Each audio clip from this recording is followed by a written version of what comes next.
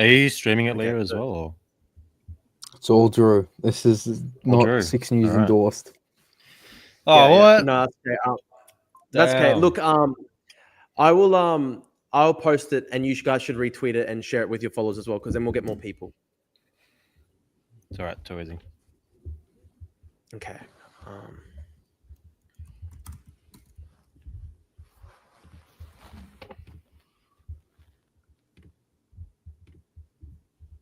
Okay, 1 second. If anybody's tuning in, welcome to episode 37 of the Drew Pavlou Show. We've got Leo here as the moderator. We've got Adu and Australian Socialists. We're going to be debating housing, migration, multiculturalism, but we're just going to give it 1 or 2 minutes for people to join. You need to set up one of those live stream countdowns, Drew. Yeah, no, that's true. I will try to do that in future. Joined by Leo Puglisi as moderator. What's your Twitter handle again, Adu? It should be actually Adu. Okay, actually Adu. I don't know if it's posted it. Or not. I posted it, and I'm putting the link below it because Twitter downgrades links if you post it directly. Okay. Yeah, right. And if you guys want to share that around, I've tagged both of you. Yeah, I'm sharing it now. Yeah, we'll give it a minute or so for people to join.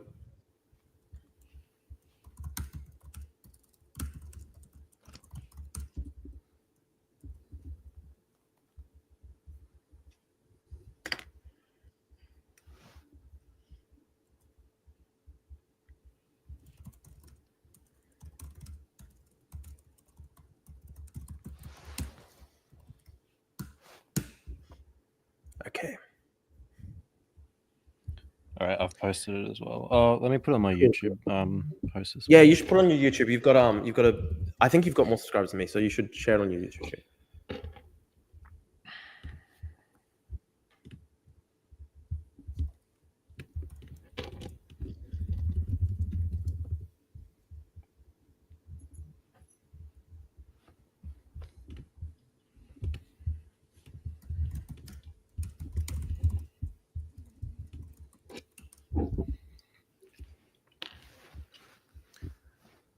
We've got some good comments already. Lots of people joining. JV. Oh, yeah, unfortunately. Okay, so I will just explain this to everyone. Purple Pingers has rejected all offers to ever join a debate, which is very sad. And I wanted to have a couple other people join. I wanted Braden to join Adu's team, and I wanted Chris on my team, and possibly even Dr. Cameron Murray, an economist who is very critical of the current consensus on housing. Adu has rejected that in favor of a 1v1, and he wants it to be a kind of Maoist struggle session, I believe. I think he wants to debate. To be clear, I'd love to have a discussion with Cameron Murray in the future, or with all you guys. Well, I do want specifically to talk to you, Drew, because I think you do say some things, and I don't. Yeah, okay. So, I mean, what sort of thing? I think you and Cameron Murray differ. I'm not sure how much you've read of Cameron Murray, but I've read of his work. And I think you guys are different in some of your work, so I don't think it'll be a perfect matchup. Look, I've been friends with Cameron for a long time. He was actually he came very close to being number 2 on the Drew Pavlou Democratic Alliance Senate ticket in 2022. So we actually have we go back a long time. Leo, we've got a comment saying you were incredibly sunburnt. It's the lighting. It's really bad. Yeah, the lighting. Drew, let's get a hashtag going for the stream. What should be the hashtag? Just, I don't know, like Adu versus Drew, or Drew v Adu. But yeah, I would love to, if Cameron Murray, if he's watching or whatever, like I'd love to have a panel or have a chat with him. Like, I'm not opposed to that. He's messaged me. I have said, like, he's messaged me right now saying he wants to join. Like, he's watching now, I think. Like I said, I think having a discussion with him will be worthy of its own event thing. Again, I think you guys are distinct in how you approach housing, and I think he has a very comprehensive body of work, which, I mean, look, a lot of it I disagree with, but I think it's worth dealing with on its own in a different context. Okay, wait 1 second. And as moderator, I will veto that and say, yeah, 1v1, because it is a school night. I don't want this to go on for hours. Yeah, okay. So we'll stick with 1v1. Okay. 1 second, guys. Just sending out one more link, and then we can start. Okay. All right. Okay. I mean, let's go through. Adu, do you want to start? What's your main problem with Drew, and what you think I say that is bad? Just tell us, and we'll go into it. I know that you're very keen on turning this into a male struggle session. So let's get ahead. And Drew, just remember who's moderator here. So technically, yeah, sure. So Leo. I mean, Leo, you can do the proper introduction if you want. No, that's no. So I'm glad we're doing this. I've done a lot of fun minor party Senate debates, and I reckon this will be a lot better for legal reasons. But this is a real Drew Pavlou show debate. This is not a 6 News debate. Not 6 News. And anything that's about to follow is not endorsed by myself. I'm just here. Yeah. I will clarify. Leo does not endorse anything I say. No, ever. So Adam, yeah. You just heard there. You've wanted to talk with Drew. You've been keen to have this. You've been keen to have me as the moderator, which is partly why I've wound up here. So yeah, state your opening piece. What have you kind of taken issue with Drew's position on things like housing and migration? Yeah, too easy. I think that alongside climate change, although I think climate change is a global issue, I think in Australia, housing is the most pertinent problem that we have to face, not only as a population, but specifically our generation, because as young people, we have to face the consequences of the incredibly stuffed up housing market that we live under today. I think that Drew Pavlou, in my opinion, has done an incredible disservice with his platform in contributing to the debate on housing. And I think his content brings down the caliber, brings down the quality of the discussion, because I think he unduly shifts the blame and focus on immigrants. He periodizes the housing crisis, in his view, to only the last few years, where in reality it's a much more extensive and long-term and perhaps endemic, systematic problem in Australia. So I've got a few questions for Drew. To kind of clarify. I've got a question for you. I've got a question for you. I've got a few questions. No, it's my opening statement. I will let Adu finish his opening piece here. Okay, Adu. Okay, sure thing. So, what is the housing crisis, Drew?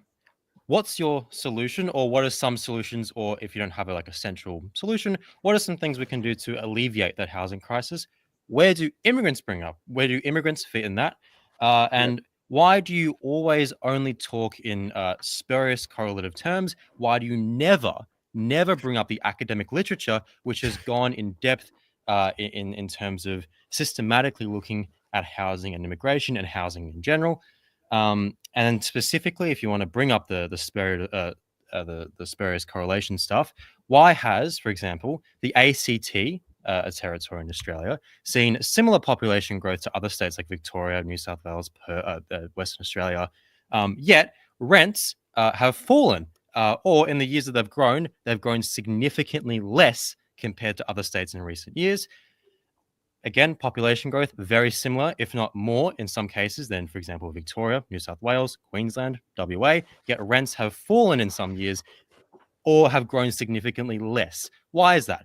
Second question, the last question I have is, Victoria's house prices have declined since 2022, since their peak in 2022, by 6.5%. Immigration, contrarily, has increased dramatically since. So if this idea of immigration is causing the housing crisis is true, why do we have so many examples of there just not being a correlation? If you want to play that game, if you actually want to talk about, this is a bit difficult, Adu, because you have asked me why. Adu, you've asked me about 5 questions, so should we break them down? So we can start with the first question. We can start with the first one. Okay. What is the housing crisis? So, what is the housing crisis? The housing crisis relates to the fact that housing in Australia is literally one of the most expensive housing markets in the entire world. When we're talking about both property prices and rentals, we have really unaffordable housing crisis. At the level of property, I believe that the housing bubble in Australia is now bigger in relative terms, on per capita terms. It's bigger than it was at the height of the Japanese housing bubble. So if you compare the Australian housing bubble per capita with the housing bubble in Japan, it's now worse than Japan was at the height of their housing bubble. I've never once said that. The thing you're talking about is household debt to GDP is higher. Sorry, no. We're talking Anyway, about this, go on. the size of the size of the residential market, the total cost of land and private property in Australia, against the size of the Australian GDP. And if you compare that to what the size of the residential property market was in Japan relative to their GDP at the height of the housing bubble in Japan, we actually have it's worse in Australia right now. Yes, it's gotten I worse. believe Okay. Adelaide is now more unaffordable than London. Basically, five of Australia's cities are in the top 10 most unaffordable cities in the world to live in terms of just property prices. I think, Adelaide is literally more expensive than San Francisco, which is infamously expensive. Brisbane is ahead of, and Sydney, I think, is literally the second most expensive in the world after Hong Kong. And I think I've seen statistics that, for home leavers to save just for a deposit on a home, for a school leaver in Sydney to save for the deposit on a home, it will take them up to 46 years. So we are dealing with one of the biggest property bubbles basically in history. And there's also Do we agree that the housing crisis is primarily, but not only one, but primarily one of affordability? Yeah, of course. We're talking about affordability. It's unaffordable for the average person. And so that's what we're talking about when we're talking about the housing crisis. That's okay. All right, so we largely agree. I think there's some other things we could have talked about, but I generally agree that primarily the problem here is affordability, or at least that's the consequence of many of the crises surrounding housing. Another question I had that I forgot to include, but it directly connects to this one is, okay, so then what has caused this housing crisis? Because obviously unaffordability is the consequence of it, but what has actually caused, and how long have we been in a housing crisis for, right? So what has caused it? Has it been around for a while? What's the kind of go with that? Yeah. So this has gotten particularly bad since COVID. I agree with you that, by some metrics, we've had a housing shortage for many years now, but it has gotten particularly bad since COVID. Prices went down for some years during COVID when borders were shut, and when borders were shut, there was commensurately an increase in the amount of rentals on the market. So rental vacancies, those numbers increased across the country, and we saw prices decline in a number of cities. Since before you go on, going. I'm sorry to interrupt, but there's like multiple things that are wrong. This is Melbourne centric, so I might be wrong in other cities, but in Melbourne, rental vacancies fell during COVID, and then the reason exactly. No, as in like they're lower. So that if there was less supply in the market during COVID. That's not true. Melbourne went up to about 5% rental vacancies during COVID. Oh wait, no, it might have been Sydney. It was one of the cities. Wait, let me look it up. So Melbourne went up to 5%. Melbourne went up to 5% rental vacancies right now. Right now in Brisbane, the rental vacancy rate I think is 0.8%, which is just cataclysmic. I was trying to find a rental earlier this year, and I literally had to apply for 70 different properties before I got one. And listen, before Adu tries to caricature me or strawman me, I've never once said that this is just a problem of immigration. And Melbourne is actually a good example whereby you're right, house pricing has actually relatively declined in Melbourne compared to Sydney and Brisbane in recent years. They've been building way more than Brisbane and Sydney. I actually have always said we need YIMBY policies. We need to increase supply while at the same time being a bit more measured when it comes to reducing demand. So unfortunately, all the government. So there's a few things that. I'm still going. I'll let Drew finish his statement just quickly. Sure. Quickly, Drew. So this is a very bad problem because basically every major party and the government of the past 10 years and every major party, all their policies to address the housing affordability crisis, they're all demand side policies. So they're all subsidizing demand. We're going to pay for people to get into the market with 5% deposit rates instead of 10%. We're going to take in the historically largest number of migrants ever in Australia's history. There's just always policies that are basically piled on each other, built around basically subsidizing demand. And this is part of the problem. It's not just immigration. There's obviously been a massive asset price increase with quantitative easing, the era of ultra low interest rates.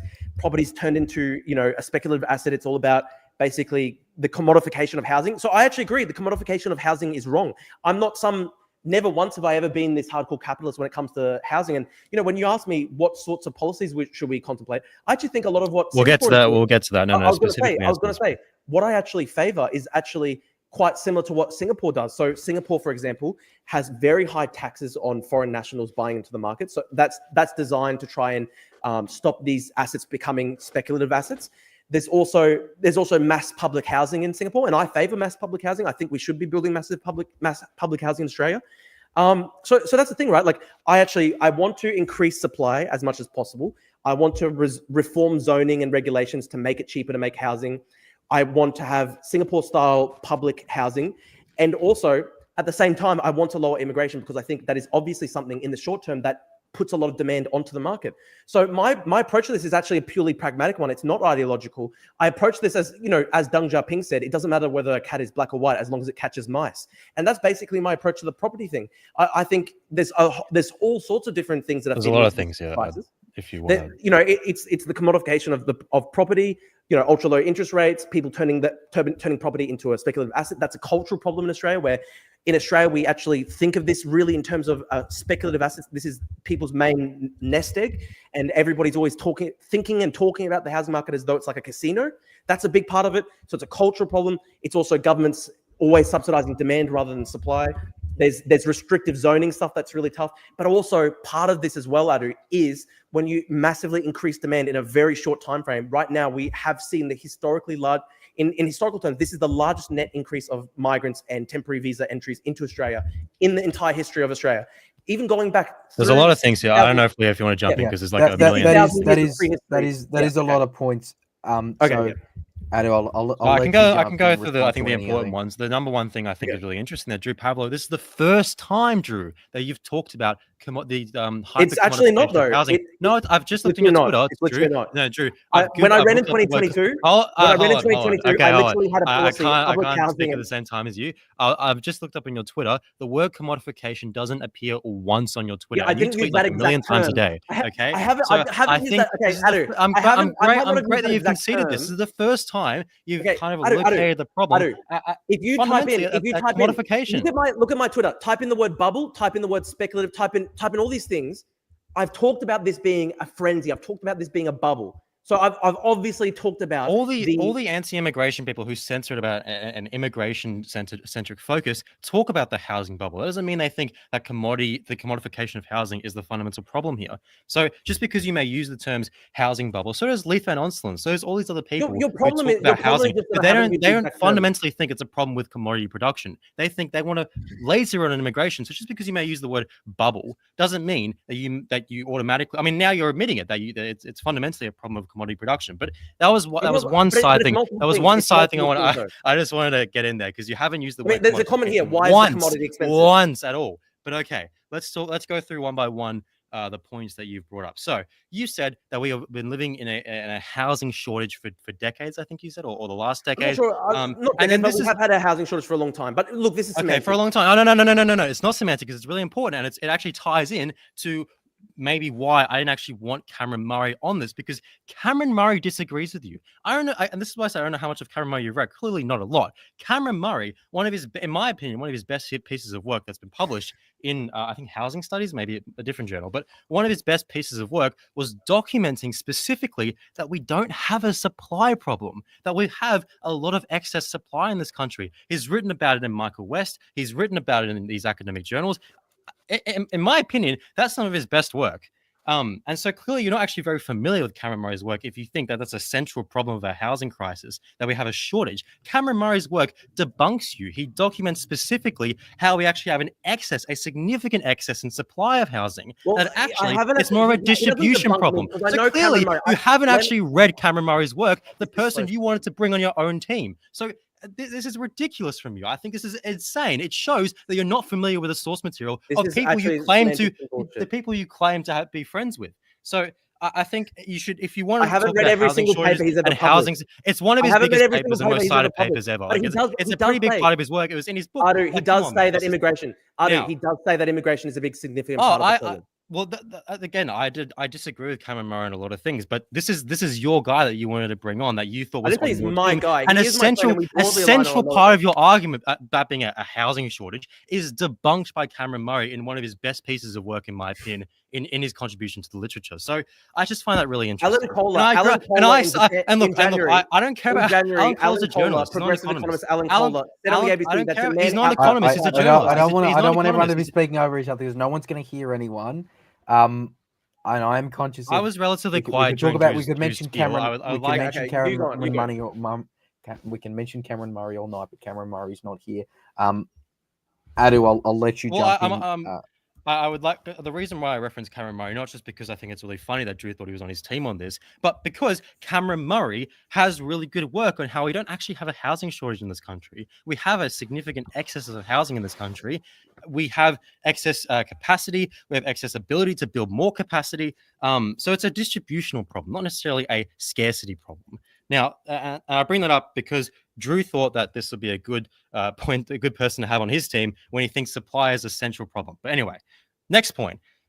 He's right in that Melbourne's vacancy rate was it peaked in 2021. It did fall afterwards. I got it wrong. I was referencing the national vacancy rate and Sydney specifically as well, where they did see a relative peak in early 2021, but then cascaded downwards significantly right any time before we opened the borders. So this idea that rents were low during COVID and we had a super high vacancy rates and that only reversed after we brought in all these immigrants, it's just not empirically representative. It may be true in Melbourne, but it's not true in reality. Now, another reason why we may have seen low rents during COVID is because there was a rental moratorium across numerous states. Melbourne, New South Wales, Queensland, WA, they all had rental moratoriums during 2020, which is basically a rent freeze. And there were more rental regulations, so no fault evictions, all this stuff, right?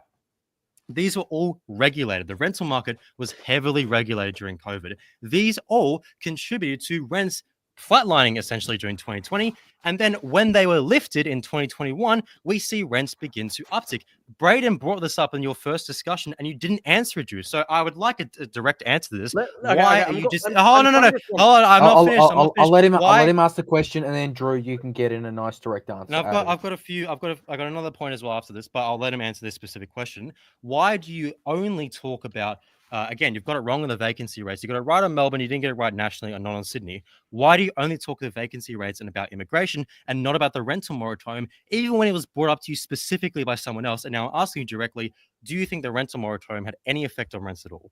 It did have an effect. I'm sure it had an effect. But what I'm saying is I don't think that a national rent freeze is a correct solution to this current problem because... But you're pointing to it as a good thing. You were just saying, during COVID was great. Why not? Let him answer just a bit.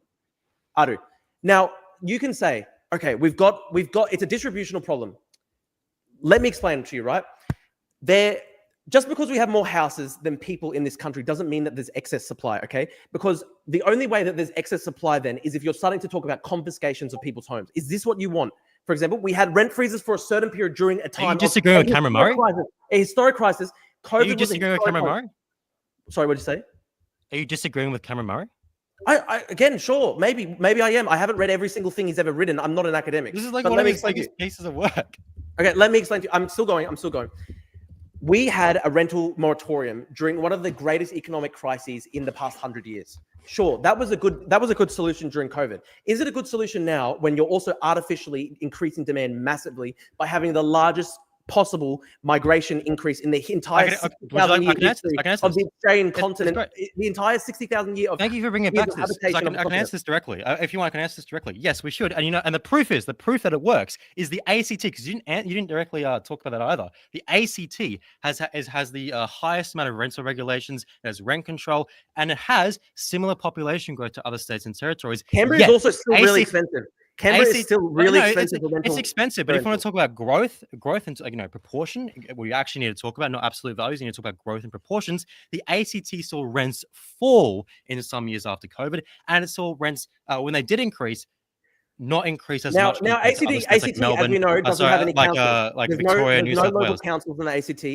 No local councils in the ACT. Would you would you be advocating abolishing all councils in Australia? I mean, there's all sorts of different unique. Do you have any proof that the lack of local councils is what? Again, if you actually read Cameron Murray's work, overwhelmingly over 90% of approvals go through. Over 90% of building approvals go through from local councils. Again, if you read Cameron Murray's work, you'd know this. Cameron Murray specifically, that's like part of his paper. If you read Cameron Murray, you'd know this. I'm not Cameron Murray. Adu, I know, but Cameron Murray right now. I'm not Cameron Murray to bring him in this discussion. And again, I respect Cameron Murray for his work, but clearly you don't respect his work. Well, I'm not. No, Adu, I'm not Cameron Murray. I'm not a PhD. I'll ask you again. ACT had a similar population growth to other states and territories, yet rents fell in some years and grew significantly less compared to other states in other years. So, what do you think is different? Do you think the rental regulation in ACT had any impact on the rental market being less excessive? There's all sorts of different things when it comes to it's all sorts of different things. Not specifically regulating rent. We've gone on back and forth on this. I'll let Drew explain his point here. You actually interrupt constantly. You interrupt me the whole time.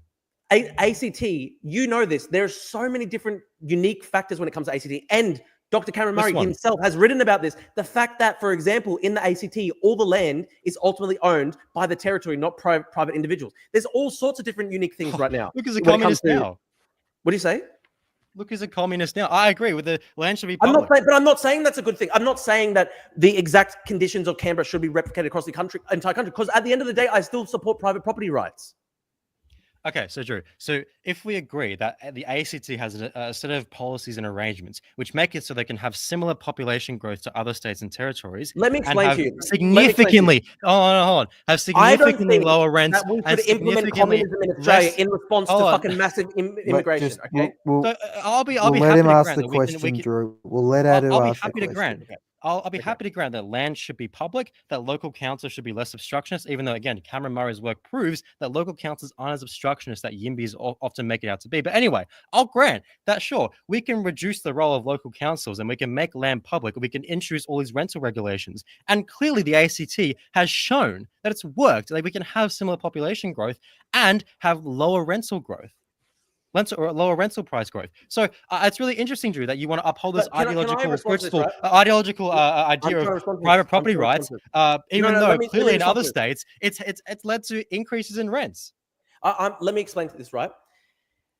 Unexpected levels of massively high immigration, right? ACT has similar population growth to other states. In a short time.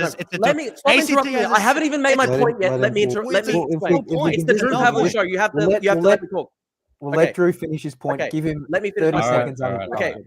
If the choice is between abolishing all private property in Australia and following every single thing that the ACT does, simply so that we can have unlimited, infinity, open borders immigration. No, that's not something I favor, because I still ultimately, at the end of the day, support private property rights. So incredible, yes, ACT does do something. You haven't answered the question. I mean, what's the question? What do you want me to say? The question is, why are you against the clearly working affordable housing affordability measures in the ACT? But ACT is still really expensive. ACT is still expensive. Really expensive. But again, we're talking growth, and we're talking growth. We're talking proportionality, right? So not an absolute term. Let me say something. I'm still talking. Adu. In 2022, I was thinking of moving to Canberra. I was looking at the rents then. Even in 2022, I was thinking this is insanely expensive. It's still really expensive in ACT. Absolutely, I disagree. ACT is a beautiful fucking paradise. It's not a beautiful paradise. I never said that. Problems with ACT. I think absolutely. There's tons of problems with the ACT. It's not solves housing. I've never inferred that it solves the housing crisis. All I'm saying is that if you're saying that importing a massive amount of people or whatever necessarily is going to necessarily has contributed. Let me ask you a question. Hold on. Has necessarily caused our rental housing crisis, then why in the ACT haven't we seen those similar levels of growth?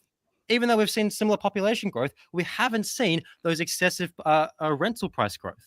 Why haven't we seen it? It's a red herring because it's ultimately one. It's absolutely not a red herring. It debunks your whole shtick. It doesn't though. Immigration caused the rental because it's not politically viable. Because it's not politically viable to abolish all private property across Australia and have all levels of government in Australia. We're not talking about what's electorally viable. We're talking about what works. Just because something's not electorally viable doesn't mean it doesn't work, right?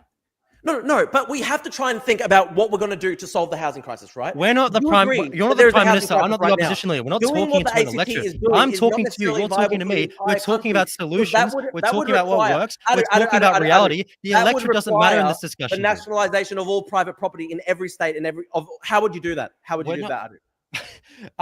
Well, clearly they've done it on the ACT, but again, you're dodging the Yeah, fundamental point here. which is a territory. You're dodging the fundamental point here, Drew. Is that in the ACT we saw, due to, I mean, you want to owe it to the fact that it's a communist utopia or something, which again, it's not. I didn't say that. I never said that. You just did. You said, "Oh, the ACT is this communist utopia." But anyway, you owe it to something. We're going on about very minor points about very minor language. The question was, well, Leo, I can link it back. We can link it back, Leo. I'll let Adu quickly get in his specific question to you, and then Drew, I'll let you respond. Just so we know what we're all talking about here, because they're going through a few I've already points. asked my question about 3 times, and he hasn't answered. He keeps pivoting to the fact that, he wants to uphold property rights, but he doesn't actually explain specifically why that will help the housing crisis, and why in other states where clearly his motive arranging housing has been done, but clearly isn't working, and why the ACT is bad. No, they're not outside of nebulous. Let him finish. If he doesn't want to answer, that's fine. We can move to other things. I find it really interesting that he can't address the specific point. It's weak. It's weak that you can't address the specific point. It's weak. It's very weak. What do you want me to ask? Why Canberra is different? Canberra has a specific set of political arrangements that are not viable to be applied to the rest of the country. How come? Because it would require the nationalization of all land. As Noel says here, we can only solve the housing crisis if we implement communism. So, okay, what a beautiful... I think we would actually, yeah. Let me say this. Drew, you're not answering the question. You're just... I'm actually muting you so I can answer. I'm actually muting you so I can answer. Adu, isn't it convenient that you have infinity migration and then you go, oh, look, infinity immigration has lifted house prices. Oh, the only thing that we can do is implement full gay race communism, and therefore we'll be able to stop the housing prices from going up and increasing. Why can't you answer the specific argument, Drew? You have to rely on these stupid... I've answered your question. I said Canberra. I've literally answered your question. I literally said what's happened in Canberra is not politically viable and not desirable for the rest of the country. I agree. It's not electorally viable right now, but it doesn't mean it's not effective. You haven't answered why it's not effective. I don't agree that with taking the ACT model and applying it to the rest of the country, which would involve the nationalization of all land in the country. Because I don't think if here's a question, right, Adu? You've got 2 questions. You got 2 choices. One choice is you reduce migration from 500,000 net a year to 250,000, which was what it was prior to COVID. Or we nationalize all land in the country. Which one do we do to solve the housing crisis? Oh, I wonder what would be easier. Maybe just reducing migration from what it was 4 years ago. It's not a scarcity problem. It's a distributional problem. But it is a scarcity problem because there's a scarcity in the cities where people want to live. There's a scarcity in Melbourne, there's a scarcity in Sydney, there's a scarcity in Melbourne. There's 5 cities in Australia that are in the top 10 most expensive in the world. So there is a scarcity problem, Adu. There's not a scarcity problem. Cameron Murray debunks you. Okay, what's the solution then? Like basically just... Oh, no. So you're giving up the point already. That easy, Drew. You're giving up the point. What point? What's your point? My point is that Cameron Murray debunks it. There's a scarcity problem in this country. I'm not... We're not debating with... Like, you said Cameron Murray's not in? Okay. I'm referencing his work. I'm referencing his work. Do you have a specific refutation of his work? But did you notice that I never referenced his work once? I am. I'm referencing his work. I'm referencing his work. So what do you say to his work?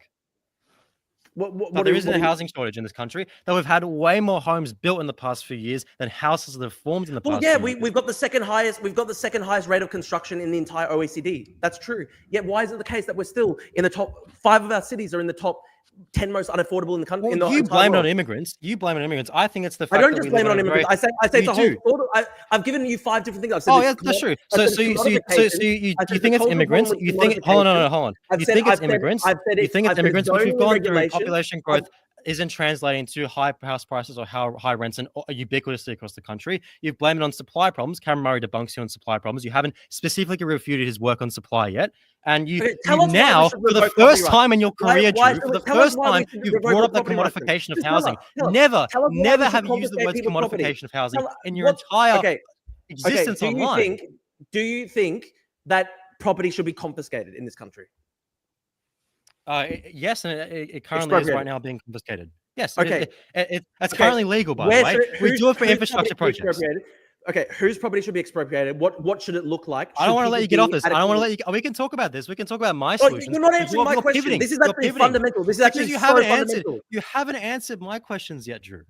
What's your fucking question? Keep dodging Your the question is, argument. why don't we You know if implement you gay race listen. communism to stop the housing bubble? No, I'm telling you, I that's not don't my want to question. implement gay This race can all be communism. done under social democracy. This can all be done under social democracy, unless you think the ACT is like actual existing communism, which is funny. No, I'm not. I This don't is think that. I don't think the ACT is Oh, actually great. existing So, communism, but oh, I great. don't So think. we I don't can think implement that their model abolishing and private have property rights. I don't think immigration nationalising all and property low rights in the rents. entire country is a viable solution to the housing crisis that you have created. Electorally, sure. You've created this Electorally, housing it's a crisis hard because battle, you but have. practically, we You're can part do of the it. problem because you're advocating infinity open borders migration. So Again, you're part of the no problem. You argument, create the no crisis, counter you argument, create the no crisis, and then you understanding say, of the "Oh, point. isn't it Just convenient? The ad only hominems. solution is to You want to completely bring in a million expropriate all property people. in the country." It's the same old bullshit, Drew. Like, actually, where's your argument? There's no counter I've argument. There's no given you my refutation. argument. I've given you my No, argument. you I just said no, Canberra's you're not not. applicable You're to the just rest saying of the I want country. gay race communism. No, I said you've said that property should be confiscated, and you think that we should abolish private property rights in Australia. Basically, you think that all Wait, land Drew, should be Drew, what do you nationalised like think? in Canberra. Drew, just a quick question, Drew. What do you think? What do you think they do? What do you think the government does when they want to build a really big infrastructure project, like a highway or a train station, and someone's Yes, house I is know in the way? What do you eminent think they demand do? exists. I know eminent domain Okay. exists. But you're Oh, talking great. about, Oh, you're talking about the entire state. You're talking about the entire state of Queensland, the entire state of New South Wales, all property nationalised by the government, which is insane. Well, but by virtue of having eminent domain, the government can seize it. It's legal. But is it desirable? No, it's not. It's not a Because I think question of private property practicality. rights are It's not a actually what question. private property I rights know you distinguish us think from that. the rest of You keep democracy. coding back to you think this. You think that. You feel that you have lots of feelings through, but no arguments, no reason why this obsession here's a with good private property solution. actually helps Let the me housing ask you this, crisis. Adu. So again, Let me ask you this. clearly the Eminent domain, we ACT both has know. abolished private Let me property say- rights or whatever. Adu, So why not okay, implement I'm their model? actually If doing it, it. We'll Okay, stop. Adu. I am, guys. I know you can't hear it as well, but I certainly can hear it in terms of speaking over each other. I know the audience wants to hear everyone. You know what? Let's just mute Drew, each other. Every time that somebody, okay, Leo, just say it's Drew's turn and then it's Adu's turn, and then we'll just. I am literally conscious mute of the that, but other also I am conscious that you control the stream and you kind of control the mute. Look, so as moderator, it's I'd love, kind of I'd love kind for of- someone to do Leo a has the tally. option to mute. I'd love know. someone to do a tally to see who's interrupting who. And look, I admit I've interrupted Drew when I feel like he's deviating from the point. Okay, But okay. there's many times where I've been Okay, talking what is specifically what when is? Drew's Can I interrupting ask me. you a So, question now, look, Adu? if you want to do like a Okay, I'm asking the question. Section 51 of the Australian I'll Constitution. I'll What let is it, him Adu? ask this question. I'll just let him ask the full question. Drew. Okay. yeah, go ahead. Okay. Yeah, go ahead. Okay. What is Section 51 of the Australian Constitution? We both know that eminent domain requires redress to owners. So how much will it cost to nationalize the entire private property market in Australia? The current value of the Australian private property market is $11 trillion because it's literally 3.5 times our GDP. I mentioned this earlier. It's already higher than the Japanese housing bubble at the height of the Japanese housing bubble. So tell us how you're going to source $11 trillion to nationalize all private property in the country. Well, I don't think we need to nationalize all private property to replicate what the ACT has. Okay, but the ACT in the ACT, the government controls all private property, correct? So, wait, do you think private property rights don't exist in the ACT? No, people can have 99-year lease. People have 99-year leases, but at the end of the day, the property is held by the Crown in territory. So why not just do that? Okay, but you would still need to compensate people because you're taking their freehold title. So to take their freehold title and say no, I don't think we need to seize everyone's homes. Look, I think in an ideal world, land would be communally owned or publicly owned. But in terms of, again, this can all be done under social democracy, like the ACT, where we don't have to take everyone's home or everyone's land. That's who are we doing?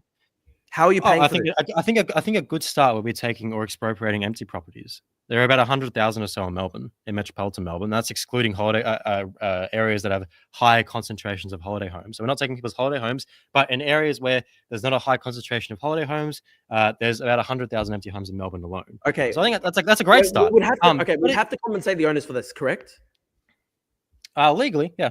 Yes. Okay. So how are you going to do that? You pay them money. Okay. How are you going to afford it? By paying them the money. It's the government. Okay, tell us how you're going to source the funds required to nationalize 100,000 privately owned homes just in the metropolitan area of Melbourne.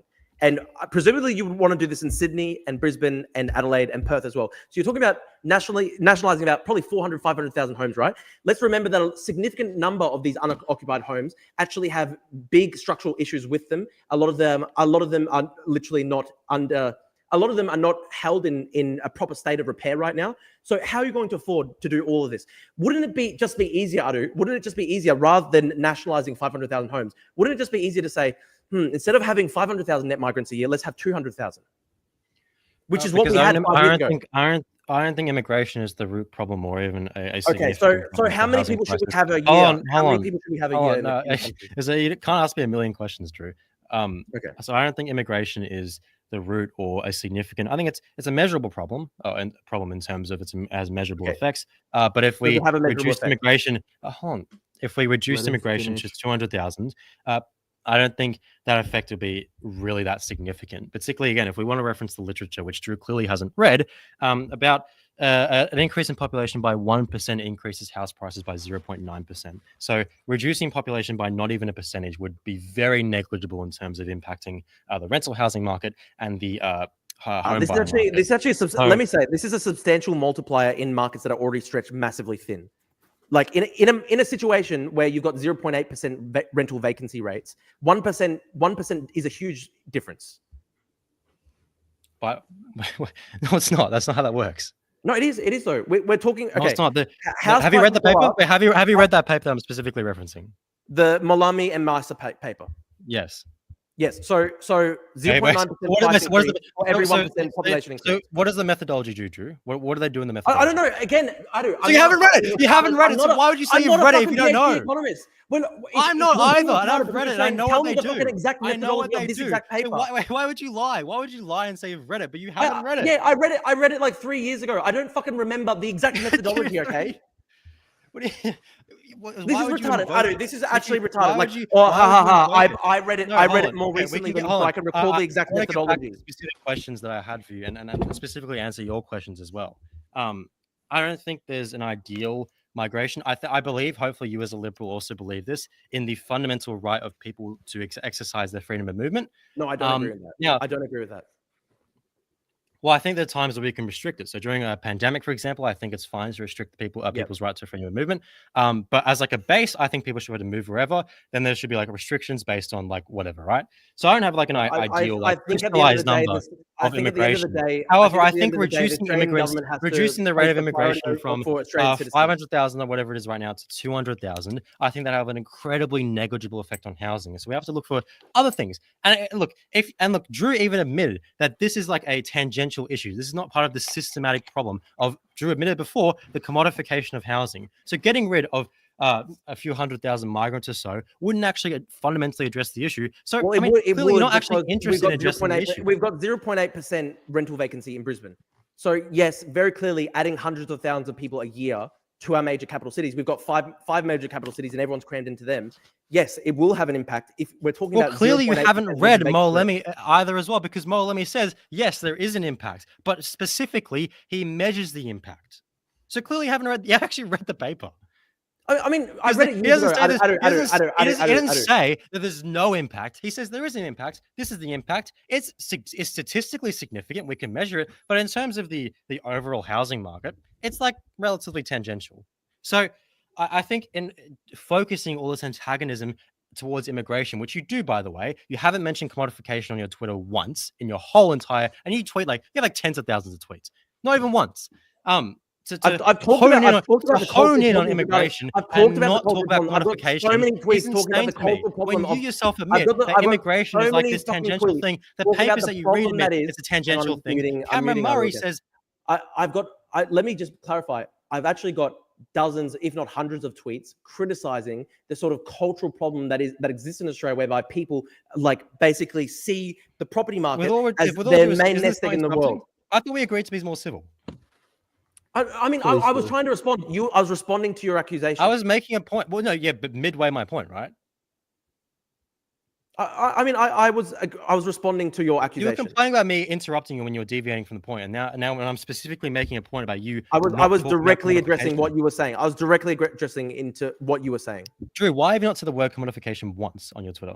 Because I haven't used that exact word, but as I just said literally minutes ago, I have dozens, if not hundreds of tweets criticizing the casino mentality that many people have in Australia. It's a cultural problem. I've talked people about like Leaf and Onslow also talk about this. Doesn't mean they locate the problem specifically at commodification. Because I don't see the problem as just commodification of housing, because I still think that a private property market should exist in housing.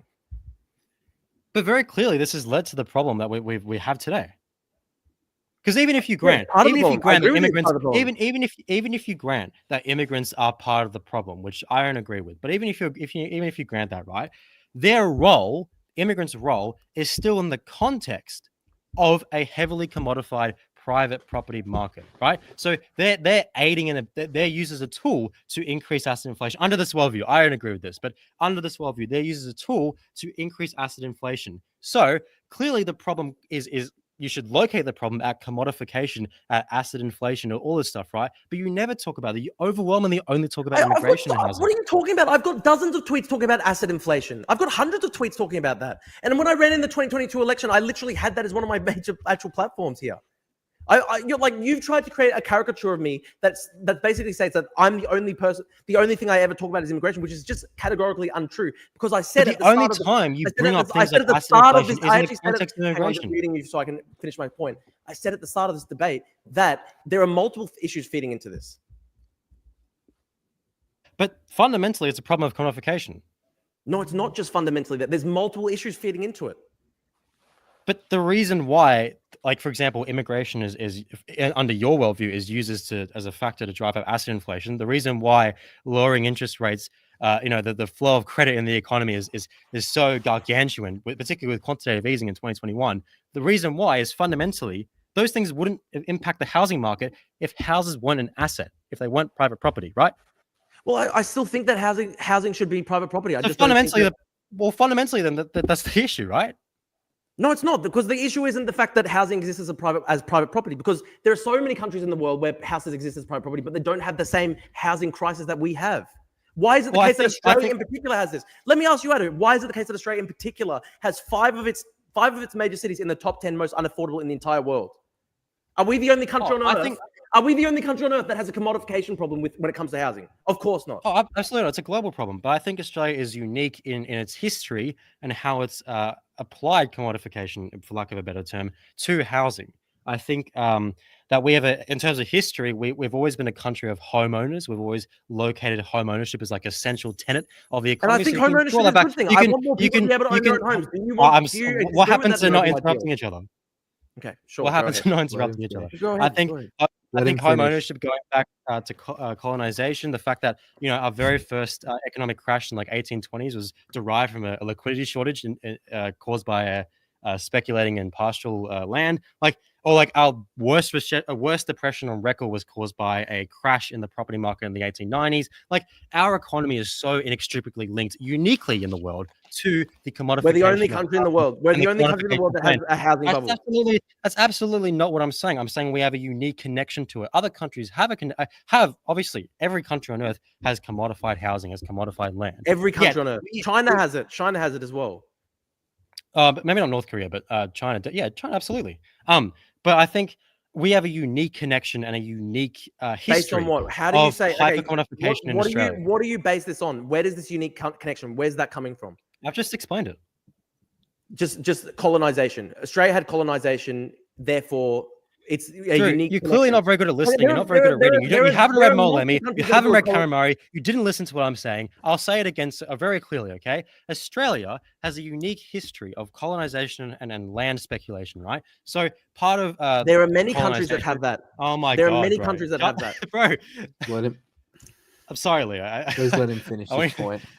Just Drew.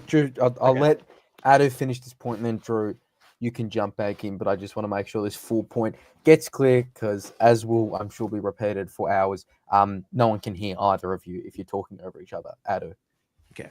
I'd love to get back to the stuff that Drew dodged earlier, by the way. But in terms of colonization, right?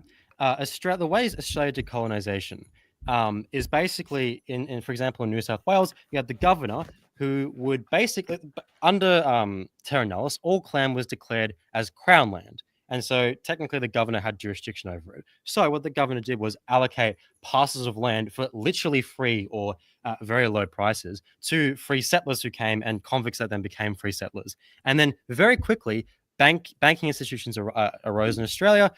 What basically happened is that you had all this like kind of unstable credit flowing around. You had people speculating on pastoral land, all this stuff, right? And in the 1820s, we had multiple liquidity crises surrounding the free banking institutions in Australia and the free settlers because there was, well, partially anyway, it was also due to a fall in wool exports, but partially and largely because of this speculation of housing. So fundamentally, at colonization, we were speculating on the fuck out of land. Now, we want to go further into the this has existed in basically every country. No, that's not true. That is absolutely not true. Yes, because Australia's not the only country that has speculative land. Okay, let me ask you this, right? Japan was never colonized, right? Why did Japan have a massive housing bubble in the 80s?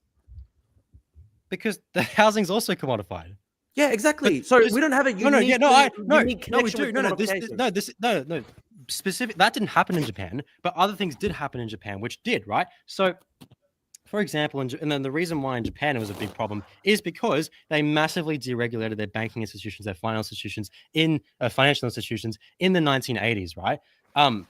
There's just because it happens in other countries doesn't mean that it's unique in Australia, and doesn't mean that there aren't other things that make other countries unique.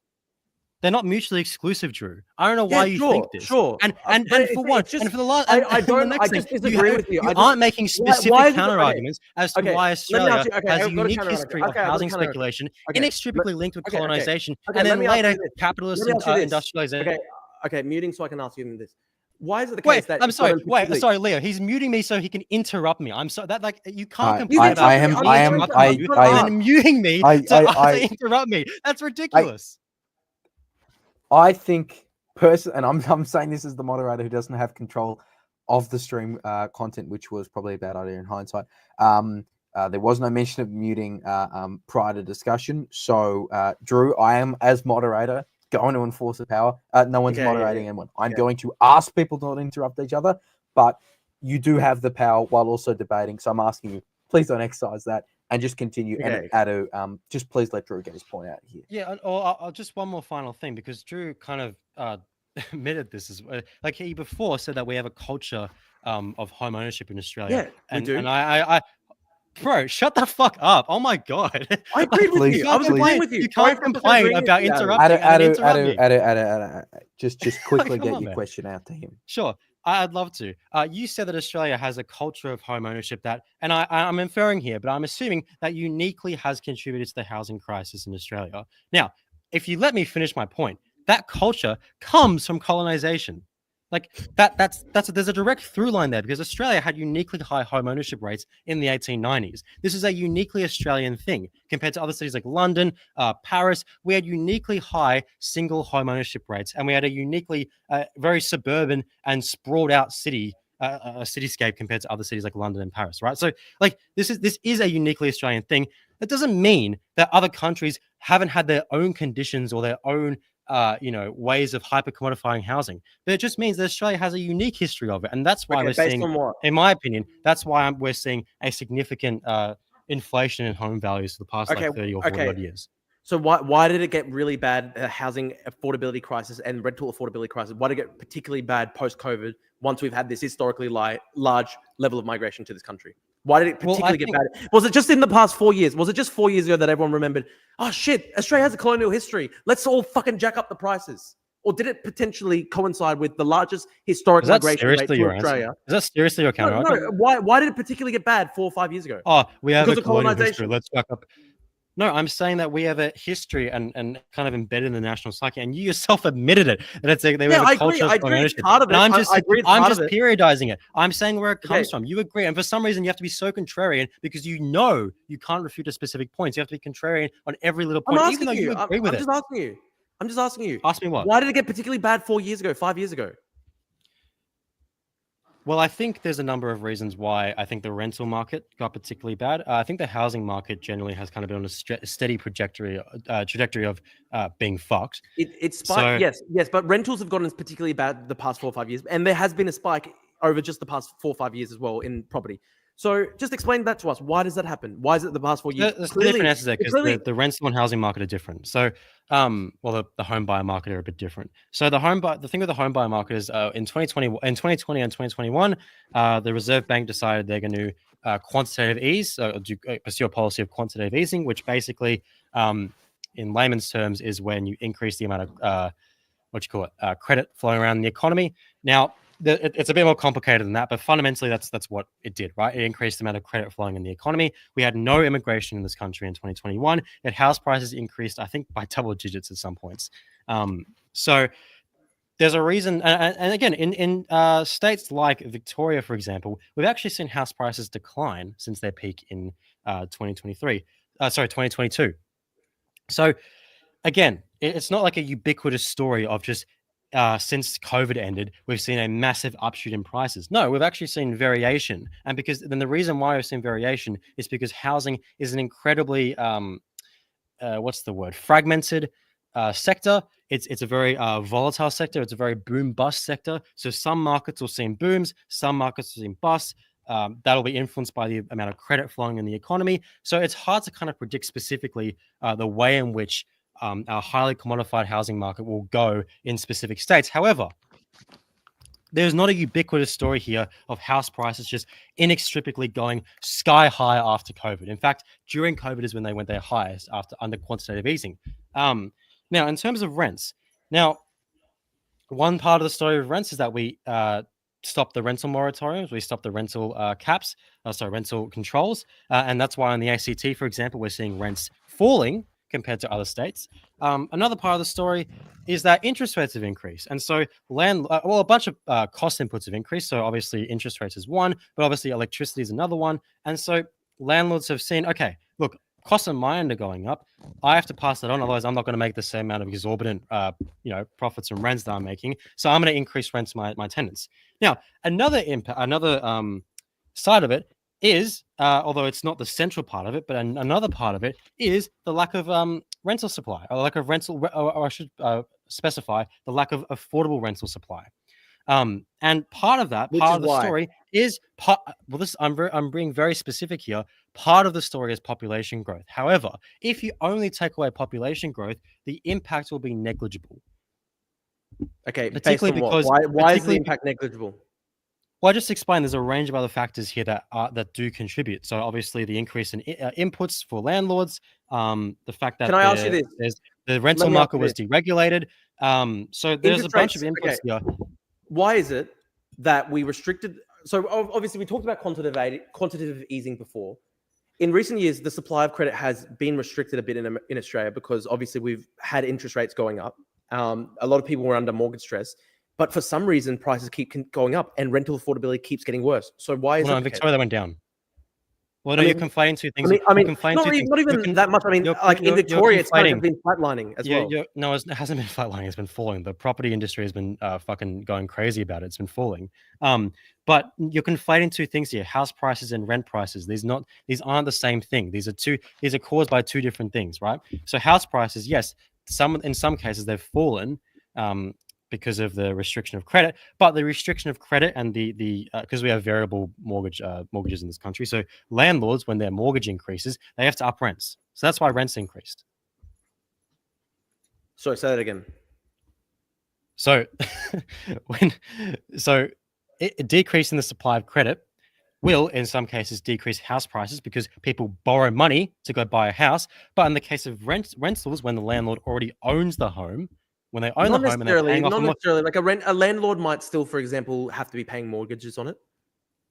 Drew, if you just let me fucking finish. And there's a comment here, right? Like Victoria's down 2%. Leo, I was about to fucking say it. Yeah, let him finish the question.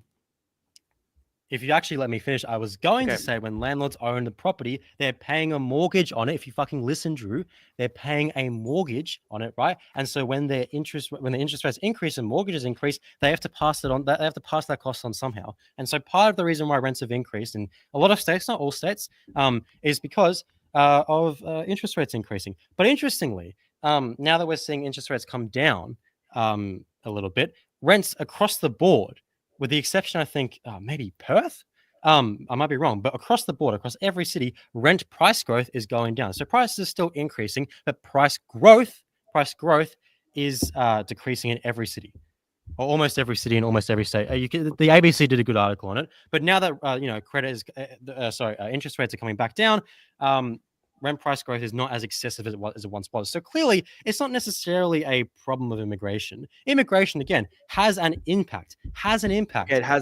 It's good that you recognize that.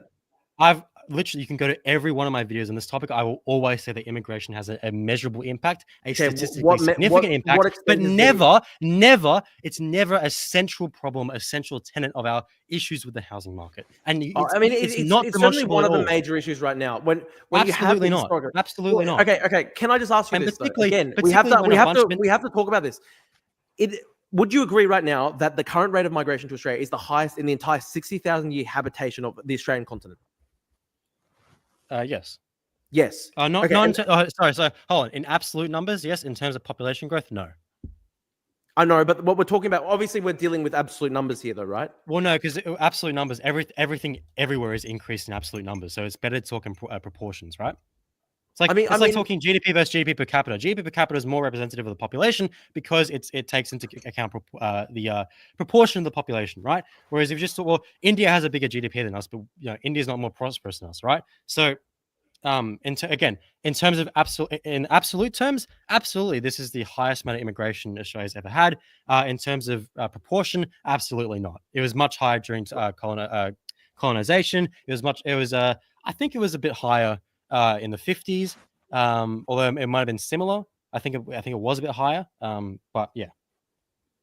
I mean, if we are dealing, though, in absolute terms with the most amount of people coming to the country every year. Proportionally, it's not. And we don't have the housing for these people because in January, for example, Alan Kohler of the ABC, I don't care what Alan Kohler says. He's not an economist. But he said that. Yeah, but he said that. I don't care what Alan Kohler says. He's a journalist. I'll let you make this point. Okay. Well, I'm going to continue. What does Alan Kohler have to say, Drew? I mean, Alan Kohler says that it was in January, the amount of demand in the housing market roughly outstripped supply by twice the figure.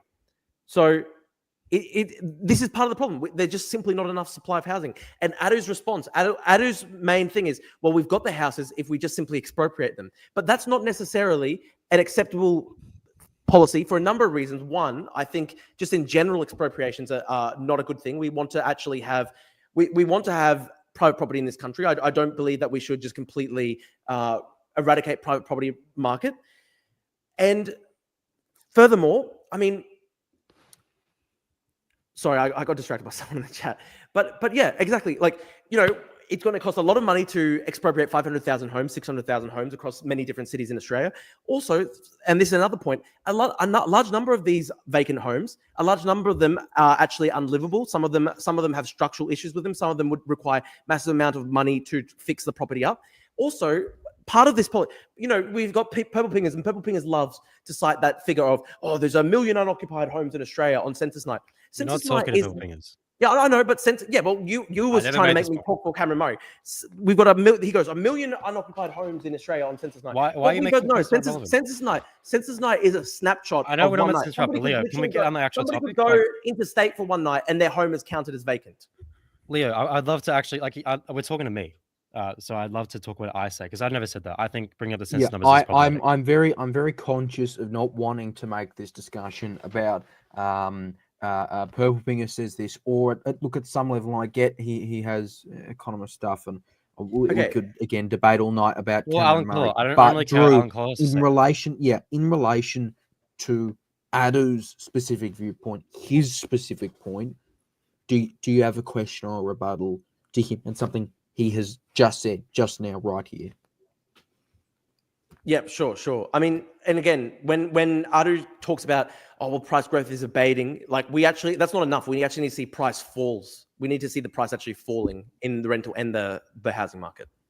House prices are falling in Victoria. Yeah, by 2% or something like that. It's a really low figure. Okay, that's good. So, Sydney. Right, so Melbourne is still in the top 10. Melbourne is still in the top 10 most unaffordable cities in the world. I agree. The housing crisis isn't solved. look, I think it's really interesting that none of the arguments I've made have really been directly addressed by Drew. But we can go to like solutions and specifically like about that stuff if you want to.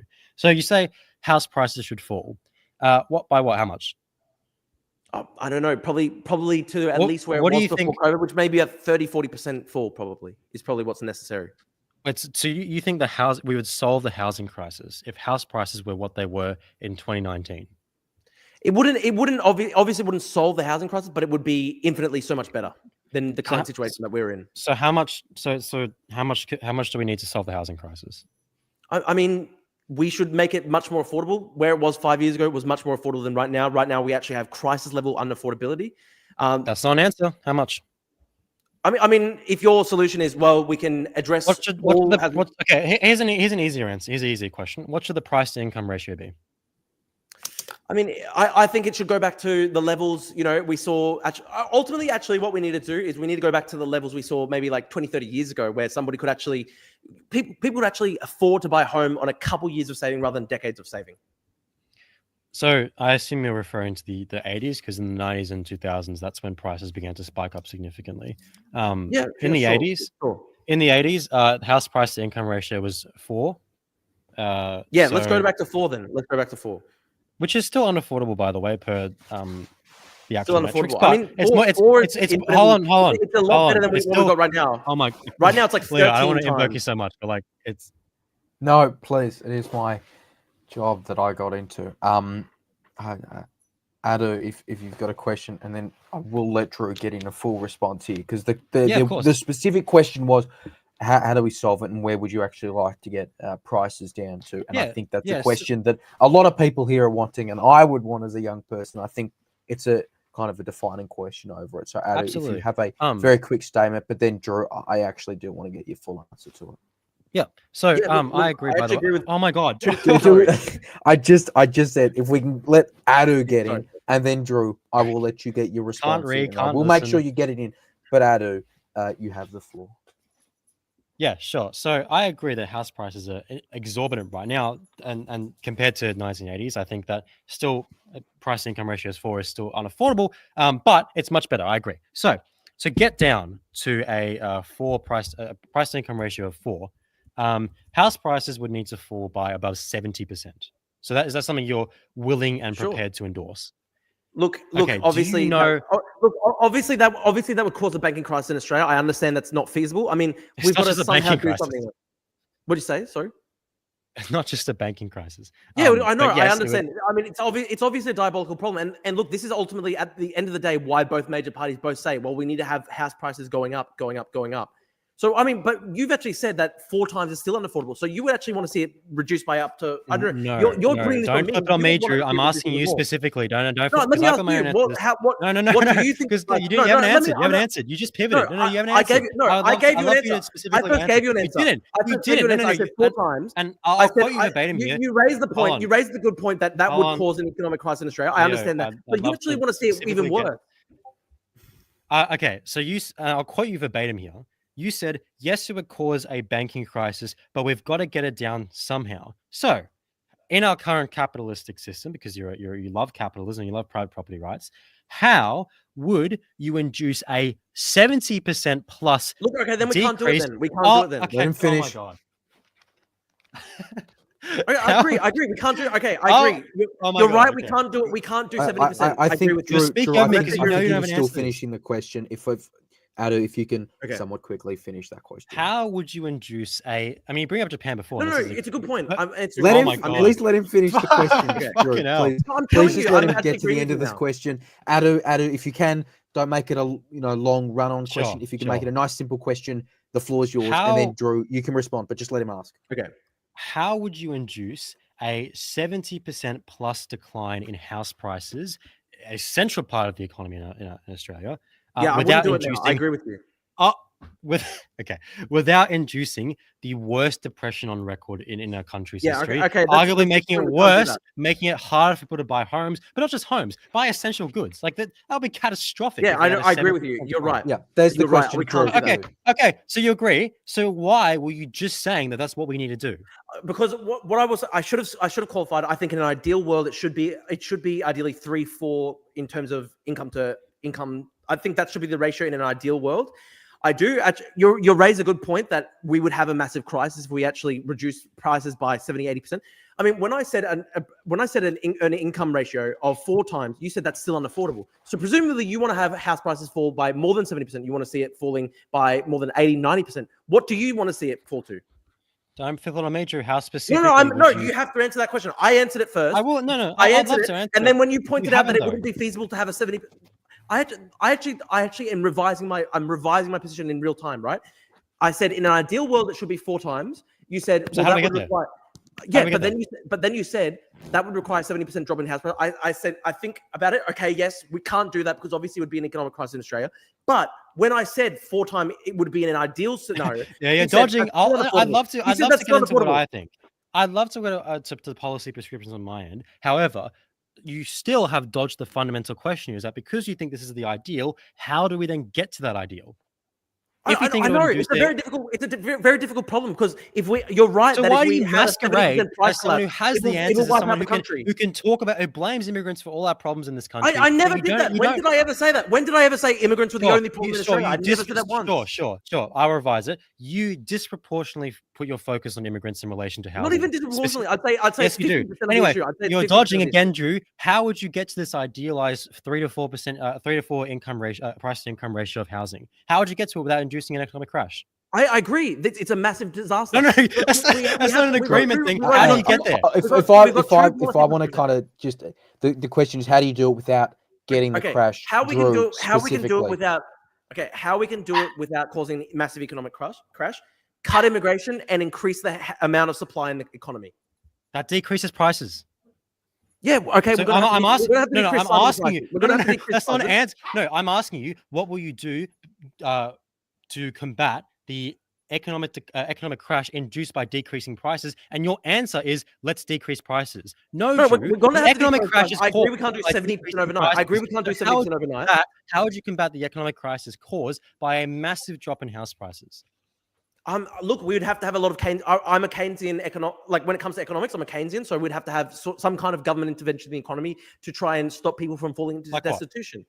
I mean, we'd have to have massive government public works programs, maybe put people to work building new homes. We'd have to obviously have a massive government intervention in the economy to stop a historic level of. Wait, so now who's like massively expanding to say, how are you going to pay for it, Drew?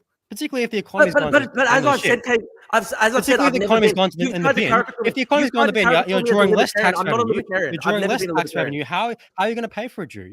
That was your criticism of my apparently utopian idea of nationalizing land in this country. Well, but now all of a sudden, now all of a sudden, you're the one invoking Keynesianism and saying, "Oh, we need these massive public works programs." So how are you going to pay for it, Drew? Yeah, in the event of a fucking depression, of course we'd have to have public works programs. But yes, but how do you pay for it? There's like I would get rid of negative gearing. I would tax. That's negligible. Negative. But I'm giving you multiple things. Negative gearing. I would tax foreign investors in property. Do what Singapore does, where they have very high stamp duty on foreign nationals buying into the home. I would also put really high levels of stamp duty on people buying their second and third homes. So you might think that I'm this ultra economic libertarian. No, I actually do believe that there needs to be people buying a second and third home. It should be taxed. It should be taxed substantially. So I'm actually giving a range of prescriptions that are not ultra libertarian in economics, but. Let's decrease immigration. Sorry, what was that? Do you know how much negative gearing costs the government? Listen, I understand that it wouldn't be the fix all, and that's why I didn't even mention negative gearing until how many property investors are foreign in Australia? I know it's not the fix all. I said I gave negative gearing as one of like 5 different responses. It's 50 billion, something like that. So negative gearing is $6 billion. The cost of the Treasury. per year. I mean, if you're talking about it in per year, that's over the nothing. For these massive public works programs to fix the housing crisis in the event of a depression, that's nothing on the federal level. Taxing foreign, Okay, what you call it? here's Taxing the foreign. question, Oh though. no, Here's the question. taxing foreign owners of Here's property. the I thought you wanted to question, get though. rid of them. I I thought you wanted to get rid of them. How would you wanna tax see them it if you get rid of them? How much do you want to see it reduced? How what much? should be How the are you going price to tax earning foreign ratio? nationals if you want to get rid of them? If you want to get rid of the foreign nationals, how do you tax them? But I never said get rid of all foreign nationals. I You said did- decrease the wait, number. so- wait, I said decrease the number. Never once did I say zero. No, foreign investors. No, sorry, not foreign nationals. Foreign investors in the property market. I assume you don't want foreign investors in the property market.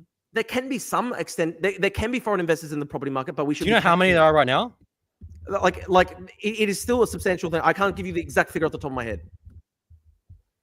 So this is like a This is like a plank of your policy, and you can't give me. Yeah, well, I gave you, as I specific said, number. I gave you more than 5 different solutions. What percentage? What percentage of foreigners make up the property market? This isn't even foreign investors. Foreigners. Oh, look, I readily concede it's a small percentage, but at the same time, 1%. So you're going to tax 1% of people, of which you're going to get rid of. Some of which you're going to get rid of. You're going to tax 1% of home buyers to pay for these massive Keynesian public works programs that you were chastising me earlier for being unscrupulous and unrealistic. I again, never once did I say that itself would be a silver bullet. I never said there was a silver bullet. Well, negative gearing $6 billion. That's like got to be less than $10 billion. Less than $10 billion is incredibly charitable, by the way. And what? Increasing stamp duty? That's your serious solution to the massive depression that will be onset by decreasing house prices by 70%. For fuck's sake, Adu, I actually said to you, let's not reduce it to 70%. I think as a first intermediary stage, we'll bring it. No, but then I revised it almost immediately when you pointed out it would be a disaster for the economy. So we should revise it. First, we'll get it back to where it was in 2019, and then we can stabilize it for the long run, okay? I don't want it to go down to 70%. You said that a price to earnings income ratio of four times was still really expensive. I'd love to get your what's your percentage that you want to decrease? You accuse me of being like a gay race communist or whatever, but here you are now saying we're gonna flatline prices or whatever. So what are you in favor of price controls? I literally said at the start of the debate. I said at the debate. I said at the start of the debate. You're in favor of price controls to maintain house price growth to zero after you've decreased it by 40%.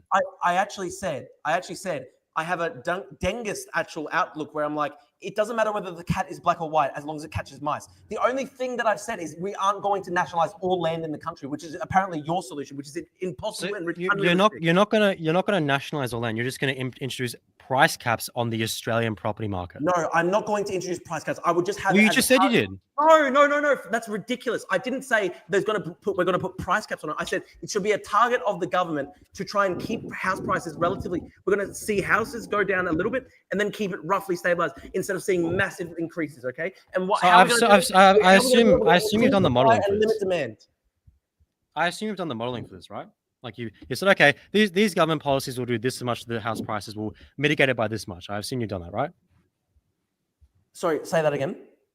Well, because you're saying, we're not going to do price controls. Okay, so you're not going to do price controls. So I assume you've got, a bunch of policies that you've costed, and you go, okay. So once you haven't got that, Adu, you haven't got that. You haven't given us. We haven't even gone to. We haven't even said nationalize 500,000 homes, and then you said, "Oh, I don't." We haven't even got to my. Well, tell us how much we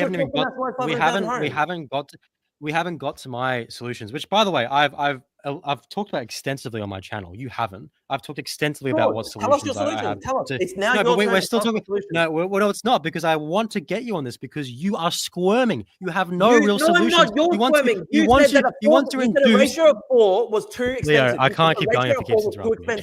You said 4 was too expensive. So presumably you want to see. Sorry, Leo. I know I'm giving you grief, Leo, but come on. Presumably, you want to see house prices Leo, more than 70%. Okay, sorry, Drew, I'm not that's giving your you grief, question. Adu, did you hear his question? Or I didn't hear his question. He said that a ratio of 4 was too high. It would still be unaffordable. So presumably he wants to see house prices decrease by more than 70%. How much would he like to see them decrease in his ideal scenario?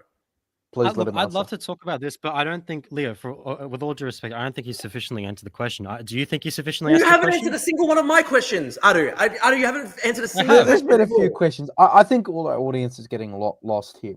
Can Adu answer a single question? He's not once said the amount that he wants to see prices fall in Australia. Please just answer that question, Adu. Well, I don't think we should have a housing market with price signals. Okay, so you want to nationalize that's wrong though. Okay, tell us why, because that would actually be okay with the entire middle class of Australia resting their entire net worth on that. You want to basically take that away from them. Tell us why that's acceptable. Well, why that's also what you want to do, because you want a 40% decrease in house prices in the short term. So that takes away their future as well. No, that's So very different. You're a communist with me here. You're drowning them. Home. You're drowning them in negative equity, which is whereas You're saying that they can't sell their home. You're drowning them in negative equity. That's a communist solution. You're saying nobody can sell their home on the private market. No, I think people can I guess sell is the wrong word here, but we can distribute houses accordingly without using. Okay, somebody has taken out. Tell us what happens to somebody who's taken. Leo, out is it just me, or is he dodging the question, like the actual points I'm making? You're dodging my question. Tell us what would happen to somebody who's taken out a mortgage already from the bank. Suddenly, they can't sell it to anybody ever again. I hate to be childish, but I did ask you about your specific program or policies around this, and you can't answer. No, dude. The question seemed to be one of many, but it was about whether it had been modelled and what your specific program, your specific policy is, Drew. You've got the platform to say sorry, that.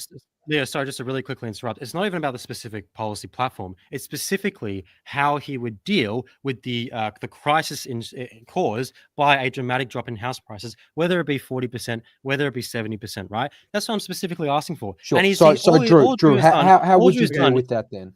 Okay, I would try and lower house prices, but I'd try to do it slowly and steadily so as not to induce an economic crash. I think that's much more reasonable than Adu's idea, which is to basically ban people from selling their homes on the private market. I want to know what happens to the people who have actually taken out, say, a $1 million mortgage. What happens to a family? No, I'm asking you a very simple question. Tell us what happens to somebody. It's a whataboutism. You're going, oh, well, what about your solution, Adu? What about your solution? I'm asking about you. There are millions of Australians who have taken out mortgages. What happens to them when they can no longer sell their homes on the private market? I'm asking, and look, once you answer this stuff, I would love to talk about the decommodification of housing. Again, I've got a whole channel about it. If you want to drop house prices by 100%, what happens? How do you stop a massive crash from happening? Leo, look, he is not answering how specifically he would deal with a significant drop in house prices. He says, I said I would slowly taper it. I literally said I don't want to increase the price controls. No, not by price controls. No, not by price controls. How then? You can simply turn off the pressure cooker that is high migration, and you can also increase the amount of supply in this market. So I would have policy prescriptions. I wouldn't do price controls because they're too blunt of an instrument. Okay. No, this is great. I love this. So, you would somehow, through the free market in our incredibly boom bust housing market that it is right now, with a light touch. Let me ask you this. Melbourne has gone down by 5%. Is that not a result of Victoria's state policies, right? Drew, we're at a point here where one response is getting interrupted by another response and another question. There's about 20 questions at this point. So, Adu, you're about to respond to what Drew said specifically. He just mentioned price controls, blah, blah, blah, blah, blah. That the discussion was had. Adu, your specific question, Drew, please let him ask it. Okay. Yeah. So, so you wouldn't use price controls. You would instead rely on a soft hand of the government doing increasing supply and cutting immigration. Okay. Well, okay. Again, doesn't even talk. Can I say something? Okay. But okay. You brought up before the fact that Victoria has seen about 5% decline in property prices over the past couple of years. Presumably, that's a result of their policy prescriptions, right? They haven't implemented price controls, but it's still declined by 5%. So that you're making out that it's impossible. You can't. I don't doubt that. Okay. Sorry, what was that? If you let me finish, I don't doubt that it. Okay, so it's possible. So stop strawmanning my position then. Well, I can't possibly strawman you if you keep interrupting me, Drew. Okay, go. So. It is, and look, again, I keep saying it, but clearly you don't know what boom bust means. Boom, as in prices go up, bust, prices go down. So we have a highly volatile housing market that generally trends upwards. So, for example, Victoria is in its housing bust cycle right now. Now, the government's picking up the slack in some regards, but generally, yeah, Victoria's housing market's in the bust right now. But there's a fundamental difference here between having policies which try and mitigate excessive price growth, and in this case, decrease house prices. But then having an attitude of, okay, well, generally speaking, you want the housing market to increase in value, right? That's the Labour Party No, isn't like, that's not my let's policy. decrease That's house not my prices. policy. I think prices have to decline. I understand that's not your policy. I'm saying that's the problem with your policy, is that the difference between you and Victoria is because you have an explicit program of house prices declining significantly for significant periods of time. And so when you have that, I would not taper only it. I would taper it. What do you mean you would taper it? Because in you're basically presenting it as though I want to basically overnight decline the house price market by 40%. No. That's not I'm what I want to do. saying like I'm saying over time, if you do it over time, if you no, I'm not saying that. I'm not saying that. I'm saying that if you have an attitude and an explicit policy of decreasing house prices over, let's say, 10 years, you want to decrease them by 40% over 10 years, right? So 4% each year. Having that explicit attitude will fuck the market up, right? And so over 10 years, hang on, I'm just responding to a comment. You won't. Sorry, I did get the expression wrong. I meant to say gay space communism, not gay race communism. I meant gay space communism. That's the more common expression. Sorry, go on. Well, I'm just saying that if you have an explicit policy of year-on-year price declining by, let's say, 4%, and so it's 40% over 10 years, you will still decrease confidence in the market, and every big housing crisis is precipitated by continual falls in house prices, right? It's precipitated by the delinquency, right? And so what you're doing is rather than doing it immediately, you're slowly drowning these people in negative equity, right? And so then you're going to cause a crisis that you can't control because you just said you're not willing to control prices. So you're going to cause a crisis either way. You're just prolonging it down. And every housing crisis is it's followed by the peak, has the peak of house prices, and it's followed by a precipitous decline. Right? That isn't that big to begin with. It's like a peak and the drop. Let me answer. Okay. I'm actually just shocked that Adu thinks he has grounds to talk about confidence in the market. Oh, there might be a run on the market. How are you going to reassure markets?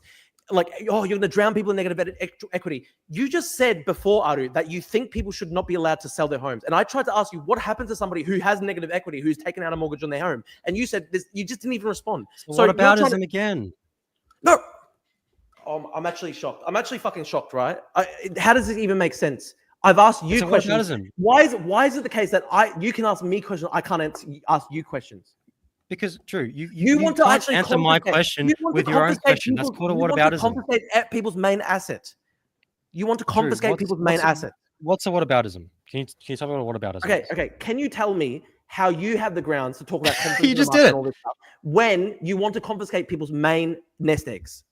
Drew, when I ask your question, typically you answer the actual question and not ask me a question about my own beliefs. We can get into that. I would love to get into that. I have a whole channel dedicated to it, right?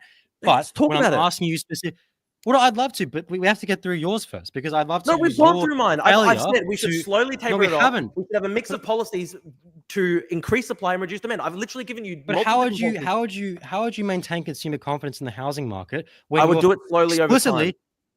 Well, no, your explicit policy is to have house prices decrease over and over and over and over again, even if it's by a little bit, like by 4% or whatever, over and over and over. Who's going to invest in housing if the house prices are continually decreasing? You bring up Japan.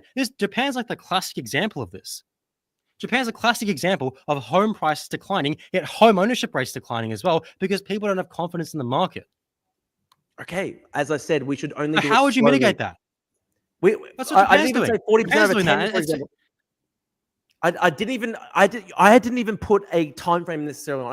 I think long term into the future, we will let inflation in people's wages catch up with house prices, try and stabilize things by increasing supply and reducing demand. And so how long? How much year on year? Again, how much year on year would house prices need to climb? Can I ask one thing? Let me ask one thing.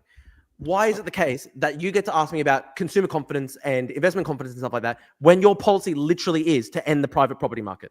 What happens? There was a comment before. Can you just answer this one guy? Answer this one guy, though. Answer this one guy. I'm answering. This one guy just asked, Adu, under your proposal, what can I do with the house that I own? What is this? What's your response to this guy, Johnny? Wait, so which question are you asking me about? I put it on the screen. The question is on Twitter, Adu, and Drew wants you to answer. So we'll take this as a Drew question, and it's gone. I've still got it in the chat, which was So this is a question, Adu, under Which your was proposal. Why would- Adu, Dude, the question was, I which wanna Drew talk- wants to ask, is under you your can ask proposal, your own what questions. can I do with my own house that I own? Oh, it's your house. Whatever you want. It's your personal property. But you said that people shouldn't be able to sell it. Yeah, not as a commodity, but it's like a toothbrush. Like I can, like, it's I not. don't get it. Okay, you explain can't what that sell it means, as a explain commodity, what it means. but it's like your personal item. Like if you want to move out, you can move out. Like that's up to you. It's your personal Okay, property. but who are you going to sell it to? You said you want to end the private property market. I think this is pivoting from the fact because you can't answer, Drew. And I've given you an But answer. you can't I've given answer you an either. answer. You can't actually I answer. just answered you. I just answered. I just answered you. And again, this is the crazy thing, right? I've just Leo. Is that not an answer? What can I do? What can I do with a house on my own? You can have a dog in your house. You can buy a painting or whatever and hang up the painting. You can paint your walls red if you want to. It's your house. It's your personal property. There we go. Answered. Done. Now, Drew, please. No, but you said that it shouldn't be how? personal How, property. Drew? You said that the government should own all land. That was your previous. No. That's not what I. No. That's you're misconstruing my point. I don't think there should be a state. For the record, I'm a communist, but I think that it's someone's it's their personal property. I love this comment. I love this comment by Les So, Drew, stop relying on the chat. Drew, answer the question. Drew. Works for you. How, Drew? All right, Drew, come on, man. Come on. We're going back and forth here. I'm gonna look. Adu, he gave a response whether we like it or not. Adu, I'm gonna give you the chance to ask Drew the question, which you've tried to ask Drew. I'm asking him.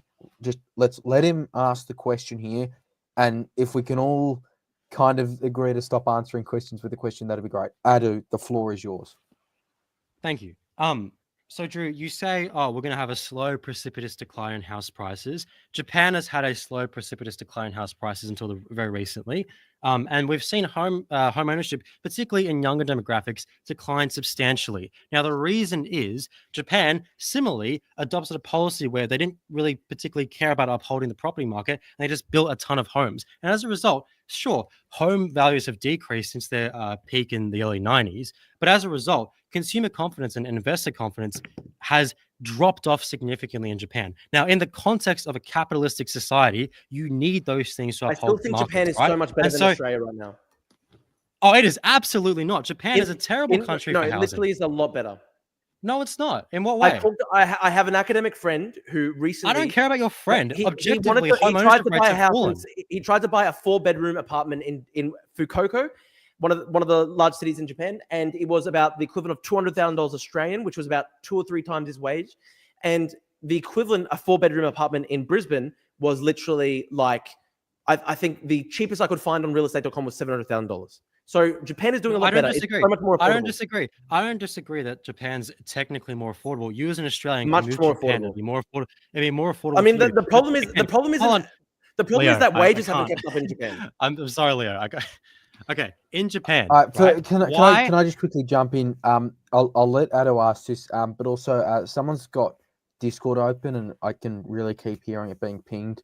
So someone please turn Discord off. It has been heard all night. Ado. Yeah. So Drew's got his Japanese friend that he talks to, and I've got the actual statistics where Japan's home ownership rates have fallen significantly in the past 10 years or 20 years or so. In the same time, okay, but rents are affordable there, so it's not that bad. Oh my god! Let him answer. Let him ask. Just Drew, if it's affordable, why aren't people owning homes? Let him ask. If it's affordable, why have home prices, home ownership decreased? If it's affordable, rental why prices are much more affordable? Rental prices are a lot more. No. Why is home ownership? Home ownership. All right, because renting is so cheap in Japan.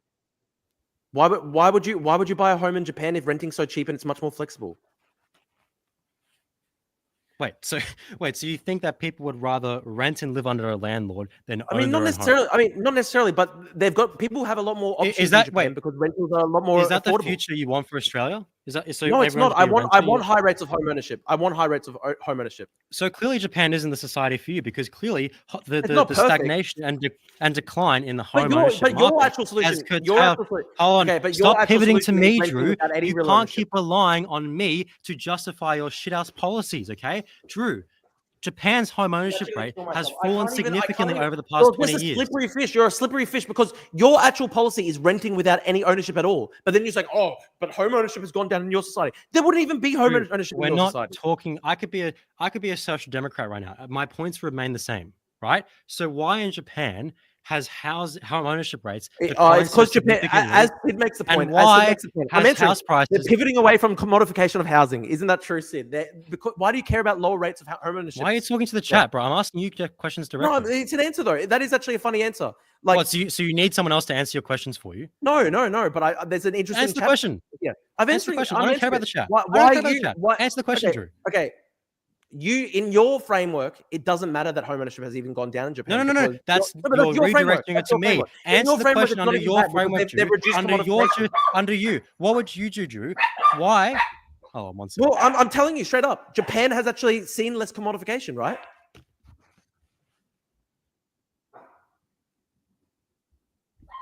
Sorry, I was muted. I'll ask it dog. again because you keep. My dog's barking now Yeah, too. sorry. Oh, for fuck's sake. One sec.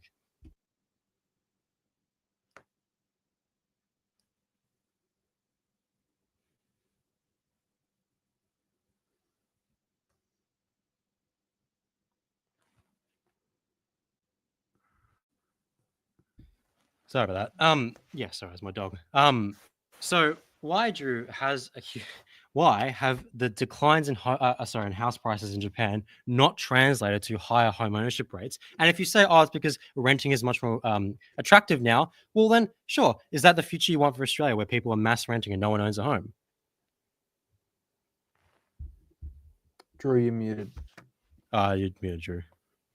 No, I don't think Japan is a perfect solution because I do want to see high rates of home ownership in Australia. But you don't want to see You just any. said Japan was like You said Japan was Yeah, like what we should be it is a lot better aspiring than to. Australia. It's a lot better than Australia. It's infinite. Home ownership rates are dramatically lower in Japan. Yeah, but Japan is still so much better because they don't have 0.8% rental vacancies. They don't have. But they're not It's so doing much they're more not doing the affordable. thing you want. You want home ownership. You want mass home ownership. They don't have a mass home owning society. I know, and so Japan's not exactly my favorite solution. I'm just saying it's. So a lot why better do you refer it as why do you talk about it positively? I just said it's better than the current situation we have in Australia. It shows that your incrementalist approach about decreasing house prices doesn't work because it doesn't increase home ownership. So why would you apply it here in Australia? I actually never said it was perfect. I just said it's a better situation than Australia. Well, right you now. invoked it. You invoked it because rent. Here, Drew, we can walk through it very very slowly. We can walk through it very slowly. Japan or Australia? We can walk through it very, very slowly. Drew Pavlo wants home ownership to increase. Drew Pavlo positively invokes Japan as an example that's better than Australia in terms of affordability. Well, it's better than Australia. Japan has seen home prices declining for a few decades now, only to be very recent increases. Yet home ownership rates have declined significantly since the crash in '92. Then why does Drew Pavlo positively invoke Japan as an example that we should be aspiring towards? I didn't even say that Japan should be the model society. I'm just saying it's a lot cheaper than Australia. Is that correct or not? But they've done what you want. They've done what you want. They've done incremental price decreases, and look what they are. Yeah, I mean, it's not ideal, but it's a lot better than what we've got right now in Australia. So you would rather what we have in Australia, a mass renting society, as opposed to I don't. I want Australians. So why do you positively invoke Japan? Have the option to buy. I want Australians to have the option to buy. Again, I haven't said Japan is a perfect example. I'm just saying our situation in Australia is so bad that almost anywhere is better than where we are right now. So would you want a mass renting society like there is in Japan right now? No, I want a mass home ownership society. But then why in Japan, where they did this incrementalist price decreasing approach, did home ownership fall? Let me break this down, right? There's three tiers here. There's total unaffordability where nobody can even get into the market, right? Then there's affordability when it comes to rent. Then there's affordability when it comes to ownership. I would like to see homes more affordable to people. I'd like to see rentals more affordable to people. In Japan, it is more affordable for people. I'm not exactly saying that it's better. I'm not exactly saying it's a perfect fucking society. You're not answering the question, Drew. You're not answering the question. What's the question, Drew? Okay, what's your question? I've said it like 5 times now. Okay. Why in Japan have home prices declined in an incremental way, what you want, yet home ownership has fallen as well? right? And so when you're proposing these solutions, like let's have an incremental tape It's a it off. complicated answer. Hold on. There's very Hold on. low wages in Japan. If you have this tape it off incremental approach to price decreases, then why are you ignoring the bad example in answering Sid in the chat here? I'm not answering under my own framework. I'm asking Drew about his Well, you should prescription. answer on your own framework. This is It's not been my. 2 This is not hours my. now and you haven't This offered is under anything. Drew's framework. This is under Drew's proposals, But right? Under his have not worldview, offered a Japan should be a single point failure. to it. Japan should be a failure, right? Because and It's Drew's not a failure though, because it's Japan- cheaper than Australia. Japan's It's cheaper failure than should be a Australia. stain. Effectively, Japan's failure should be a anything stain cheaper on than Australia Drew's is better policy, right now. right? I can't keep doing this if you keep interrupting me. Japan has done what Drew wants, right?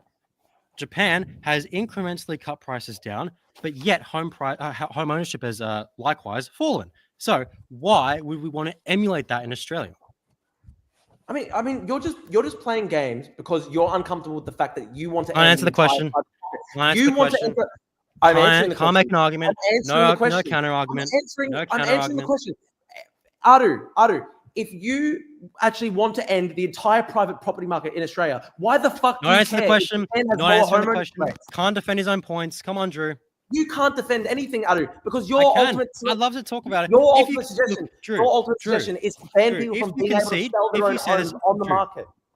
Yeah, here's an olive branch, right? If you say verbatim, I have no fucking idea what I'm talking about, and I have no substantive policy prescription to address the housing crisis in Australia, we can move I've to my actually point. put forward values. I've actually put forward Nothing. ideas. All right, and nothing. values. All right, great. Well, let's You keep haven't talking put about you forward because you anything. can't answer the question. Why, in this example, where house prices have incrementally nobody fallen, knows what your and yet question home is. ownership is incrementally falling, why do you Well, I refer actually to gave this you some answers. strategy It's a very as a good thing? complicated thing. For example, in Japan, there's much lower wages. There's been very low economic growth in Japan, and there's been very low wages. It's basically been stagnating Which- for 34 years. Do you know why it's been stagnating? Part of the big problem was the housing bubble bursting. Yes, over Japan. Drew, yes. Yes. So how would you But mitigate let that? me explain to you. It's not at okay. Let me explain to you. Right, the bursting of the Japanese housing bubble is very scary for us because it could kill the Australian economy for 30, 40 years. I don't Which is think what you your want. solution. You want that. But I don't think your solution is better because your No, solution. stop is ending stop the doing private whataboutism, Drew. market in Stop doing Australia. whataboutism. This is not about me. This is about your framework. Your framework, Drew. So you've just admitted you want to kill the Australian economy for 30, 40 years. No, I don't. What the fuck? Because are you want to talking pursue the about? Japanese What model. happened? The Japanese model was incremental price declines in the 2000s and in the 2010s, right? And so as a result, home ownership has declined, yet you say you want a mass home owning society. Yes, again, listen, the Japanese housing bubble bursting was a disaster. I would like to see that the avoidance of that in Australia. I'd like to see that avoiding in Australia. I don't want to see that happen. But right? how would you avoid it? How would you avoid it? Well, again, we'd have to somehow taper down the Somehow. Okay, let me explain. Because your solution is magical communism. You don't even have a solution. Again, you you're the one can't. asking You me. can't. Your solution is Okay, Drew, nationalize again, all if land you in the admit, country and ban if you people from admit selling their homes. that I have, so if you say this, Drew, if I say you have no idea what the fuck you're talking about, you have no substantive policy prescriptions, then we can move to my solutions, okay? If But you no, say it I've verbatim, given you substantial. say I've given verbatim, you say multiple- verbatim, I've Drew, given you that you so have many no different idea what the suggestions. fuck I've you're given you so many talking about, suggestions. and you have no substantive policy prescriptions, and you spread misinformation constantly No, about I this. haven't. I said So that Japan. if I said you the say Japanese that, housing market Drew, is preferable olive to branch, Australia. Drew. I'm If you giving say that, the if you say that, example. Drew, I said that the Japanese housing market is preferable to Australia because they have more affordable homes. But it's not. I'm saying, Drew, they've pursued the strategy that you're invoking right now. I'm not saying you've brought it in. I'm bringing it in and saying, look, this is what they've done. They've done what you've wanted, and yet they've failed. No, they didn't, because they didn't have a managed decline of house prices in Japan. They did. Yes. Let me explain. Let me say something. Don't did. interrupt. They did have a managed decline. I will let Drew make his point here. Drew. Thank you. The housing bubble in Japan was so bad. It was so absolutely absurd and unaffordable. At one point, the grounds of the Japanese Imperial Palace in Tokyo were so expensive. Like in residential real estate terms, it was apparently costed at more than the entire state of California, just the grounds of the Tokyo Imperial Palace. So at some point, they had to have asset prices go down. They had to have it go down. We have to have asset prices go down in Australia. So you agree with it? Yes, but, and here's where I answer, right? Japan didn't have managed decline of the housing market. They had a bubble burst. They had a massive economic crisis. A massive bubble burst. I don't want to see a massive bubble burst. I would like to see a managed decline of asset prices in Australia. And that's more reasonable. That's more reasonable than your solution of abolish the market and nationalize all land in Australia. Japan. What happened? Sorry, Drew. What happened to Japanese house prices in the 2000s? Again, they may. It's been steadily decreasing. It's been steadily decreasing for a long time. Is that not what you wanted? Yeah, exactly. Again, decreases. But Adu, please know that when the Japanese housing bubble burst, it took down the whole economy with it because it happened overnight. Yes, it's been stagnant. Yes, it's been. It didn't happen overnight. It happened over a few years.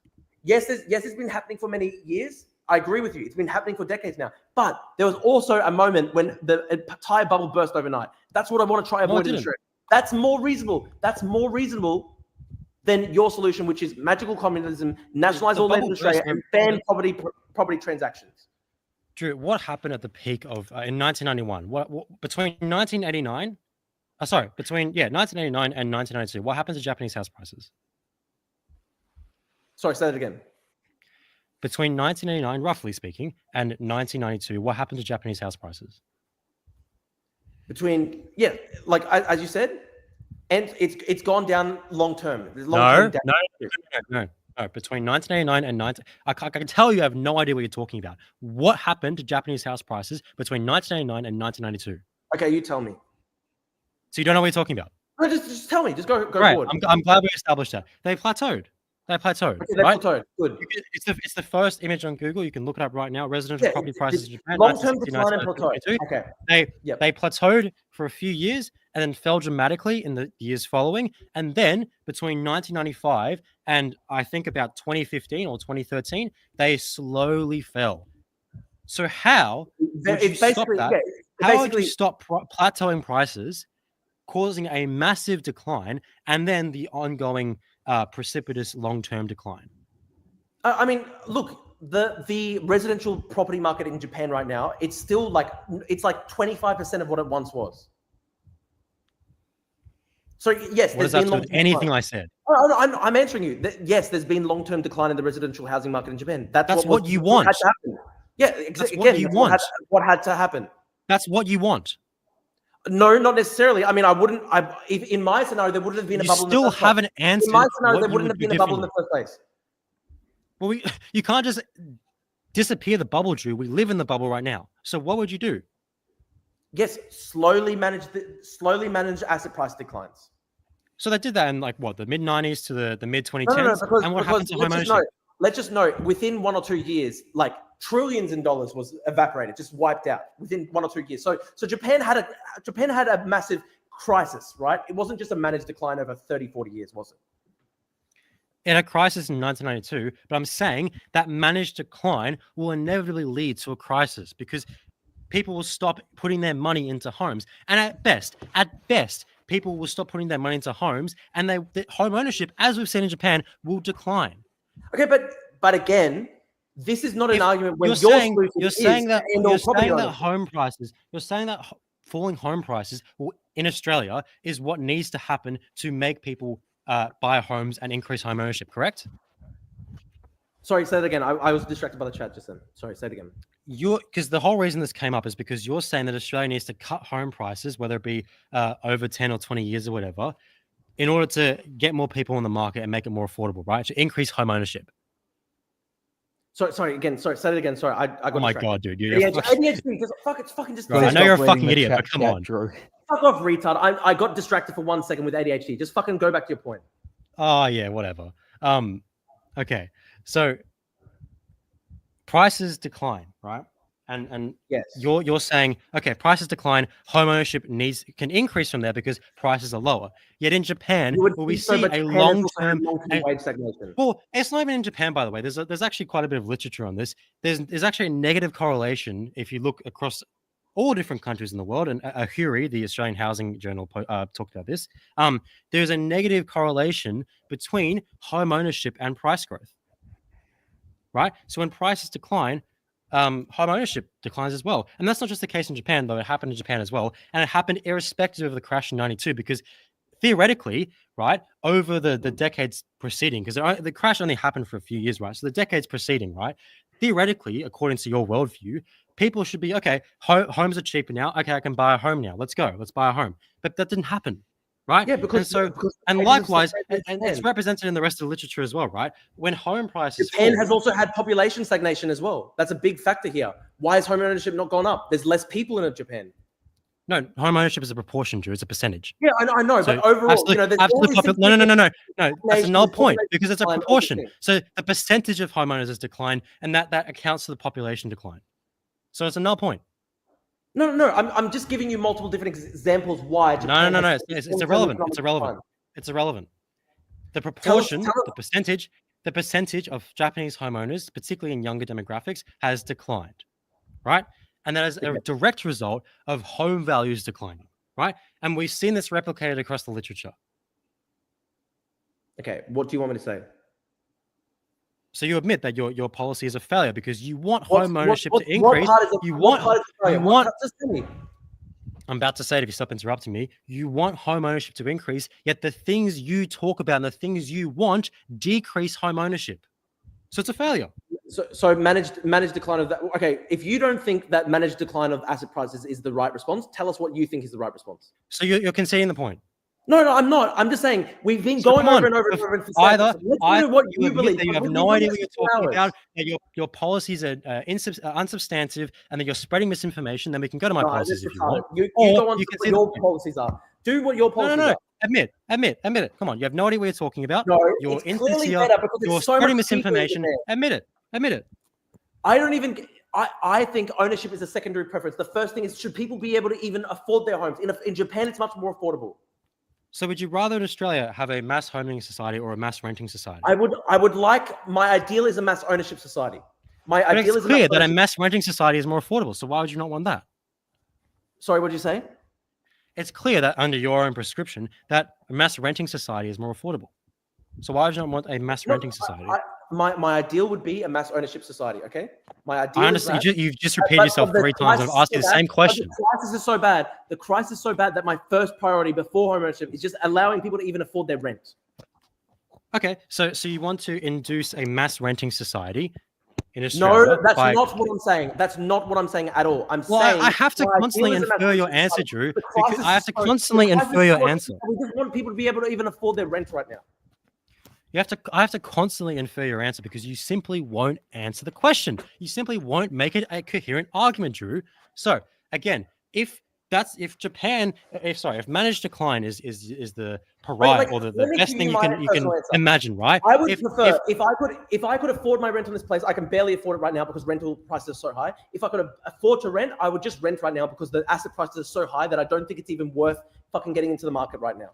That's my personal take, right? What does that have anything to do with anything I've asked you? I do think that home ownership is an ideal, all else being equal. But affordability is probably the most important thing here. As somebody said in the chat, that's literally just a fact, right? The first step is people being able to afford where they're living. Okay, I'd like to be, me personally, I'd love to be able to own my own home. Right now, home prices are so high in Australia, I'd prefer to rent if I could afford to rent. I can't even afford to rent right now.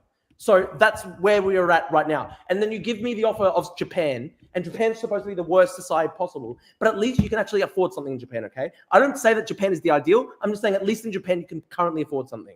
Well, to be clear, since the GFC, rents in Japan have increased steadily. So it's not as if they're also stagnating rents or whatever, right? And as you said, real wages are very stagnant. It's a lot more affordable than Australia. Just overall, it's a lot more affordable. Well, price to income, again, a price to income ratio, it is lower because Japan had a crash, right? But just because they had a crash, again, you've conceded the point implicitly here. The crash didn't make it easier for people to access housing. Again, right? Which is why I don't want to crash. I want to manage decline in asset prices. But even the managed decline after the crash in the 90s, the managed decline in the 2000s, there wasn't ever really the crash was so bad. This is my whole point the whole time. The crash was so bad in Japan that there wasn't even really a proper example. There wasn't even really a proper scenario where they could have managed decline because the crash was so historically disastrous. The Japanese housing crash was so bad historically. It's one of the worst cases of a disastrous crash in history. So you can have the worst crash in history and then say, oh, and then after that we did manage decline. But that's not even what I'm talking about. I'm trying to say, let's avoid the crash. We have to have asset prices go down, but we want to avoid a Japanese style housing crash. Let's have slow, over decades, managed asset price decline in Australia. So why didn't home ownership rates increase after like a decade or so after the crash? I don't know. The Japanese may have different... You don't know. Exactly. Thank you. But they may have just simply different preferences, okay? different preference. Seriously. So in the It's true 80s, though. It's true Japanese though. people magically You had were different saying preferences before. to Japanese You were people. saying before. Let me say this. You were saying before that What would Australia has this potentially unique. Drew, You were saying potentially before that what would these Australia has different this preferences unique. be informed by? Let What would me these answer different preferences be I'm informed by? trying to talk. I'm trying to talk. I'm trying to respond. You said before that Australia has this unique love of home ownership that's tied all the way back to colonialism. How do we know that that's not the case in Japan? Well, Japanese home ownership rates were higher in the 90s, right? So clearly there was some propensity to own a home, right? And so clearly people have wanted to own a home. People, I guess, younger people live at home with their parents, right? So something has caused this shift in attitude towards wanting to own a home. What do you think it is? Hint, it starts with prices. I mean, the asset bubble compounds over time. People are compelled to join. No, it's not. No. Stop. Answer the question, Drew. There was a managed decline in the 2000s, a decade after the crash, right? Again, the crisis was so devastating for Japan that you can't even have managed decline after that crash. The crash is so disastrous in the first place. Prices didn't go to zero, Drew. Prices didn't go to zero. Anyway, They just we've declined. been going. Anyway, Adu, we've been going for 1 hour and 54 minutes just on me. Let's talk about. You want to answer the question. If you just answered and made a proper argument, we would have been done already. Adu, you answer the question. You said that all national land should be nationalized. You said that we should expropriate hundreds of thousands of houses, and you said that people who own a mortgage shouldn't be allowed to sell their home as a commodity. So, what's your answer? I'm glad we can see that you Bro, have you no don't know your answer. substantial It's been real 2 hours. argument. You haven't ever. You've And not so, defended look, one thing. in the light of that, I will say, Drew, 2 if you hours. say, You've not even Drew, presented one argument. Drew, I have, by the way, but Drew, I haven't presented an argument, but then you just presented my arguments. Make it make sense, Drew. No, you have not once presented your proposals for the economy. So you just said I did. Oh, you mentioned it in briefing, and then when I tried to get you to answer it, you just In said, no, that's whataboutism. That's whataboutism. How about you? It is, because when I ask you a question, Drew, you can't then pivot to my imagined position. Let's move to Adu. So tell us, what's your solution? Tell us your vision. I know you want to move the goalpost so much, Drew. And look, we can. If you just in the debate, what their solution is. I'd love to talk about my solution. I'd have a channel about it. Why do you refuse to present your policy? Is that moving the debate when I say, okay, what's your policy? It is, because I'm asking you about yours, Drew. You can't I just spent 2 hours answering mine. I just spent 2 hours. No, you didn't. The reason why it took 2 hours is because you refused to answer properly. 2 hours, please. I'm conscious, Adu, that obviously there's many more questions that can be asked. All right, yeah, that's fine. But Drew has directly asked what is your policy on this. I think it's a fair question. It's been asked in the chat. Yeah, sure. So the floor is yours to answer it. So I think there's a lot of things to untangle. It's a very I think Mick has been. Oh my god! You just please, not Drew, you really wanted to hear his answer. You're collaborating with neo-Nazis, are you, Drew? So I'm gonna let him say it. You're collaborating with neo-Nazis. Is neo-Nazis? What are you talking about? Because you just said Mika. Mika's a pseudonym I have that neo-Nazis think is my name. Neo-Nazis? What neo-Nazi are you talking about? That's fucking ridiculous. I know Percy's in your audience as well, by the way. Dude, Percy, Percy has called for me to be deported. Okay, Percy's actually called for me to be deported. I just like to note that using a pseudonym that neo-Nazis think is my actual name, and just using it out of nowhere, by the way, just out of nowhere, it's really interesting, Drew. Really shows your allegiance. Getting information from neo-Nazis. But look, Adu, your housing policy. Drew's asked it. Chat's asked it. Floor is yours, Drew. You wanted to hear it, so let's let him. Yeah, let's hear it. Yeah, so I think what's called decommodification, which is separating housing from the commodity form, which is basically the situation we have right now, where housing is treated like an asset, something we speculate on. And so the way we do it, there's a number of ways we can do it. And I think, look, I'm particularly, I think we should build what's called counterpower, which is basically institutions and structures that exist outside of the current.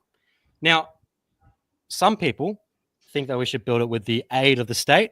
Some people, like myself, I think we should build it independently of the state. But let's talk about some concrete policy examples of what it means to decommodify housing. So, for example, in Uruguay, they had this thing called mutual aid housing. And basically what they did was they built a bunch of housing, and the state, which, by the way, it was a liberal government, by the way, it was not any kind of communist-y government. It was a liberal government.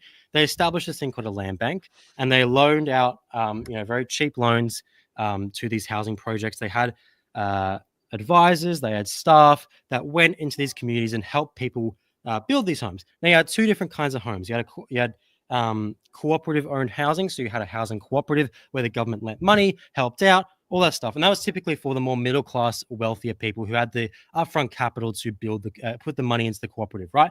Then you have what was called like sweat labor, or it's a different kind of. There's a specific name for it in Spanish, but basically, instead of putting upfront capital, upfront money into the housing cooperative, you would help build your own house, right? And so it covered labor costs. And so it was really interesting. The sweat labor housing cooperatives are actually run cheaper than the normal housing cooperatives. But that's one example I think that we can move towards, right?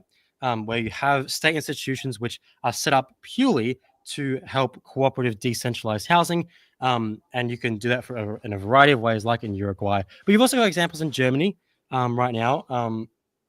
Again, I've talked about this extensively, where you have decommodified, decentralized housing, where you borrow from extraneous or non-banking financial intermediaries, so like credit unions, and you distribute housing according to need, all that kind of stuff, right?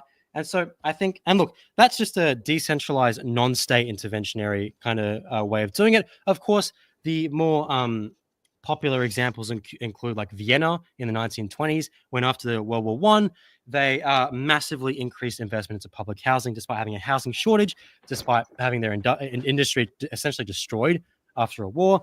And this was a pretty successful example of mass public housing, of a society of mass public housing, which was informed by, whether it be trade unions, the Social Democrat Party, all that kind of stuff, right? And housing was distributed according to need. It was planned with like local councils, with all that kind of stuff, right? With trade unions. There's lots of examples of trade unions, for example, and workers directly, working people directly building housing for need. I mean, you want to, for example, the Builders Labourers Federation in Australia made a big point about how we don't want to build housing and sky rises and nice fancy offices if we aren't building like hospitals and homes first, right? Even in New York, you had like some of the housing projects there that still exist today, which aren't in tip-top shape because of neglect and whatever, right? But back in the day, these were good homes for working people, right? So I think there's numerous ways we can go about it.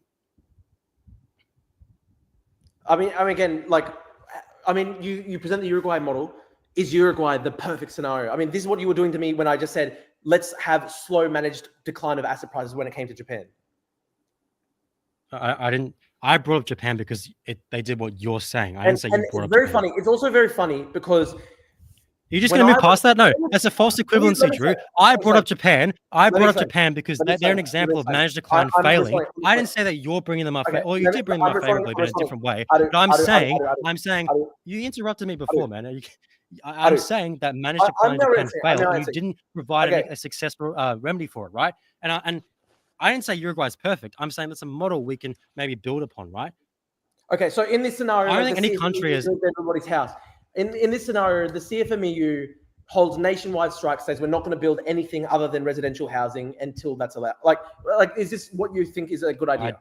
Is that seriously what you think? I mean, you were talking about these national level unions who basically said we're not going to participate on construction of luxury housing. Blah, Again, blah. No idea what you're talking about, Drew. This was a New South Wales BLF initiative, not a national BLF initiative. In fact, they came into conflict with the national BLF. So no idea what you're talking about, Drew. But I think that, yes, I think unions should throw their weight around in terms of, providing essential infrastructure before the more, I guess, like speculative or other bullshit, right?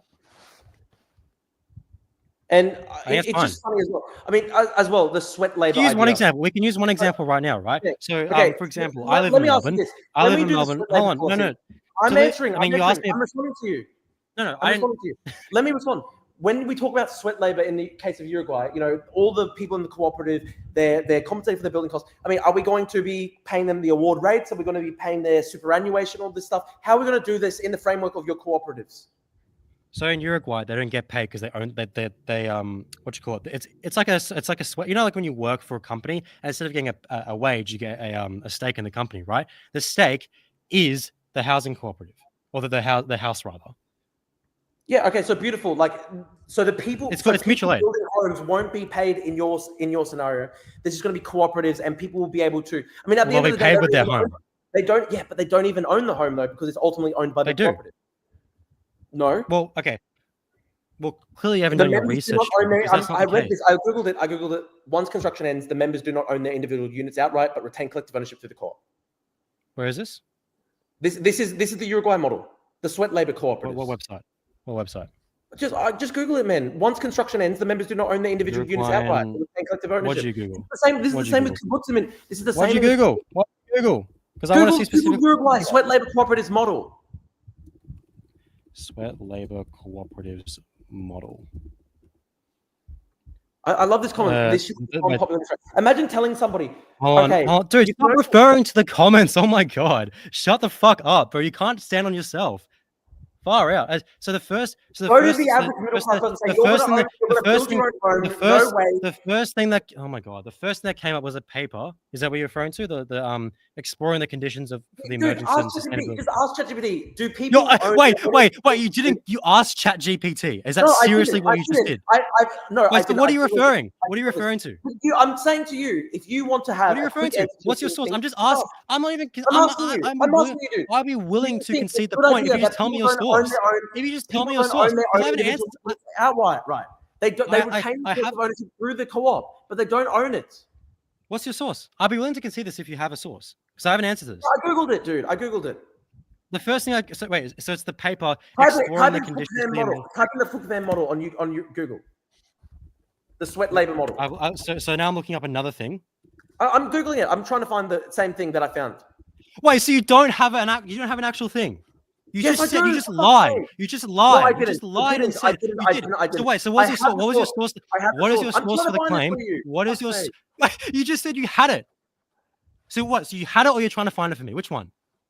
I'm trying to find the exact one that I found. So you didn't have it. So you lied, Drew. Why do you lie? No, Why I didn't lie. You have nothing to stand on. You did. You just lied. Am I fucking mishearing? Am I mishearing? Did you say Google it? You'll find it. Where is it, Drew? Yes, the Federation Uruguaya de Cooperativas de Vivienda por Ayuda Mutua. Where? What do I look up? Okay, you don't even know. Okay, tell me in your model. I'm asking you. Tell me in your model. So what, Drew? You just made it up, bro. Come on. I didn't make it up. I didn't make it up. I found the source. By the way, Drew, I can agree with you, by the way, because some housing cooperative models do that, and I think that's bad. Yes. But I think there's a certain. But hold on. But you specifically, where does it say that the Uruguayan model does that? I'm trying to find what source. So you lied. You don't have it. No, I didn't lie. For fuck's sake, I didn't lie. So wait. So you said Google it, Adu. It's there. Where is it? What is it? You said you had the source. So you didn't have it. So you didn't have it, Drew. Come on. No, I have it, but I'm trying to find the exact one. You didn't have it. Where is it then? Okay, I found it. Where is it? I'm sending it. What's it called? I'm sending the link in the chat. There's a really easy fix to this, by the way, and I think this is a limitation to some housing cooperatives. I agree, but I'd be really interested to see specifically where it says this about the cooperative model in Uruguay. Which, by the way, it could be very much so. I'm just really interested about the source, which Drew clearly doesn't have. And by the way, I just before when Drew's looking for it, I'll just say I don't think the cooperative model is like the ideal end solution. I think that's a stepping stone to constructing counterpower, right? So I think that's a stepping stone to get there. I think that's part of the way getting there. I don't think that's like the end solution because ultimately it's still to a degree rely. I've actually cited at least one source. You haven't even cited a single source the whole time. Wait, I don't know what the source is, Drew. You haven't given it. I sent it in the chat. I sent it in the chat. What chat? The link, the YouTube chat. The link is there in the YouTube chat right now. I'm not on your fucking stream, bro. What? Just. It is on StreamYard. If you click on chat and comments, you should be. I'll literally send it in StreamYard. Hang on 1 second. I'll send it in the private chat in StreamYard. All right, I got it. So where does it say in this one that? Where does it say specifically that it's owned by the? Just do Control F in the document. 55 pages. Type in do Control F for collective ownership. Full collective ownership? Permanent collective ownership of property by the cooperative. The cooperative is the sole owner of the housing stock and communal areas. The houses cannot be sold to cooperative members or to any other buyer. Or Drew didn't have the fucking source. I knew I had the source.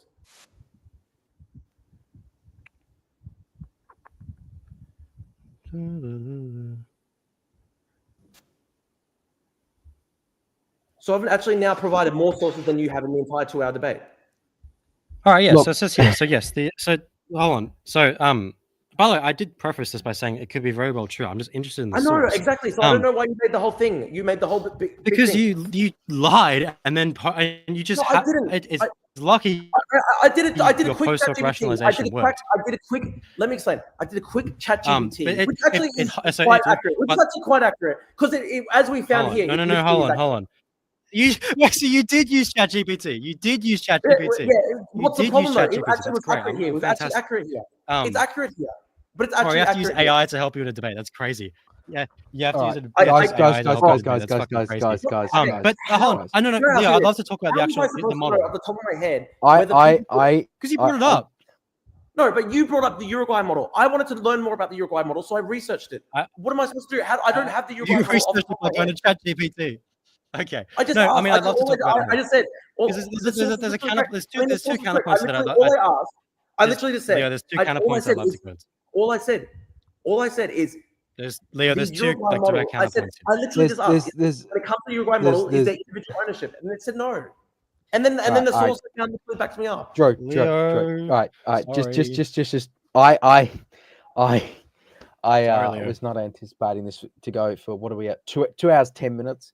I am a school student. I do have a school night. It's lyrically, I know. I'm sorry, Leo. So I'm sorry. I might have to dip, but I'll leave everyone with this. I'll let Adu come in at this point. I'm gonna go. So consider the first 2 hours the moderated part. Very well done. So Adu, I'll let you go on your point, but you boys have fun. I'll leave you to it. Thanks, Drew. Thank you, Leo. I'm sorry. Thanks, Leo. You're good. Thanks, Leo. So if you scroll down a bit to where is it specifically? So yeah, I think it has the title of the property, so that the cooperative owns the title, but the property is self-managed by the people. Okay, but you can't sell them though. As I said, you can't sell them. Sorry, say again. I mean, you can't sell them at the end of the day. Well, wait, do you think these people live in these homes permanently? I mean, yeah, but what if somebody wants to leave the home? What if somebody wants to become? What if somebody do you doesn't think want to live? Wait, so do you seriously think that these people live in these homes permanently? Like, no one's ever moved out ever? No, obviously people can move out. Of course they have. So there's a way. Just because it's obviously much more cumbersome. It's obviously a much more cumbersome process than just owning the freehold title to the land. Correct. No, it's just a different process. But it is a difficult process because you can't sell it. You can't even just sell it to somebody else in the cooperative. So presumably you'd have to work with the cooperative to find a reasonable solution to be able to transfer the home to somebody else and be reasonably remunerated for that. How do you do that? They already do it. Yes, they do it. But can you actually explain to me how they do it? You just answered it? your own question. No, they do it. But how do they do it? And is it more convenient than the current system of freehold title in Australia? Well, I'm not so much if it's like a slightly so you don't know. more convenient. Oh my God, Adu doesn't know. That's what you've done to me the past 2 hours. I'm not expecting you to know that off the top of your head. Okay, all right, Drew. I'm not expecting you to know that off the top of your head. But I do. I know. No, Drew. Wait, hold on. No, I was about to answer, Drew. I was about to answer if you didn't fucking interrupt me. Okay, do it. Are you okay? Do you need a breather? Because you keep raging and interrupting me. Go ahead. Okay. So clearly they do it, and you just said they do it, and before you're like, how? oh, these people can't do it. Oh, what? And then now clearly they are doing it. Okay, well, they negotiate with the cooperative, obviously, and they negotiate with people who are interested in buying or in taking the property. Okay, how are they remunerated for example, the labor they put into constructing the house in the first place? Because they own the house. No, but as you just mentioned, as we just talked about on that source, it says that it is held collectively. They don't individually own it. No, the title is owned, but they self-manage it. Okay. But let me go back to the source because I'm pretty sure. Let me just have this here. 1 second. Collective ownership. It's really interesting though, because I mean, okay, let me say. We can go to different. I'm reading this now. The cooperative is the sole owner of the housing stock in communal areas. The houses cannot be sold to cooperative members or to any other buyer. Households make repayments on the loan and provide labor for the construction of the housing units, each contributing an equal number of hours, regardless of which house they will then occupy. When they leave, however, the unit is returned to the cooperative, and the family receives back the value of any repayments made as well as payment for hours work, but without an increase in the market value of the house. A special monetary unit called the readjustable unit is used to establish the value of the loan and repayments over time. The cooperative then allocates the house to new members who in turn provide an equal payment. I mean, that's a cumbersome process. Would you agree that it's a cumbersome process? No. Why? Do you Tell me think your people in Australia questions. want to do that? Do you think people in Australia want to do that instead of what the current system is? Wait, just because it may be what you call it, electorally unviable. Again, you keep turning to this because you can't defend the practicality point. Just because it but may be let's just electorally ask, would it hold be on. popular in No, Australia? Drew, shut the fuck up, Drew, shut up, Drew. Just because it may be electorally unviable doesn't mean it's not practical. Not It can't electorally happen, right? unviable. Would it be popular for people to do? You could start a cooperative That's right what now ele- in Australia. that's what There's elec- nobody stopping that's you. what There's nobody stopping you from doing a cooperative right now in Australia. So why aren't people doing that now? well, there are cooperatives in Australia, but Is it I think it's significant? just What percentage? This is what you've done to me the past 1.5 hours. What percentage of people Drew. are in a cooperative right now in Australia? I think it's less than 2%. Okay. So obviously it's not that popular, is it? Wait, If it's Drew, only 2%. Drew. If I think, we're doing something bad right now, I think we should do this thing. That implies that we're not doing this thing right now. Obviously. Okay. Yes, that's what I said. Fucking I know obviously, that, Drew. I know that Obviously, it's not done being right now. done right now. That's I'm the asking whole you. point. If it was Okay, being done I right know, now, but there's no legal saying impediments. be doing it. There's no legal impediments to doing this. So if it would be popular, why don't people just do this already? I never said it's popular. Then why do it? If people don't want this system, then why do it? Wait, do you think something being popular makes it good automatically? That we should do it? No, but I believe. Okay, that yeah. So I believe that economic decisions should be made. I believe that the economic decisions should be made based on the individual's interests, right? If no individuals want to go into and create a fucking cooperative, even though they could voluntarily do it right now in Australia, why do it? I believe in democracy. I believe in democracy. I believe that people should be able to make their own decisions, not just made by the fucking cooperative. You know what the cooperative is, right? Yes, a cooperative is voluntary. But my point is this. No. What? Who makes it the cooperative? Who makes a cooperative? I don't. You could do a cooperative right now. You could Who do makes it up these committees? right now. Sorry, say that again. What are you trying to say? Wait, so you're saying not what you want to do what the people want, not what the cooperative or committee does. Who do you think makes up the cooperative? I'm saying what individuals want to do. It's not what individuals want to do. Right now, individuals. and who do you think makes them up? Cooperatives, but people are not doing it right now. Cooperatives are democratic. You're democratizing home ownership. Private property is autocratic. What structure do you live under? Cooperative models are democratic. Do you live with your family, and do your family have a privately owned home? They do have a privately owned home. Okay, why don't they live in cooperative? You are pivoting fundamentally from a point of popularity. Is your relationship? Popularity. What's your owning relationship with your parents? Is it a cooperative? It's not. But that's irrelevant. Okay, it's irrelevant to whether a model works. Why don't you do a cooperative right now? Because it's not viable in Australia. But it's not viable for me right now. There's nothing legally prohibiting. Nothing's proper. You could find 50 of your friends and just create a cooperative. Why don't you do that? Drew, I think this is really interesting that you're like honing in on me specifically what I'm doing when you can't actually shut up. You can't actually address the specific policy and the this. You read out yourself. You read out how specifically they exchange homes, right? So like there's in terms of practical, I'd agree. It's electorally in terms of popularity, it's a high mountain to climb. But guess what? Like I think that's fine. I think yes, that's the work I have to do and the work we have to do as people who want change in society. We have to change people's minds. 2006. Right? From 2006 to 2015, house prices in Uruguay rose at an average annual rate of 11.9%. More recently, newly built houses went up 13.3%. Gee, in the society that has the sweat labor cooperatives, that's interesting. Well, clearly, again, you're not very knowledgeable on this specific topic because Uruguay and Uruguay still has a commodified housing market. I never claimed that Uruguay has a decommodified housing market. I said certain sections of it are in the beginning phases of decommodification, and it's a relatively small section of it. But it's still in terms of raw numbers, a very large amount of people. But the whole Uruguayan market is still commodified, Drew. Again, you're putting words in my mouth and you're leaning on comments because you can't make a specific counter argument. Why? But there's no legal impediment to creating cooperative in Australia. I'm not This is not a counter argument. This is not a counter argument. It's not a counter argument, Drew. It's not a counter argument. It's not a counter argument. Make a specific counter argument to the point about how effective cooperative housing has been at providing affordable housing to people in Uruguay, in Germany, in Austria. This is what I'm saying. People have the option to create cooperatives right now, but people aren't doing that. That shows that people don't want to do that. I agree. People don't want to do it right now. That's the job of getting people. Why should we do it then? If people don't want to do it, why should we do it? Do you think white Australia was a good thing? I don't believe in race-based discrimination. Okay, but that was a popular policy in like the early 1900s, and you as someone who is against white Australia, you would have been like, hey, we should be like, oh, we shouldn't like do race-based discrimination, and then someone would be like, well, why But would we it's want to not do that? No one wants to I'm do not that. even talking about policy. I'm asking, like, right now, there's nothing You legally are, though. prohibiting. But no, nothing legally prohibits somebody from creating a cooperative. You even said earlier that 2% of Australian people are in cooperatives. So there's nothing Just like stopping you there's right nothing, now. just Why like don't there's people nothing go do it legally, now? just like there was nothing legally prohibiting people to vote for politicians or be politicians that were anti-white Australia. What does white Australia have to do with it? That's a non sequitur. Because you're saying the reason why the corporate or the decom, you're the reason why you're saying that the reason why decommodified housing doesn't work is because people aren't doing it right now.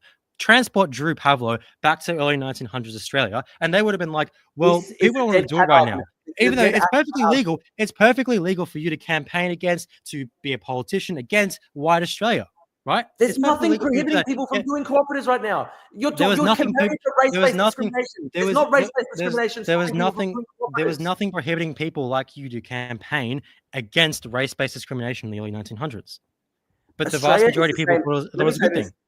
Australia is the same as Uruguay already. We both have commodified markets, but No, in we Uruguay don't. there are more cooperatives. So why are there no cooperatives here? I think there's a myriad of different reasons, in in terms of culture, in terms of how we're brought up, in terms of governments being different. Uruguay has a very different civic history compared to Australia. So I think there's a lot of different reasons. Okay, but again, I'm not even making the appeal to But popularity. the point of change, the point of the point of changing society is the point that you're changing society. Currently, society believes this. I want to change it. Yes, Okay, I but acknowledge why? people don't. But That's why? the whole If people point. don't want it, why? Well, it's not that people don't necessarily don't want it. They just don't know that they're not aware, Okay, or they're not. go out into the What you street. call it? Social Alternative are in the streets every single day in the CBD, handing out their shitty literature. Well, Go out into Socialist the literature, Alternative, tell people that's cooperatives. Socialist Alternative, and I have a very different view on housing and politics. Sure, but just I why think not? that's what I'm doing, Drew. That's what my whole account is for. It's about promoting these ideas. So yes, I'm doing it. This is just the same So argument. this is a ridiculous. This is a ridiculous misdirection because you can't actually address the argument. Because you're saying you're putting the onus on my responsibility or whatever. Okay, tell me why cooperatives are better. Tell me why. Because I Just tell me told why you it's before, better. we need to decommodify housing. I just Okay, did. why? If you were listening Okay, before, but I've if done it people numerous don't want times. that, Because the but if commodification of people don't housing, want that, the why? commodification of housing has led to our housing crisis. So now there's a myriad of reasons, but Japan home ownership is only based on one reason. You're reading comments again, Drew. Oh, but it's a good You can't make question. your own though. It's a argument. good You're reading comments again. But you aren't. You don't even have an argument. Question. What is it to do? Okay, I ask you, why should we decommodify the You housing can't market? copy what I say and make it work. I've made specific Tell us why it would be prescriptive better. policy arguments, right? Tell us why. Tell us why it'd be better. I just did. Okay, you said we needed to you said let's decommodify the housing market. Okay, sure. Tell us why we should do that. Because the commodification of housing is causing a housing crisis. Okay, why? Okay, sure. What if it's not? What? Sure. What if it's not? That's not a counter argument, Drew. Make a counter argument. Come on. Drew, you're weak. You're weak, Drew. You can't make a counter argument. You are weak. You have zero in terms of counter arguments. What? Okay. Oh, okay. Sure is affirmative. No, You're affirming my argument. You're not even explaining. You won't even say. I just explained. You can't even question correctly, Drew, let alone make a counter argument. Okay. Tell us why co-ops are the right response to the commodification of the Australian property market. I think they're one way, and specifically. Also, let me ask you this. No. You asked the question. I'm going to answer it. You asked the question. I'm going to answer it. You asked the question. You asked the question. I'm going to answer it. You asked the question. I'm going to answer it. You asked the question. I'm going to answer it. You call me out for taking comments. At least the comments are public. You're getting fed stuff on Discord. We all heard the Discord notifications before. Those are I have headphones on, Drew.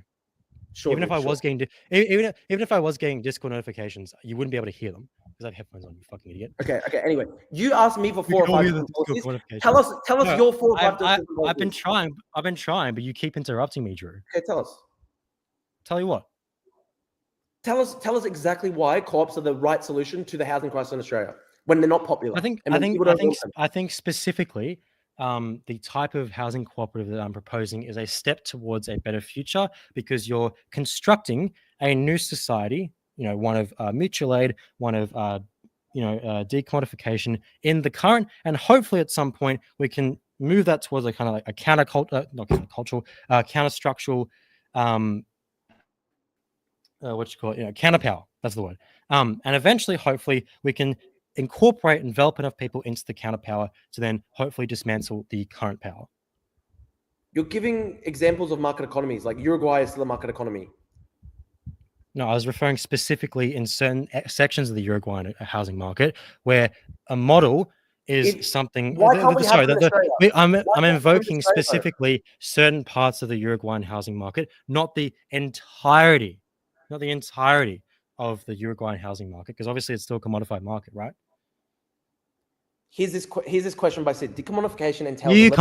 You can't, Drew. Come on, bro. Answer. But you should respond. Make your own argument. You're relying on. I'll happily talk. It's so funny that right? it's so funny. Talking to you. This is true. And this is why you wanted to get other people in this debate, because you know for a fact you can't stand on your own 2 feet, because you're shit at debating. You have no good ideas, and you know you're being insincere about it. I gave you more than 5 different potential policies that you could follow to hopefully eventually have affordable housing. And you were like, "Oh, you said how do do it?" And then when I asked you, you said, we might decrease house prices like slowly, like." Drew, you haven't like followed up anything about what I've said. You've just gone, sure. What if it doesn't? That's not a proper counter argument, Drew. Okay, but because that's the only thing you said. The only thing you said, and I made just then. The reason I asked such simple questions is you didn't even explain from a basic argument. It's not a simple question. You went sure, you affirmed the argument. You went sure, affirming the argument, and then you went, what if it doesn't? Like, that's not an argument, Drew. Tell us what is blocking the creation of housing co-ops right now. I think we have a hegemonic culture, a cultural hegemony in Australia, which promotes detached home ownership. It promotes hyper quantification of housing. It's embedded in every institution in our country. It's embedded in education. It's embedded in the household. It's embedded in politics. It's everywhere. That's why. And now, look, this is really interesting, Drew, because I answered you specifically before, Drew. I answered you specifically before, and you didn't say anything. And you went, "Oh, well, Sid has something nice to say." I'm sure Sid does. I would love to talk to Sid at some point. I'm talking to you, Drew. You didn't make a specific counter argument. You didn't answer any questions. You didn't ask me a question. You just went, "Oh, Sid has something to say." You're just saying hegemony. I've laid out. There's no policy. You said eventually maybe we might have co-ops in the future. I know big words scare you, Drew, and I know these things scare you because you don't actually have any kind of real thought behind this. You just spurt out propagandist talking points to get it from your billionaire fund. I talked for more than 2 hours. I talked for more than 2 hours before we went to your, and you can't. The reason why it's taken 2 hours. You haven't asked a single policy. You haven't asked a single policy. I have. Yeah, you said even by your own admission, I have. We'll move away from decommodification. And even by your own admission, I have, because you strawman my supposed policies earlier when asking the question. So you keep dancing between. You keep dancing between. Oh, Adu has no policies. Oh, Adu's policies suck. Oh, Adu has no policies. Oh, Adu's policies suck. You keep dancing between the two. So which is it? Which is it, Drew? And when I do give you policies, you go to the chat and you go, "Oh, Sid's made a good point," or whoever's made a good point. Like, you're completely incoherent, Drew. Tell us what the first step is, because you're talking about massive cultural change. It's very wishy-washy. That's what you accused me of. You said I was. Well, massive cultural changes do happen. Do you not think like the shift from white Australia to multiculturalism was not a big cultural change? Sure, but how are we going to do it? Right, so these things can happen, right? Okay, tell us how you're going to change this. Well, I don't think I alone can change it. However, I think the role that I have is that someone who's read a little bit about this, about housing policy, I do economics. I think my role is to kind of not necessarily dumb down, but present things in a digestible manner, which allows people. I have. You said maybe we will move towards decommodification, and then we will have co-ops. I didn't say that. You actually can't even explain. There's nothing stopping you from doing it. And by the way, this is a separate question. This is a separate question, right? Because you asked me, what am I doing to make this a reality? And then you go back because you can't answer the question, or you can't make a counter argument. Okay, and you go back to, oh, well, Adu has no policies. Which one is it? What question do you want from me, right? Do you want me to answer how I get there? Tell us how it will happen. I was in the middle of doing it. And you keep interrupting me, right? You keep interrupting me, Drew. Okay, do it. So, again, as someone who is a bit more knowledgeable than the average person, not in like a snotty way, just because I spend more time on it, I think it's my job to help make it more digestible to people and hopefully promote. I'm not a Leninist, and you keep interrupting me, Drew. So how Sorry. are we gonna? And look, Drew, next time you interrupt me, I'm leaving the chat because you clearly Okay, aren't just keep it. interested in a proper discussion, right? So I think it's part of my job to put these ideas, these solutions, out into the ether, out into the social media sphere or whatever, and popularize these things. And that is one small, very small, but one thing that I can and have been doing. Now, in terms of if I was like the government or something, again, I don't necessarily believe in managing capitalism or whatever. But if I was in government, if I was whatever, right? I think the first thing I'd do is establish a land bank, and it would serve the role similar in Uruguay. But there's other examples as well. But so Uruguay is probably the most prolific example, where they loan out very low cost loans, or they send out specialists to help people establish housing cooperatives. That's probably the first thing I do as a government. You can also expropriate empty properties. You can, with the current, public housing that the Victorian government is set to demolish, you could, instead of demolishing them, retain them for public tenants, and instead establish a cooperative that is in lockstep with the government. Again, I don't put cooperatives as like this is what I want to happen. It's a stepping stone. It's an organizational, organization is the right word. It's a way of constructing immediate counterpower by decommodifying housing, by decommodifying housing, and it's a way of constructing counterpower in the current system, and hopefully use that as a way to communize the economy. Okay, how much empty property is there in the 5 major Australian cities? Nothing. No, nothing about my policies there, which I've said numerous times, Drew. Numerous times. Again, you're just saying we're going to start nothing. You've got nothing, Drew. We're starting with a land bank. We're going to start with a land bank, and then we're going to slowly build up counterpower. Again, there's nothing stopping people from doing cooperatives right now to create that counterpower, but they're not doing it though, which is surprising and weird because apparently it's such a good idea. Do you think White Australia is a good idea?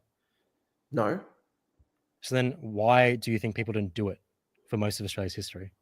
I mean, for most of Australia's history, it's now been almost more than it was. That's irrelevant to the point, Drew. Irrelevant to the point. Why, if it's a bad thing, why do people want it? If it was a bad thing, why do people want it? Okay, so you're comparing people's lack of. Yes, Drew. Answer the question. Answer the question, Drew. Answer the question.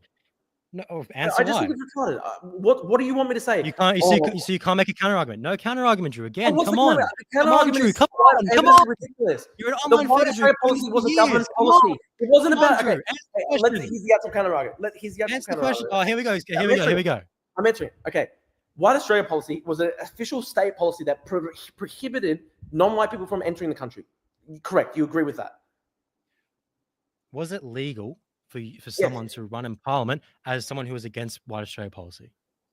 I mean, sure, but obviously it was unpopular. Right. So, but that doesn't mean it's a bad idea. I didn't say that. I never said that. Because you're saying just because it's not popular and people, the reason why people aren't doing it. This is why I'm bringing it up, right? This is how I'm bringing it up. The cooperatives, there's nothing stopping. I mean, there's literally White Australia policy as a state policy prohibiting black people from settling in Australia. That's different to the fact that there's no current government state policy prohibiting people from doing co-ops in Australia. You're even saying that there are 2% of people in Australia have co-ops. So why we can do them now? You can do them now. Why not just do it? So what? So why? Again, you didn't answer the actual question. Because the question, I agree that the question specifically was if you ran as someone who was against the White Australia policy, which is completely legal, by the way. Someone using your logic could very well say, "Well, no one wants to end the White Australia policy. Why do it?" Again, I understand your point that sometimes bad policies can be popular. I understand that point, but right now there's no prohibition on people doing cooperatives. You can literally start one right now if you want. Why answering the question, Drew? Because so it's not on the table. If people don't want to do it, how do we get the structural change? Are you going to force people to do it? That's where it comes in. Are you going to force people by? No, I don't. No, I don't want to force. You previously said that the housing market should not be commodified at all. People shouldn't be able to sell it on the open market. So you're going to force people to do this. Well, just like I'd be forcing people not to sell slaves. Sure. Okay. So you're gonna force people. If somebody's already taken, what happens to somebody with negative equity in their home? They've taken on a big mortgage to buy their home. What happens to them then? They can never sell it. I agree, by the way. I agree. The problem I have with you isn't necessarily that house prices will fall and cause a crash. I agree, by the way. I think the problem is that we need to do something about it, and you're doing something about it is not good enough, right? And what I'm saying is that, okay, we need to separate ourselves, separate our well-being as much as we can, as possible, from this insidious housing market. And the way we start to do that is to not own property that's tied up in this insidious housing market. Okay. And so it's getting people to move away, getting people to move away.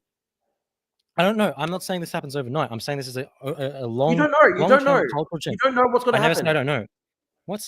No, I'm You saying said, again. I asked you, Drew, what happens? Drew, I'm literally answering the question, and you keep interrupting me. No, you're not answering the question. I am. I'm literally talking, right? I'm talking right now about the. I asked you. I asked somebody spends their life saving. I just answered, Drew. I just answered. That's not an answer. What you said was not an answer. Wait, no, Drew. What did I say? Relay what I said.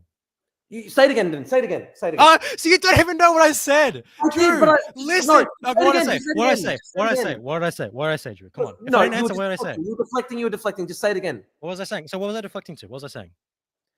Just say it again. Just so you don't know because you weren't listening. Just restate what you're saying. Don't listen. You don't have a counter argument. Just say it again. Just say it again.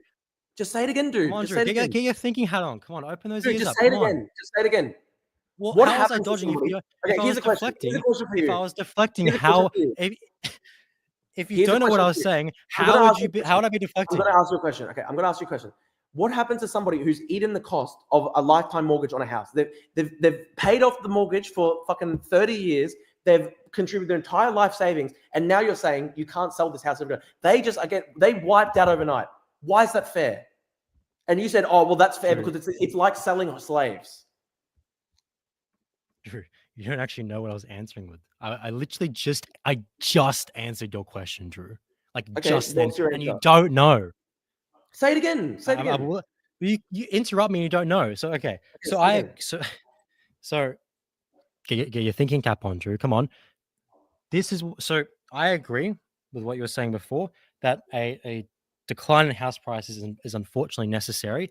It's what we do from there, right? And I think that your solution or what you do about it is for lack of a better term, bad. Doesn't affect it. It actually makes it worse, arguably. Now, what I'm saying we do is that okay, yes, we are in a reality where we need house prices to decline, and arguably, I think house prices that we shouldn't have a housing market in the way we do today. Now, the way we help people who may have have a mortgage or bought a house and they've paid a lot of money and it's a slow process. All this kind of cultural change is a slow process. I agree. It's no silver bullet. There's no overnight fix.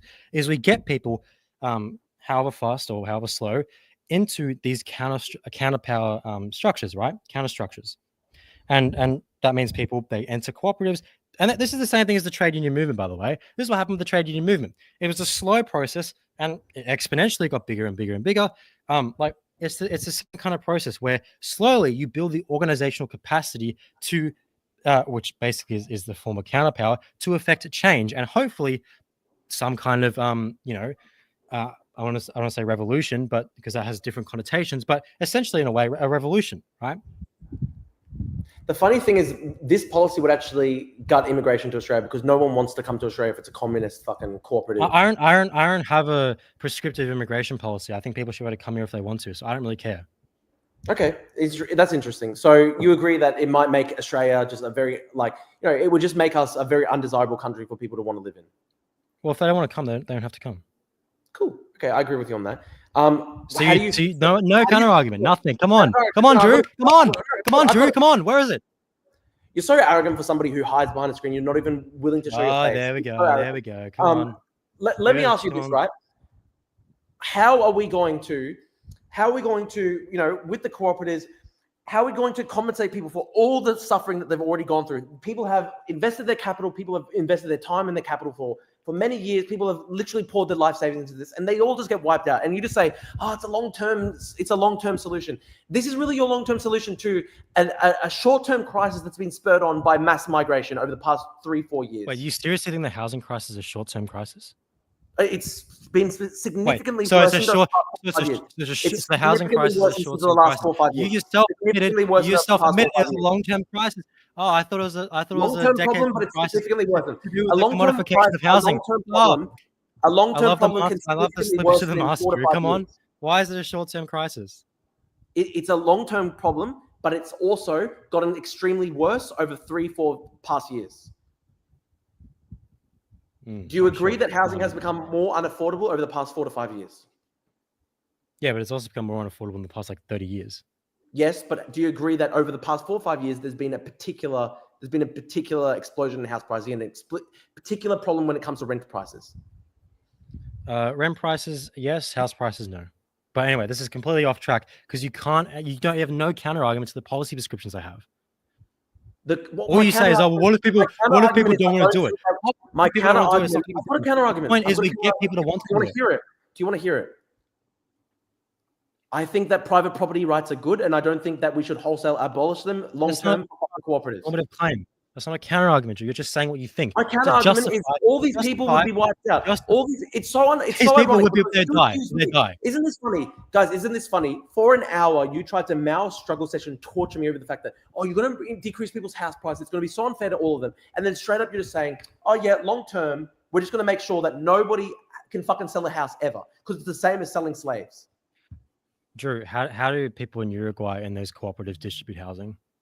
It's a significant. I actually read it out to you. It's a cumbersome process. They have to fucking negotiate with. What makes it cumbersome?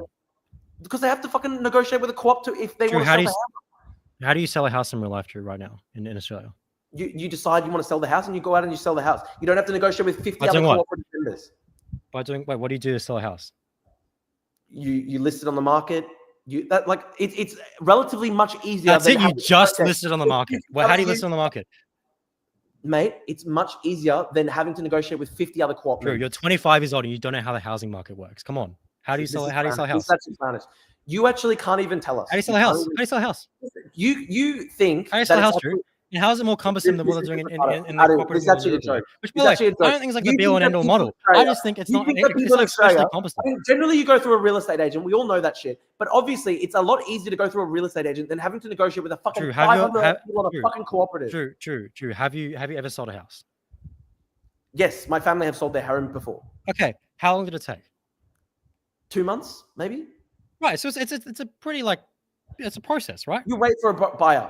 You don't have to. What you don't do, you don't have to negotiate with 500 other cooperative members. Facts. Ultimately, it was my mum and my dad. It was ultimately my mum and my dad making the decision that they wanted to sell their house and move out. It wasn't the decision of 500. If it's like, look, it's completely your opinion, and you've given no polling data to us to show that Uruguayan people in Uruguayan cooperatives think it's more of a cumbersome process. It's purely your opinion. There's no basis to it. So sure, maybe it's you. It's slightly more cumbersome. I'd rather inconvenience Drew Pavlo than have a commodified housing system. Okay, just poll the Australian public whether they want to have to negotiate. Wait. So what's the polling data of the Uruguay? Because they're living in it, right? So what do they think? Let me tell you what the equivalent is. The equivalent would be. What are the Uruguayan people in what do Uruguayan housing cooperative members think? I'm telling you the equivalent. The equivalent would be if you want to sell your house, you have to fucking get the approval of all your neighbors first, right? Ask Australians if they want that. No one wants that. Do you have specifically the polling data of how Uruguayan cooperative members view the cooperative? That's actually really funny. You going to get an answer or not? It's actually funny that you think this is a good idea. Ask these. Ask the question. Go up to the average person. You're going to answer the question. You're going to answer the question. You're going to answer the question. Do you have the polling data of what Uruguayan cooperative members actually? Cooperative You know what's housing? interesting? Do you have it? Do you have it or not? Do you have it or not? Pablo, do you have it or not? We don't have it, so therefore we shouldn't do your. We do. There's overwhelming satisfaction with cooperative housing in Uruguay. Oh no, sorry. I thought you were asking, have we got the polling data in Australia on their thoughts on cooperatives? Drew, you need to fucking listen. Oh my God. I asked you like 4 different times, do you have the polling data of Uruguayans who are cooperative members on the housing? The people who are more likely to go into the co-ops are people who are more likely to be socialists, right? So of course they're going to be because housing cooperative movement was a social democratic movement. It was administered by a liberal government, right? They believe in property rights. It's not even a communist thing. But I agree. We need to convince people. We need to convince people that this is the best way forward. I agree. People don't believe that right now in Australia. That's my job. That's part of what I do. right? Okay. But Tell again, people you should go out. directly, specifically. You should I go will. out. I do. I've made a whole channel about it. But actually tell people, you know, the $1 million mortgage that you've been paying off the past 30 years, you're going to eat that because you'll never be able to sell your house again. Tell people that and just see how popular you are. Tell us how popular communism is. I've been explicit about this. Yeah, and people don't want these ideas, do they? Well, I'm a relatively small channel, so I'm not going to like change the world or anything. But again, you're arguing from a. It's just self-evident. It's just self-evident that people don't want to live in cooperatives in Australia because if they wanted to, there's no legal impediment to stop them from doing so. Yeah, but there's a whole cultural apparatus from your birth that tells you that home ownership on a detached piece of land is the best way forward. Okay. It's incentivized in the economy. It's embedded in our political institutions. Okay. It's embedded in media. It's embedded in everything in this country. So sure, it's not illegal to be a cooperative member. You are socialized to believe in this specific ideal. So everyone has false consciousness. Everyone has false consciousness and they can't realize that it's actually better than Bitcoin. Okay. Tell us why everybody is wrong except for you. Well, I don't think it's just me advocating for this. There's many people advocating for this. But tell us why 99% of the society is wrong and 1% are correct. Because just like Drew, if you were anti-white Australia policy in the early 1900s, you'd be correct. You'd be correct. It's just you'd be correct to be anti-white Australia policy. Okay, but we're not talking about racial discrimination. I know, but it's Drew. That's the point. It's an analogy. Do you know how analogies work, Drew? Do you know how analogies work? I know it's an analogy, and I think it's a shit analogy because I think private property. Explain why. Explain why it's a shit analogy. Explain why it's a shit analogy. Okay, I literally am. I don't think that private property rights are analogous to slavery or race-based discrimination. That's not an argument. That's you saying you think something. People can your feelings. Okay, your feelings, Drew. This is why. Anybody can opt. Anybody right now can opt into a co-op, but nobody could opt out of the White Australia policy. Okay, nobody could run for parliament and be like, "I'm anti-White Australia." That's legal. Yes, but at the end of the day, non-white people could not come to Australia, right? So it's an oppressive policy. But what's the oppressive policy? What's stopping you from doing the cooperative right now? Nothing. Well, nothing like in terms of, but again, this is not the argument you're making. The argument you're making is that the reason why housing cooperatives are bad is because people don't want to do it. Likewise, it would follow that the reason why dismantling White Australia would be bad is because people don't want to do it.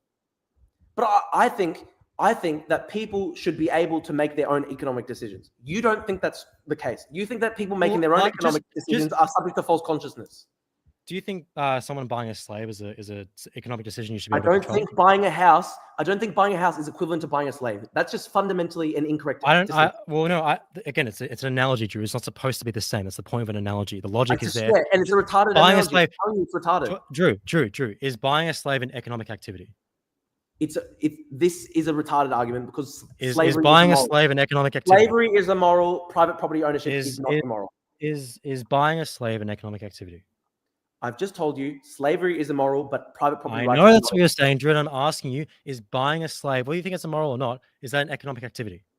It is an economic activity. It's still immoral. So you believe in regulating economic activity. That's fine. We both believe in regulating activity. Don't act like you're like on this high horse of like. No, but there's a whole distinction. There's a whole distinction between abolishing slavery and abolishing all private property rights because all these people have invested their life savings into building up their own property. Wait, do you think what do you think the slavers did? Do you think they took out loans? You abolish slavery. What happens to the savings and the families of these slavers? You know what's actually funny? In Britain, they actually recompensated all the slave owners, and you might say that's immoral, but it actually ended up ending slavery prior to America ending slavery. Do you think they should have done that? I don't. I think it's immoral that they did it, but it also ended slavery 30 years earlier than America ended slavery without a civil war. So you think we should recuperate slave owners for owning slaves? No, I don't think that. But so why bring it up? Why bring it up? I'm just saying because I mean that obviously that's true. It's another point, Drew. Come on. No, the reason I brought that up is it did end slavery. Drew, I'm not saying owning slaves is the same as owning a house. I'm just saying the logic is the same. The logic you're providing is the same. The logic you're providing is the same. It is. Okay. I think that people should be able to own their own homes. You think that's not the case. Tell us why. Well, I think they should be able to own as their personal property, but I don't think they should be able to put it on a market to speculate on it. There's a distinction between speculating and just being able to sell on the market so that you can then transfer your house, move to a different area. You might want. Okay, here's another question, right? How do we distribute? Drew, you're shifting the goalpost again. You can't answer the fundamental points I've been making. let me ask you I don't care if I this. inconvenience you, Everyone might Pablo. I want to don't care if I inconvenience you, Just a Pablo. real question. I would rather have a Just a real system of question. dequantification Let me ask you this: than if be everyone wants to, convenienced you, okay, Pablo.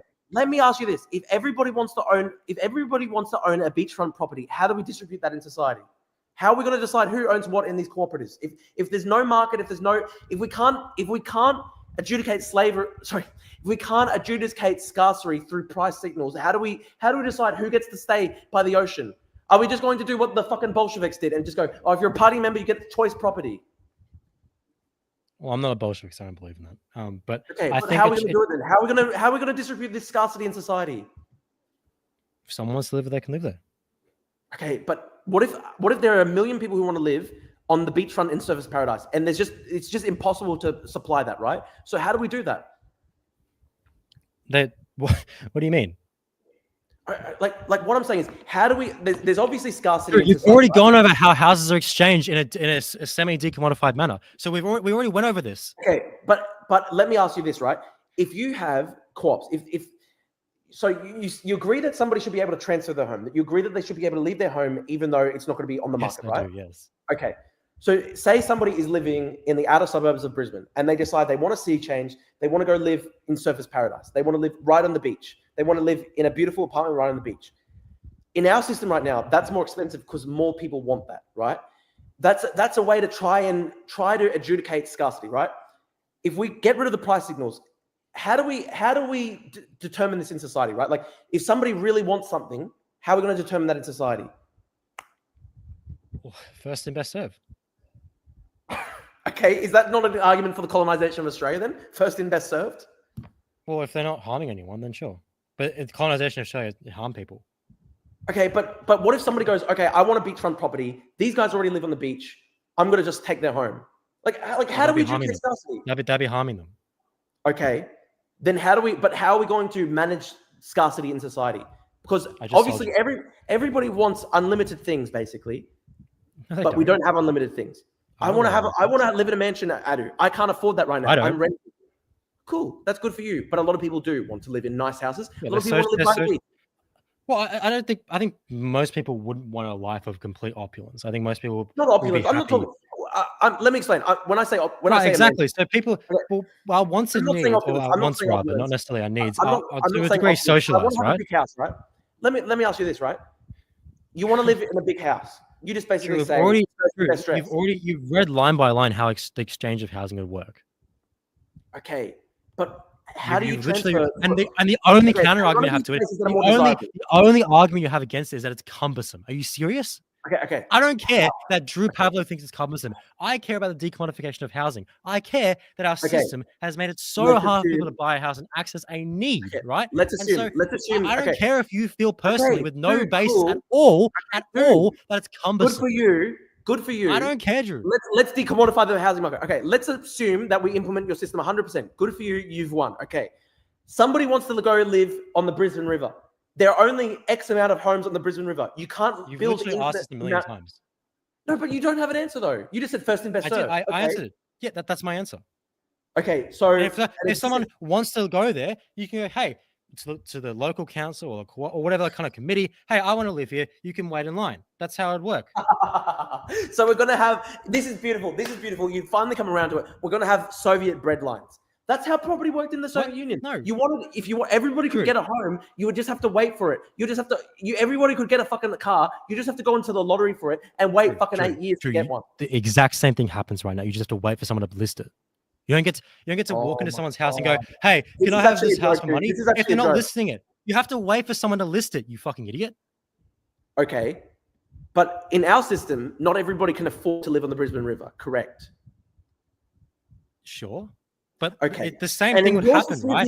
Some people, the lucky few will be able to live in the Brisbane River. And if they want to leave and other people want to come in, they can negotiate that. That's fine. The same thing happens in our current system. The only difference is that right now that there's that is inflated by speculation. Okay. The same thing would happen. The same thing has happened. Okay, so let's assume right now. The same thing happens right now, except first and best dressed. The only difference is that it's the person with the biggest pockets. That's it.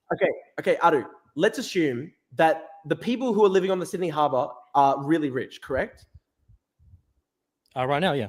Yes.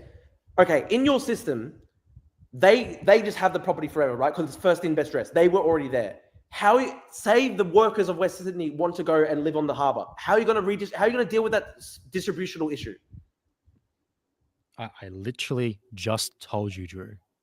So it's not even going to have benefits for inequality. If your family was rich 200 years ago and they bought a fucking home on the harbour, they can just have it for all infinity time.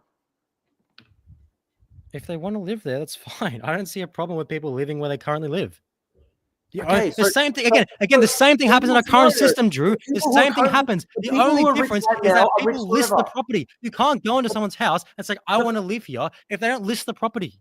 Okay, the funny thing is, the only difference is in your communist scenario, everybody who's currently rich is rich forever. At least in my scenario, it doesn't discriminate based on wealth. Whereas your system discriminates based on the wealthiest person gets to live there. But it's the same in your system. The same in your system, right? Because the people who currently live on the Sydney Harbour are all rich, and they get to stay on the Sydney Harbour for all time because I don't think again housing is one prong of something. I don't think there should be people who are literally your system is just inheritance, which is fucking ridiculous. Like it's actually more unequal than the current. Drew, stop reading the chat. It's not inheritance. But it's actually more unequal. It's literally more unequal. Do you think people don't move out of areas? Like what are you talking about? Drew? Okay. But here's the thing, right? Somebody who's living in the outer suburbs of Brisbane. I don't believe we just decommodify housing in the context of we just leave the rest of capitalism, right? But it's just funny because it's not just decommodify housing in the context of capitalism, right? I've actually destroyed you, Andrew. I've literally destroyed you here because in your system, anybody who owns a Sydney Harbour property gets to own that property for all time unless they just decide to magically leave. In which case, there's a housing waiting list to live on the Sydney Harbour. This is a ridiculous policy. This is literally fucking stupid. There's no. I mean, you can dress it up in whatever rhetorical bullshit you want. That's obviously not what I believe, Drew. What's the incentive? There's no incentives in the system. There's no incentives in the system. So if you own a rich house, Drew, do you think the only reason? Do you think the only reason people move is that they can get money out of it? That's part of it. That's part of it, right? But it's part of it. But do you think it's the only reason? Part of it is desirable. The only reason why people might want to move into a better house. How do you deal with that in your system? I just told you. There's wait lists. Yes, that's fucking stupid. There's wait lists right now. Money cashes out to preferences. How do we adjudicate people's preferences in this system? Drew, your system has there's nothing in your system to adjudicate for preferences. It's just wait lists. There's just going to be a 5 million year. Drew, it's not even a smart idea because if I was you, I'd be saying there should be a lottery. Fine about interrupting, and you constly interrupt, Drew. You just said, Drew. Okay. You just Why not even advocate a lottery instead of a wait list? Drew. You said before that how long did you spend looking for a rental? Okay. Yeah, like 2 months. 2 months. Is that not effectively a breadline? Yeah, in practice, it's a breadline. Right, exactly. It's going to be worse under your system. This is the funny thing. This is worse under your system. I'll explain to you right? I'll explain to you right. If you are living in a rich house under this system and it's first best, first dressed, you're not going to ever have an incentive to leave your house because you might think, oh, I won't get a better house than the one I'm currently in because it might be a lottery.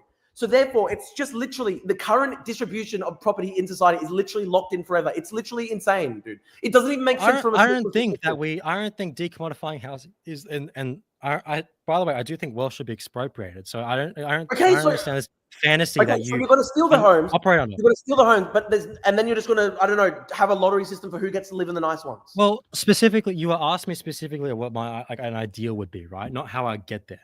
Right. So again, you can kind of conflate these two things. And if you're in a desirable piece of land, what's the incentive in your system to give that land up and go to a different place? If you want to move. If you don't like where you're living right now. But what if you want to say, okay, I live in a just nice like house. It is in the current system, except you take out the monetary aspect.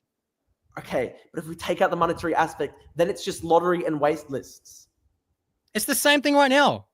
It's not, dude, because it is. If only right now, the only difference right now is that it's rigged for people who are wealthier. People who are wealthier can bypass the breadline. It's still possible. You can't. You're in the current system. It's still possible in the current system to better your life circumstances, like educate yourself, get a better job, rise up in the ranks. Right under your system, there's none of that. There's literally no social incentive. There's no social mobility ever again. Look, there's some degree. No social mobility ever again. As a baseline, I think people should just exchange houses as they want to with each other, right? Or with Okay, the then people with wealthy but houses there are will only instances exchange there for are other wealthy instances houses. there are instances where there could be other mitigating circumstances, right? So for example, if like I don't know, there was a construction project going on and there was a bunch of construction workers who needed to move into a specific area, I think we should free up housing for them or build housing for them to live there temporarily. That's fine. Okay, but like the whole reason we have a market system, right, is to try and create an independent measure for the value of a home to price in people's preferences, right? Obviously, a house that is more desirable will be more expensive, correct? Under this current system, yes. Yes. Okay. So in your system, where there is no monetary incentive, whatever, if somebody has a nice home, their only incentive will be to trade that home for another nice home, right? So therefore, you just basically lock in the current existing property distribution forever, because there'd be no incentive. What's the incentive for somebody who currently has a beautiful big Because mansion? I don't think that decommodification of housing can or should be in isolation. It should be in the context of decommodifying the whole economy.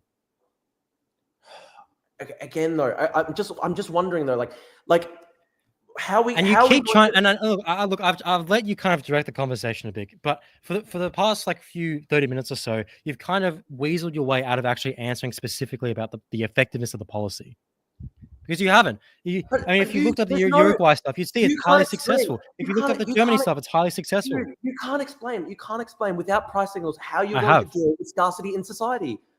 I have. Just wait list. Okay, wait list or lottery. Is it lottery or wait lists?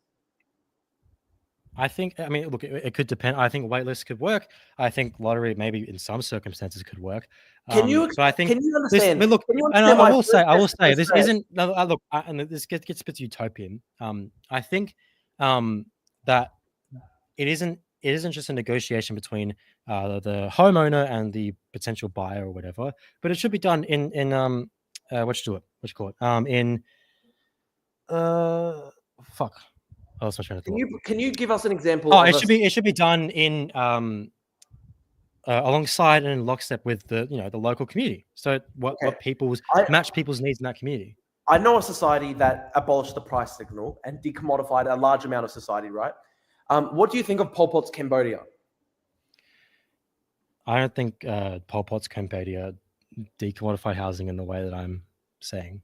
Okay, so you just do it. All the other societies that have decommodified housing through massive amounts of violence, it's just magically not going to be violent in your system. Wait, Drew, specifically, what's the similarity between me and Pol Pot's policy? Because again, I've pointed to you numerous times. They abolish all forms of private property. There's no money. Like there's no like. It's literally just like they literally destroyed. So sure, you've got some of your negative examples. I've already pointed to Pol some Pot's a pretty examples. bad example. I agree. I don't like Pol Pot. So I pointed to like Vienna, for example. They've like in the 1920s and 30s. Obviously, again, you still haven't contended with the actual specific example of Uruguay, which is funny. But there's also examples in Germany as well. Okay, I think have been successful. Again, I ask you this, right? And again, to be clear with the Pol Pot stuff, I don't believe in a state-centric project. It was a state-centric project, so I don't agree with that. Okay, that's good. That's good, Adu. Again, if everybody wants to move into the same place, how are we going to decide who gets to move in? Because the first in, first best dress is actually unequal. It's actually unfair. Drew, why can't you? I mean, it's infinitely more fair than having a system which benefits people who have deeper pockets, which is current, right? It's literally more.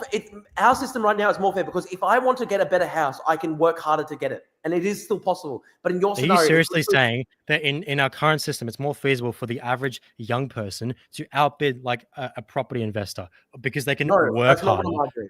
You just said that.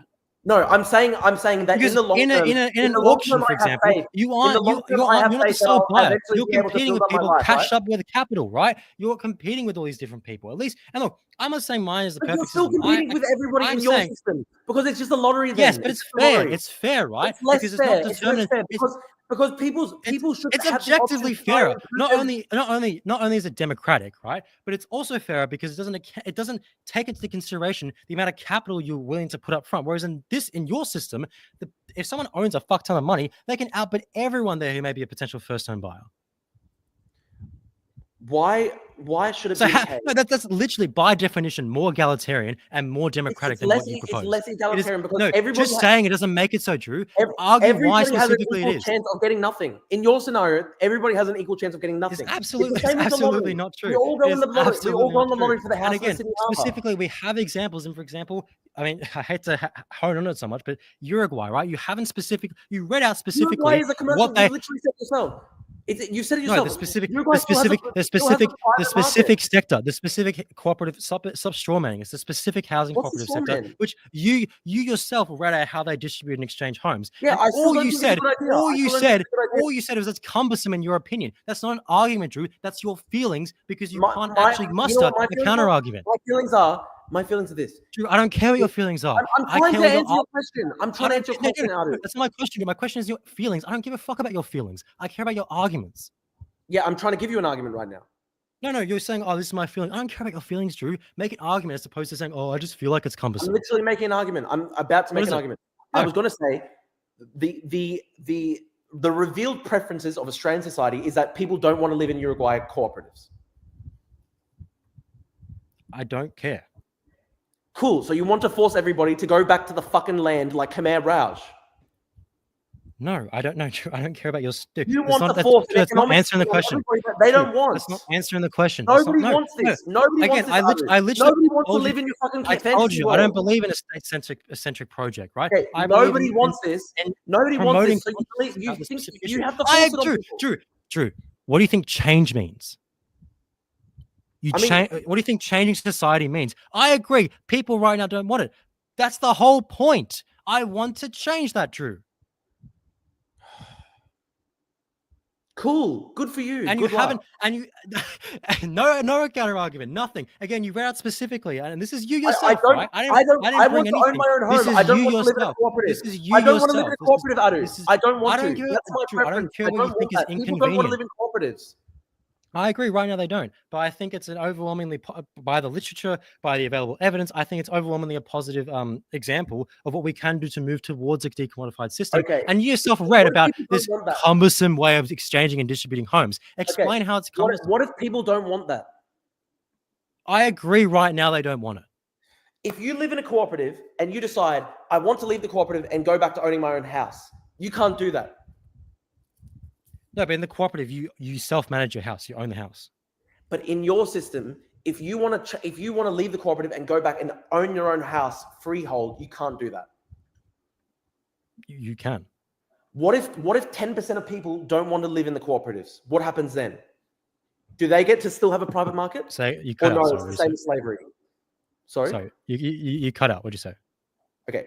Say in your scenario, 70% of people, 60% of people want to live in cooperatives, 40% want to have their own homes. Are you going to say to the 40%, sorry, you're not allowed to own your own home? You have to go into the cooperatives. You've got to herd them into the cooperatives by force. Khmer Rouge, Pol Pot style. Drew, I think it's the third time I'm saying it. I don't believe in a state-centric project. Okay, so you just magically wait until everybody wants communism, and then we have communism. You just wait until everybody magically wants communism, and then you're going to implement it. That's how cultural change works. Yes. Well, okay. Again, I've said what I specifically want to do is my role specifically, but I think that's what we should be moving towards in society. And I agree. Again, I've said it a million times, and you keep honing back to it because you can't make a specific counter argument, a logical one that's outside of your specific feelings about the housing models that are proposed. We've only gone through Uruguay. We can talk about Germany if you want. We can talk about Vienna. I got a whole channel about it, right? We haven't talked about these things because you keep deflecting to your own personal feelings. Dude, your whole thing is magic. You're just saying. You said before that cultural change is possible in society. You said before that cultural change is possible. I agree. Cultural change is possible. We should be moving towards it. Okay. We're just going to magically have that cultural change. You can't explain how it's going to happen. It's just going to magically happen. I just did. I think there's a number of ways in which I personally can do it. I think there's a number of ways other organizations can do it. But I've talked about that at length, and I've talked about it at length in my videos. Yet the only sticking point you have is that I personally feel like this specific model is cumbersome, which is not an argument, Drew. My argument is that no one wants to live in a co-op. I don't want to live in a co-op. I want to live by myself. Drew Pablo, I fucking agree. I agree right now that no one wants to live in a cooperative society. I agree. Will the culture change in our lifetimes? before the housing shortage Look, is fucking fixed? look, I'm Like, relatively look, like this all started I'm because I relatively. said, Ask me this a also because I question. said, let's bring down home prices in the next 2 to 3 years by not having infinity migration. And you're just basically saying, no, let's not do that. Let's just wait 80 years to have communism.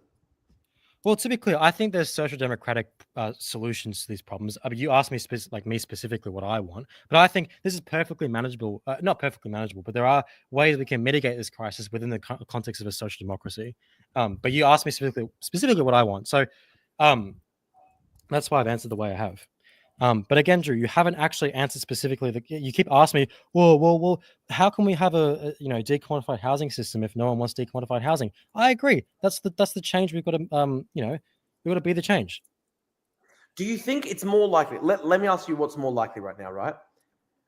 We wait 80 years for the culture to change to embrace communism, or there's just significant backlash to mass migration that, unfortunately, you just empower the far right and the far right take power, and then they just do bad things.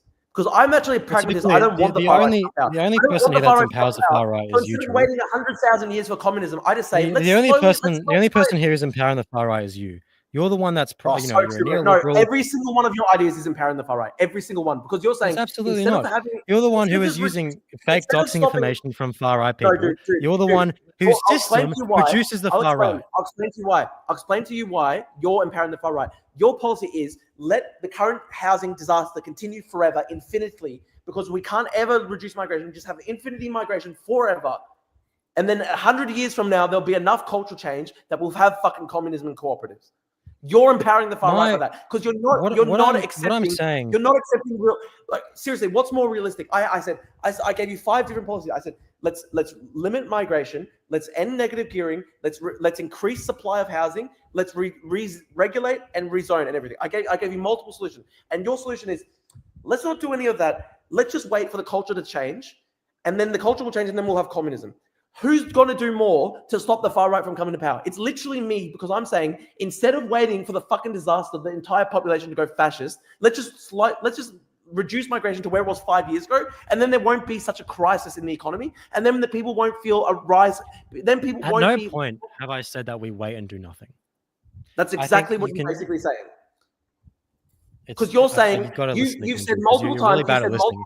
I think you've said multiple times. You don't believe in state force. You're shifting the goalpost, Drew. What you were asking me about specifically before is what I would want in an ideal world, not how we would get there specifically, right? How we would get there, and I think winning small things. For example, right? So I think a part of this movement, a part of a communist movement, should be stopping the privatization of public housing. I think that's a good thing, right? That's not doing communism right now, but that's a step towards. That's a win. That's my action. What I want isn't necessarily mutually exclusive. Sorry, can you say it again? Well, it's not even necessarily a small step. I think that we can win small things in the current by building counterpower and extracting concessions from the current hegemony, right? That's the point of counterpower, but we're still building towards something greater, but we can still extract small concessions in the way, right? So for example, the public housing towers in Melbourne, right? I think they shouldn't be demolished. I think if we have enough clout in sway, that's not the point I'm making, Drew. You're focusing on something that's not what I'm saying. I'm saying these small wins are one in the process of constructing a new society. We're not just waiting and doing nothing. Right. Okay, and if anything, hold on. And I want to comment about the far right thing. I want to comment about the far right thing because what you're doing is effectively giving into the rhetoric of the far right and saying that it's just the immigrants. And you disproportionately focus on immigrants. You've never once mentioned the commodification of housing at all, right? You've never once said we want to build mass public housing. Right? I'll explain to you. If you reduce migration to where it was 5 years ago, which is not radical at all, if you just have this moderate policy, which is what Keir Starmer is doing in Britain right now, you will take away power from the far right because they will have less power. They're exploiting this issue because it's a real issue in society that's causing people pain and harm. What is the recent? Drew, what does the recent polling have reform at in the UK? They're literally on track to win. That's why Keir Starmer has to take away their power by lowering migration. Right. So do you seriously think if Keir Starmer committed to a slight decline in migration that the reform is going to be stopped? Britain, for Britain, it's not a slight decline. They need to massively decline it. They had 1 million net per year. They need to take it down to 150, 200,000 a year minimum. They need like 70, 80% cuts. And if they do that, it'll take away so much of Nigel Farage's power. That's the worst. You're giving into them. Can I tell you, Adu, if Keir Starmer does that, Nigel Farage will be fucking spewing because that's what he's building all his power off. That's what he's exploiting anger in society. If you take the anger away by just having a moderate policy, then they can't exploit it. So instead of doing what instead of allowing the far right to win, you're just doing what the far right wants. But it's not the far right. It's great policy. This is what's happening. It's great policy, Joe. I love it. But there's a broader point I want to make about you and the far right. And then the far right exploit that anger. If you make the population no longer angry, then the far right can't exploit that. It's simple. But you don't target the immigrants. You don't punish the immigrants. That you actually address the reasons why it's not a punishment to say that it's not a punishment to say that infinity immigration is not sustainable for every country on earth. But you're restricting their freedom of movement, so you are. But freedom of movement does not exist. You can't have total freedom of movement. It's impossible, Adu. It's literally impossible. I agree, but you're moving more towards a restrictive stance, which yes, you have to because the population is angry. But people are justifiably angry. People are angry because they can't get their home. They're angry at the cost of living, but this isn't the problem with immigration, right? And you're just saying side with the far right, given to all their demands, that'll totally appease the far right. That'll totally fix everything, right? Okay. I love how we don't want the far right. I don't want national liberals and appeasing the far right. It's a great. Just lower migration so that we don't get the far right coming to power. It's as simple as that. Appeasing the far right, Drew. And again, like you collaborate with the far right. You think that you collaborate with the far right. Everybody has the right to live in Britain and Australia. And again, the only reason this has come up is because you cannot answer specifically what is wrong with the cooperative housing model. You keep trying to dodge away from that, right? No, I'm just saying there's anger in society. All you say it's cumbersome. All it is cumbersome. People are justifiably mad. It inconveniences me. I don't care if it's cumbersome to you, Drew. That's not an argument against it. I don't give a fuck about the cumbersome issue. I'm saying to you, people are mad. I do because you're shifting the goalposts away from what we're actually talking about, right? You can stop the far right from coming to power if you just reduce infinity migration. It's fucking simple. You're misdirecting, Drew. You can't. You've been fundamentally unable to address the points being made, even when you read it out yourself. And all you have to say is that it's cumbersome. That's all you have to say. Okay, who has worked better in Germany at stopping the far right? The 1930s socialists or the CDU, which just blocked the far right, the AfD, from joining the coalition? The CDU is more successful at stopping the fascists. Well, the socialists let them come to power because they all were obsessed with ideological purity. This isn't about ideological purity, but again, Drew, the system you want, the system, the current forever, and then infinity migration forever. Otherwise, you're giving the system that you want. The system that you want produces the far right. The inequalities that spew from your system decrease migration. Absolutely, it does. There won't be a far right if you just decrease migration. It's fucking simple. No, it's absolutely not as simple as that because the far right will find things to latch onto. They'll find scapegoats. There was a poll. Do you accept that you're misdirecting? The reason why people move towards the far right is because fundamentally the material conditions are shit, right? And what you want to do is not address the material conditions. You don't want to make people's lives better. You just want to attack the immigrant. Western Sydney is the most culturally diverse place on the entire planet. There's 300 languages spoken in Western Sydney. There was a poll of Western Sydney before the election. 80% of Western Sydney, which is the most culturally diverse place on earth with 300 languages, 80% of them wanted lower migration. And they're all migrants themselves. So do you see there's anger in society? Let's just reduce migration and there won't be anger. It's misdirected though. Why? No. Why do you have this cult-like belief in infinity migration?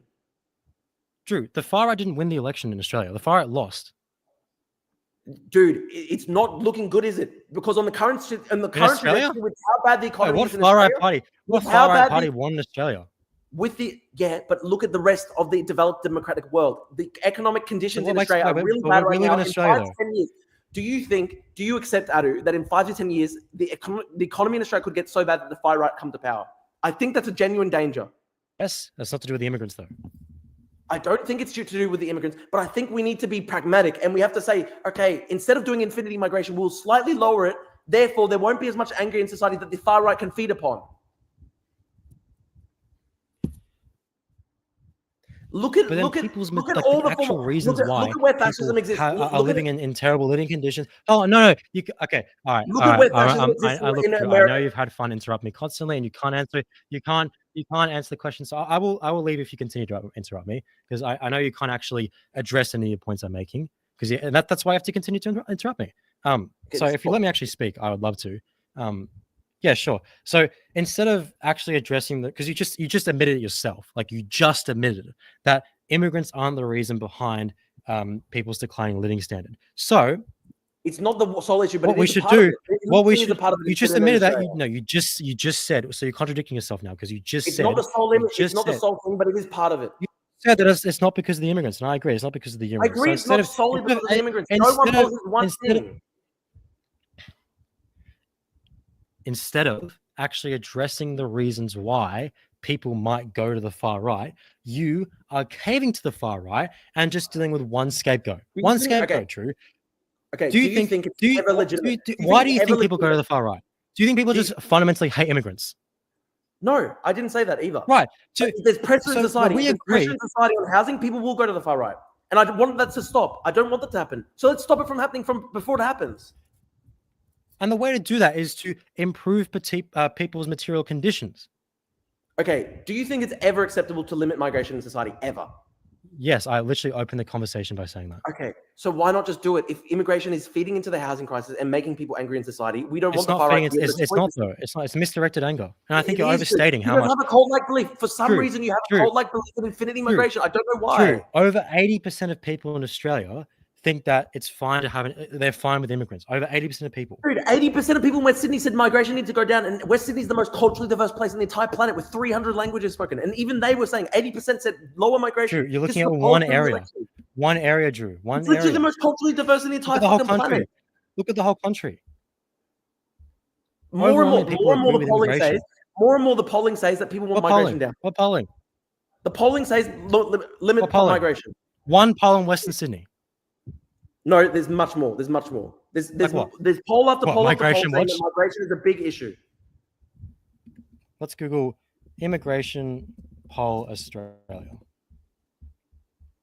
Lowy Institute, very liberal. Here we go. They're going to Lowy Institute. 40, everyone loves 48%. 48%. So it's not even a majority. 48%. Actually, wait, hang on.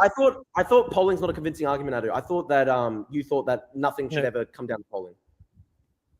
When have I ever said that? Oh, you said if a policy is unpopular but right, we should just go through with the policy. So what if this is just unpopular but right? No. This is your argument though. This is your argument. I'm checking your argument. I'm not making an affirmative argument. I'm checking your framing, Drew. You're saying, because so many people are so virulently hateful towards immigrants because their material conditions are declining. Dude, okay, can I say, Drew, stop nitpicking. Drew, stop nitpicking. Actually respond to the argument. Because people are suffering materially, they're going to scapegoat immigrants. Drew, 48% of people think immigration is too high in Australia. 48% of people think immigration is too high. No, it's much higher than that. First result on Google, Lowy Institute. Lowy Institute. I'm bringing up this. I just sent you the poll. 46% of voters said that while immigration has been good for Australia, it should be reduced until the government improves housing affordability and infrastructure. Around 4 out of 5. 86% of Western Sydney voters believe Australia's immigration intake should be lowered. 86%. Wait, so do you think the entirety of the national policy of Australia should be dictated by Western Sydney? No, dude, but if Western Sydney is doing this... You just said 46% nationally thought that immigration was too high. No, that was a subset of that one poll. So of that one poll, 86% in West Sydney said that it's too high. And then there were different reasons. Their reasoning for it was varied. 46% it should be lowered as a direct response to housing. So national policy should be withheld. National policy should be dictated by Western Sydney. Is that what you're saying? No, dude. I'm saying that Western Sydney is quite representative. Your point is quite representative. No, it's not. It's not. It's 48%. Lowy Institute. Okay, but dude, if Western Sydney is so culturally diverse, why do you think... I don't care about one specific area if we're talking about national policy. So you're saying, this wave of anti-immigrant sentiment. It's not. In reality, it's a slim minority, which I agree, by the way. It's concerning, but the answer then isn't to punish immigrants. But is it a punishment to say that not everybody can come to Australia? Why is it a punishment? Yes, you're restricting that. Yes, you're restricting their movement. Why do they have a right to come to Australia? Not everybody has a right to come to Australia. I think they do. I think if you're Why? saying you have to have You a want to justifiable open borders, but reason, it's not sustainable. Why does well, no, somebody have a? I agree What is that the in moral certain case for somebody circumstances, having an I innate agree right in to certain circumstances, I agree in certain circumstances that restricting people's movement is justifiable because it increases their positive liberty compared to their negative liberty. But in this instance, you have to justify it. And you're saying, well, because the population is so far right, because their material circumstances are declining, No. and they want anti-immigration policies, that's actually not reflective of the reality. No, you say that everybody has an innate right to come to Australia if they want to. Why? I didn't say innate. I said they're They have a right able to move.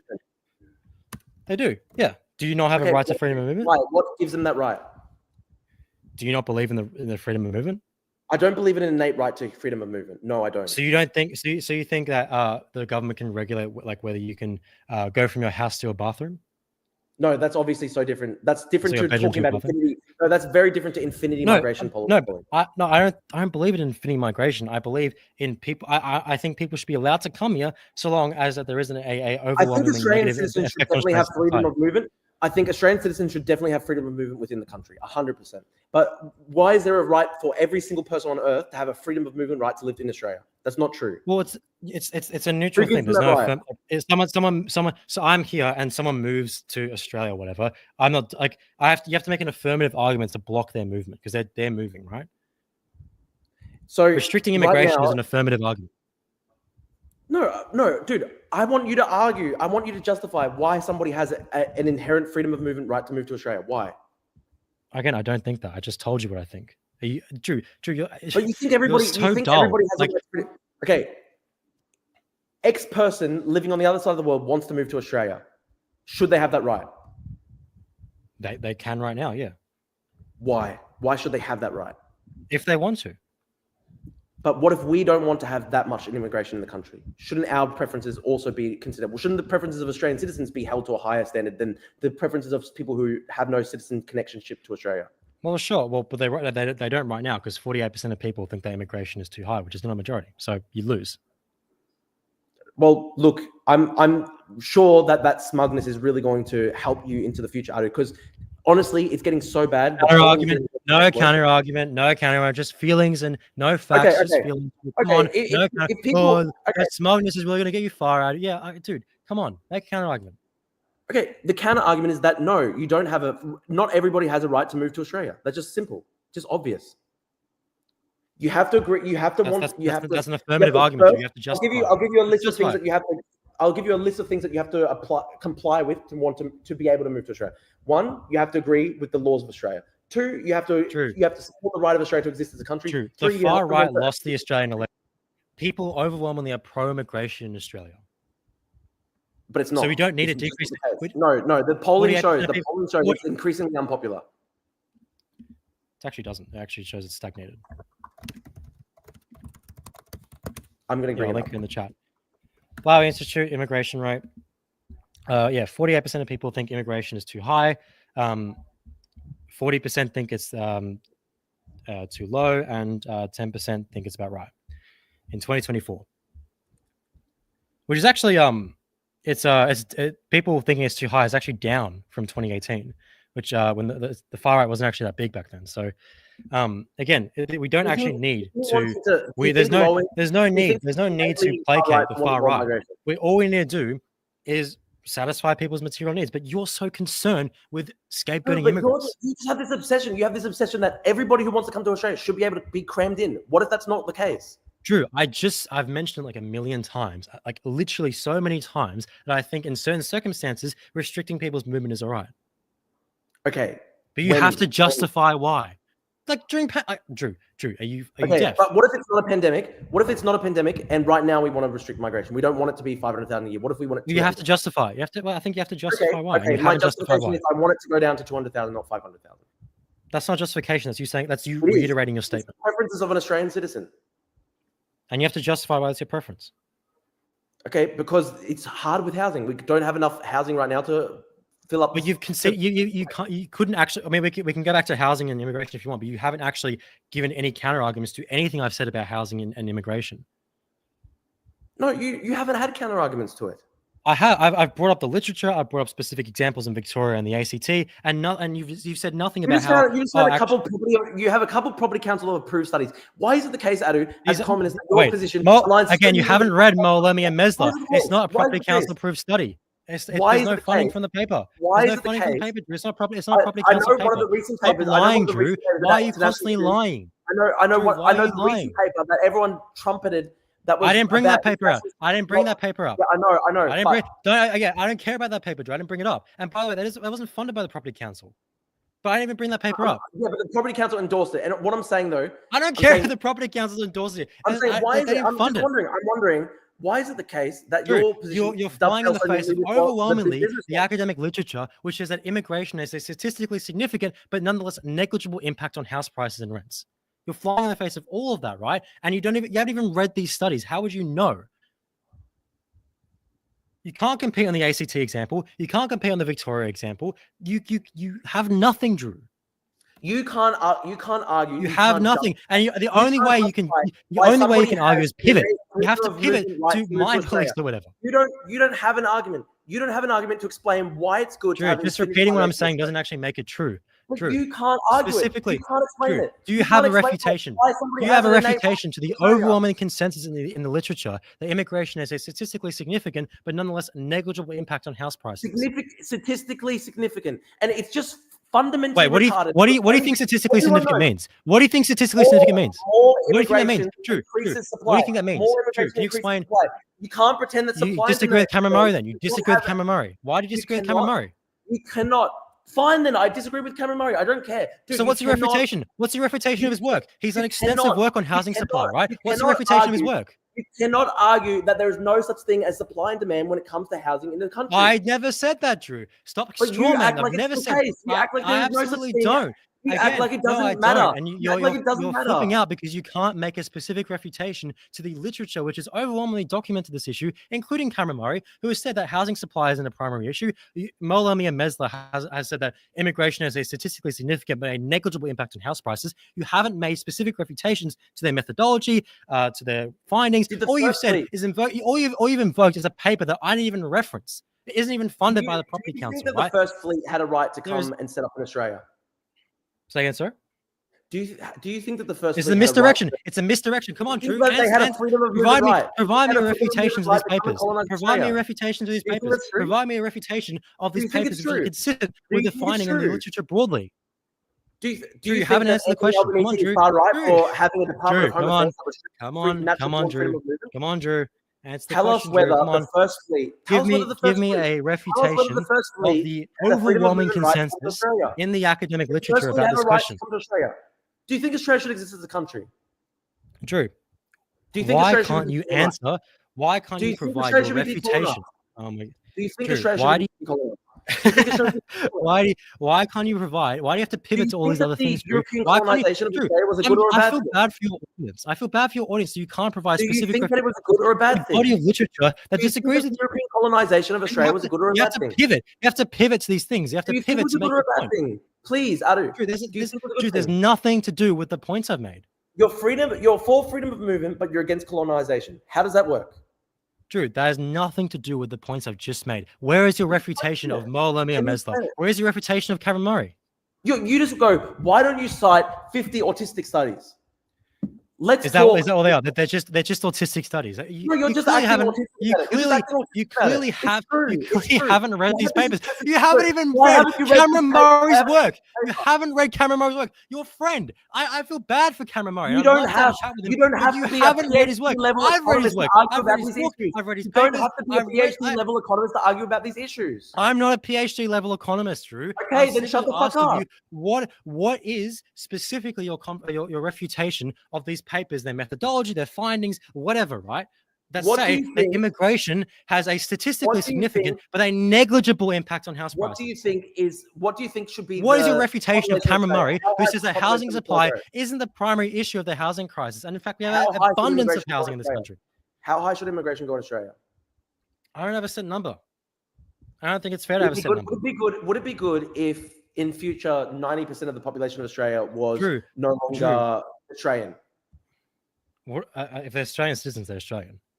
Drew, But do what you is your think- refutation? do you think I've just though- answered your question. Drew, I've answered your though, question. Drew, what is your the refutation to existing Molami and Australian Mesler, ethnicity was specifically kind of wiped out? the statistical significance, but nonetheless negligible impact of Do immigration you on think house it would be a prices? good thing? Do you Why, think it would be a Drew? good I thing? feel if really the bad for your current audience because Australia you were can't altered answer this 90%? question. Do you think it'd be Drew, a I good thing feel if the so current bad. I demographic feel of so Australia were bad for your altered audience. You 90%? can't answer these questions. What is your answer to think it'd be a Cameron good Murray thing saying if that supply tomorrow- isn't a problem? Do you think it'd be a good thing if tomorrow the entire population of Indonesia decided they had a freedom of movement right to just live in Australia and just Australia no longer existed? No, because I don't think Australia could handle it. Okay, then how do we draw that line? Well, I think it's fine right now. It's fine right now.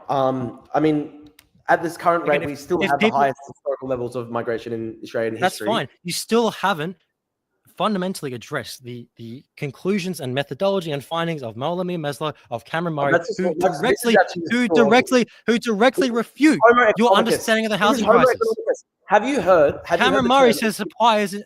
Cameron Murray Have you said that come to housing heard- supply have you- isn't Have you heard the essential. term? This comes from France. This was actually something that people made to.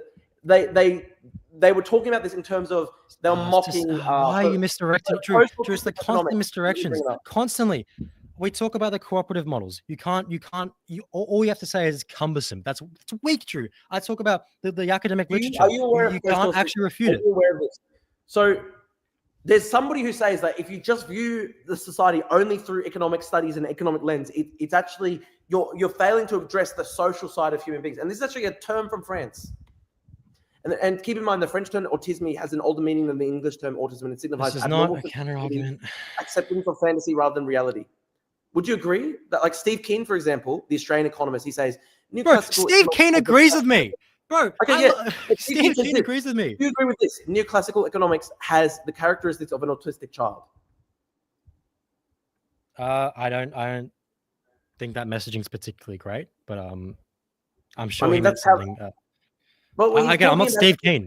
If you're only viewing the world through only economics, you're missing the social side of human beings. Like, for example, human beings also have a culture that they want to be preserved, right? Absolutely, we but not culture's informed by our material reality, right?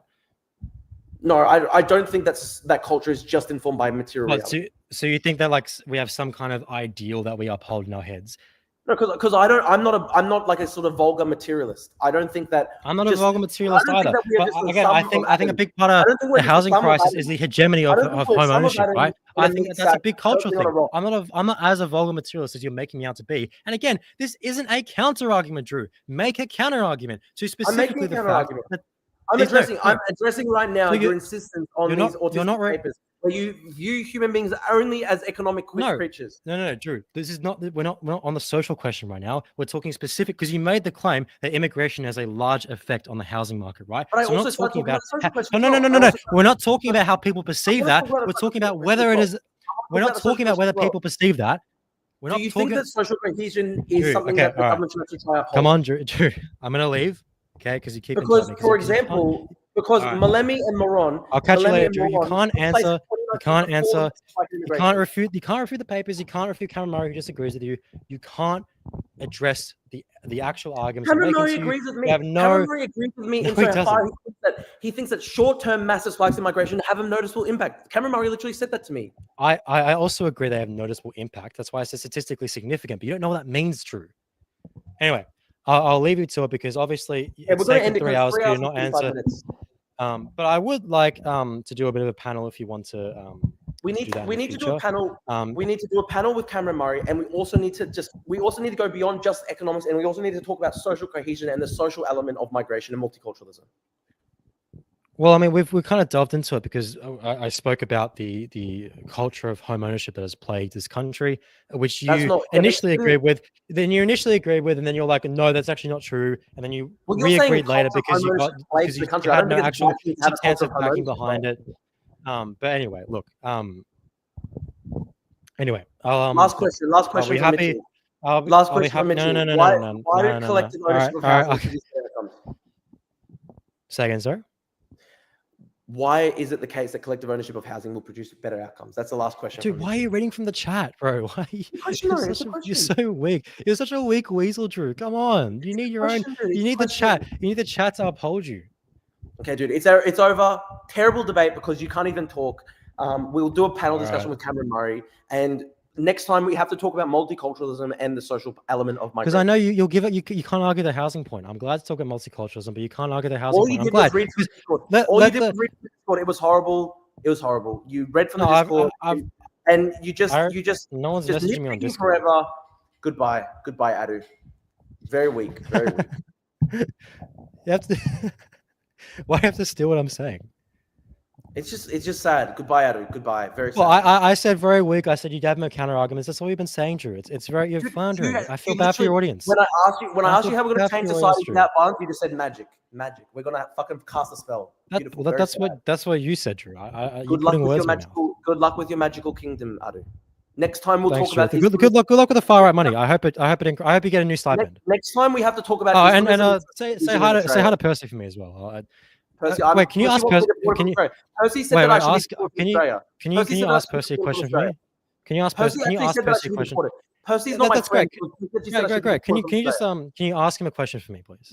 Yeah, but I'm not friends with Percy. That's fine. Can you ask him a question? Can you ask me a question? I can't, because I don't talk to him. Because can you just ask him what a recession is? I'd love for him to tell us what a recession is. Good luck to you. But look, good luck with your good luck with your magical communism.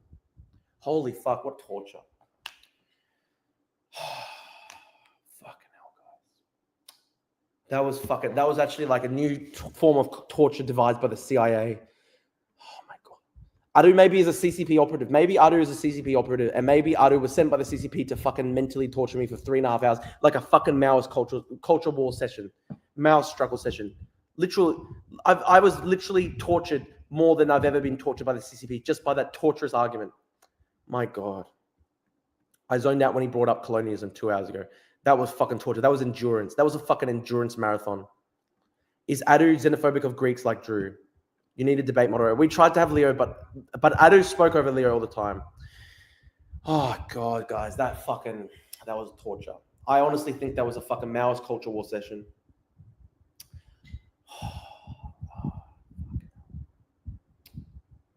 That was so painful, guys. Literally Maoist culture war session. Torture. Oh my God. Fucking hell. Oh my God, dude. That was fucking torture.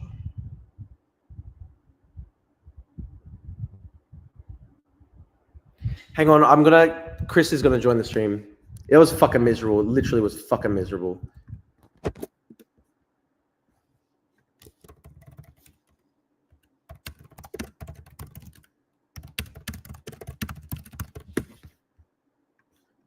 Oh my God. How fucking funny was that argument? First in, best dressed. Free October. Drew, you need better discipline too. It's hard when he's just straight up insulting me to my face for 3.5 hours. Will you review the footage for ways to improve? I mean, I should, but it just makes me angry because all he did was just insult me for 3.5 hours. Oh my God, dude. How smart is that idea under communism? It's first in, best dressed. So if you're fucking wealthy now under capitalism, first in, best dressed, you're just wealthy forever. Fucking clown. Oh my God, dude. Just rewatch it. It wasn't just Adu talking over Leo. There was no point him even being there. It's just hard, dude, because Adu was just constantly insulting me and always speaking over me. Chris is joining us. How much more productive would that have been if it was like literally like 3v3 with a proper moderation instead of Adu just insulting me constantly? Look, I honestly think I was keen for the 2v2 or 3v3. I did the reading. You were busy doing a stream and I was doing the reading. So I was doing a bit of streaming at my screen. I accept that you have a day job of streaming to people, and I have a day job of, well, you know what I do.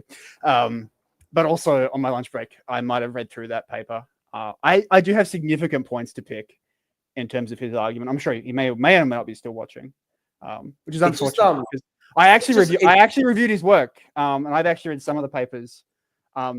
Not particularly. By the way, Malemus and moron. That was a beautiful line. Wait, hang on. I'm going to send you a StreamYard link. Sid can join us. He's a Canadian guy, and I think we roughly agree on a lot of this stuff. But obviously, like, there were people who didn't like my characteristics when I debated today, but oh my god, dude, that was fucking torture. It was I'll pretty send- torturous to watch. If you know if you're still on the chat after 3 hours, Oh my like God. 4 Dude, hours. how fucking cringe is Max Huber? He held you to account. He didn't let you get away from the point. What? When No, did Max. he? No, Max, Max. he fucking evaded. Like, He having watched evaded that so whole much. time. Dude, we tried to ask him. Okay, what happens to somebody who's already invested their life savings in a house? And he just couldn't answer. He just said, "Oh, magically they're going to be communism and they're going to be okay with it." It was fucking ridiculous, dude. There were some reasonably ridiculous points. The fact that he spent the entire first, I'd say, hour and 40 minutes, just like there was no attempt for him for the good at least the first hour and 40, if not more, to actually make a substantial positive argument while dragging you over the cot. Like, this is not to blow your dick for a bit, so I'm just gonna but he didn't make a substantive positive argument for almost the entire time. I had to go back and have dinner and come back, and finally came back. He was saying something. Hello, Sid. I know, dude. It was literally 2 hours. Hey, Sid, tell us what you think, man. That was fucking hard. I think this is the problem, really, when you argue with these sort of utopian people, because they want specific kind of policy answers, but when it comes to their own thing, it just basically becomes, well, let's just decommodify housing. We'll get to this point, and then people will. There'll be magically no scarcity. It'll solve all these problems, and there won't be any violence. There won't be any violence. It just fell apart halfway. Especially I think when you were pressing him on his own kind of system, I was like, okay, this is so entirely utopian. This is so outside the realm of considering even as a policy possibility, you know? Dude, he had no solution to the problem of scarcity because, I just kept on asking him, how do you distribute scarce goods in this society? He just goes first in best dress. That doesn't even make sense within a socialist framework. At least say it'll be a lottery, right? He actually just straight up said, "Oh, if you own a fucking wealth, if you own wealth, you get to inherit." And then later he said, "Oh, well, we'll expropriate it." It was just so slimy. Yeah, it was, and that was obviously the thin end of the wedge. And I know that it wasn't you didn't run it in the greatest way, but it was also the squirming about, the first in best dress shit was truly that was ridiculous because I did actually laugh. I did actually laugh. Because his whole thing is he didn't want to admit that he would have to use violence to implement his solution. Well, that's fundamentally the point about expropriation. You actually didn't hit on that. You made that good Section 51 argument early on, which I was enjoying quite a lot, about correct financial redress for eminent domain. Really, there is no he had nothing there. It would have been hundreds of billions of dollars. Oh, how is the government going to do it? Print the money. Okay, so it's going to dump more money into the inflated housing market, to buy in buying those empty houses, we're going to actually pump the money supply hugely. And that wouldn't affect the economy, but if you tried to stagnate house prices, that would completely ruin it. I mean, you see, it's such it's kind of hard. I said, let's just stabilize and slowly lower house prices over time. He said, you're going to destroy the economy. And then his solution is literally abolish the entire private property. Exactly. He needs to finish his economics degree. Effectively, he needs to finish the. I probably guess based on his argument, I'm probably guessing he's a PPE student. One of the greatest. The thing that pissed me off, though, was just the smugness of it all, though. He just kept on declaring, you're retarded, you have no argument, all this shit. And then, meanwhile, he just massive gaping holes in his rhetoric where he basically said, oh, you're going to crash the economy by just stagnating house prices. Oh, but also, I'm just going to abolish the entire private property market, $11 trillion. And that's going to be fine. And then when you try and ask him about it, he goes, oh, we're just going to change the culture. Fucking hell, it fell apart when you started asking him. And I think as for the Japan point, I think it kind of, the way I would have capitalized on that is basically, look, there's kind of two streams of thought.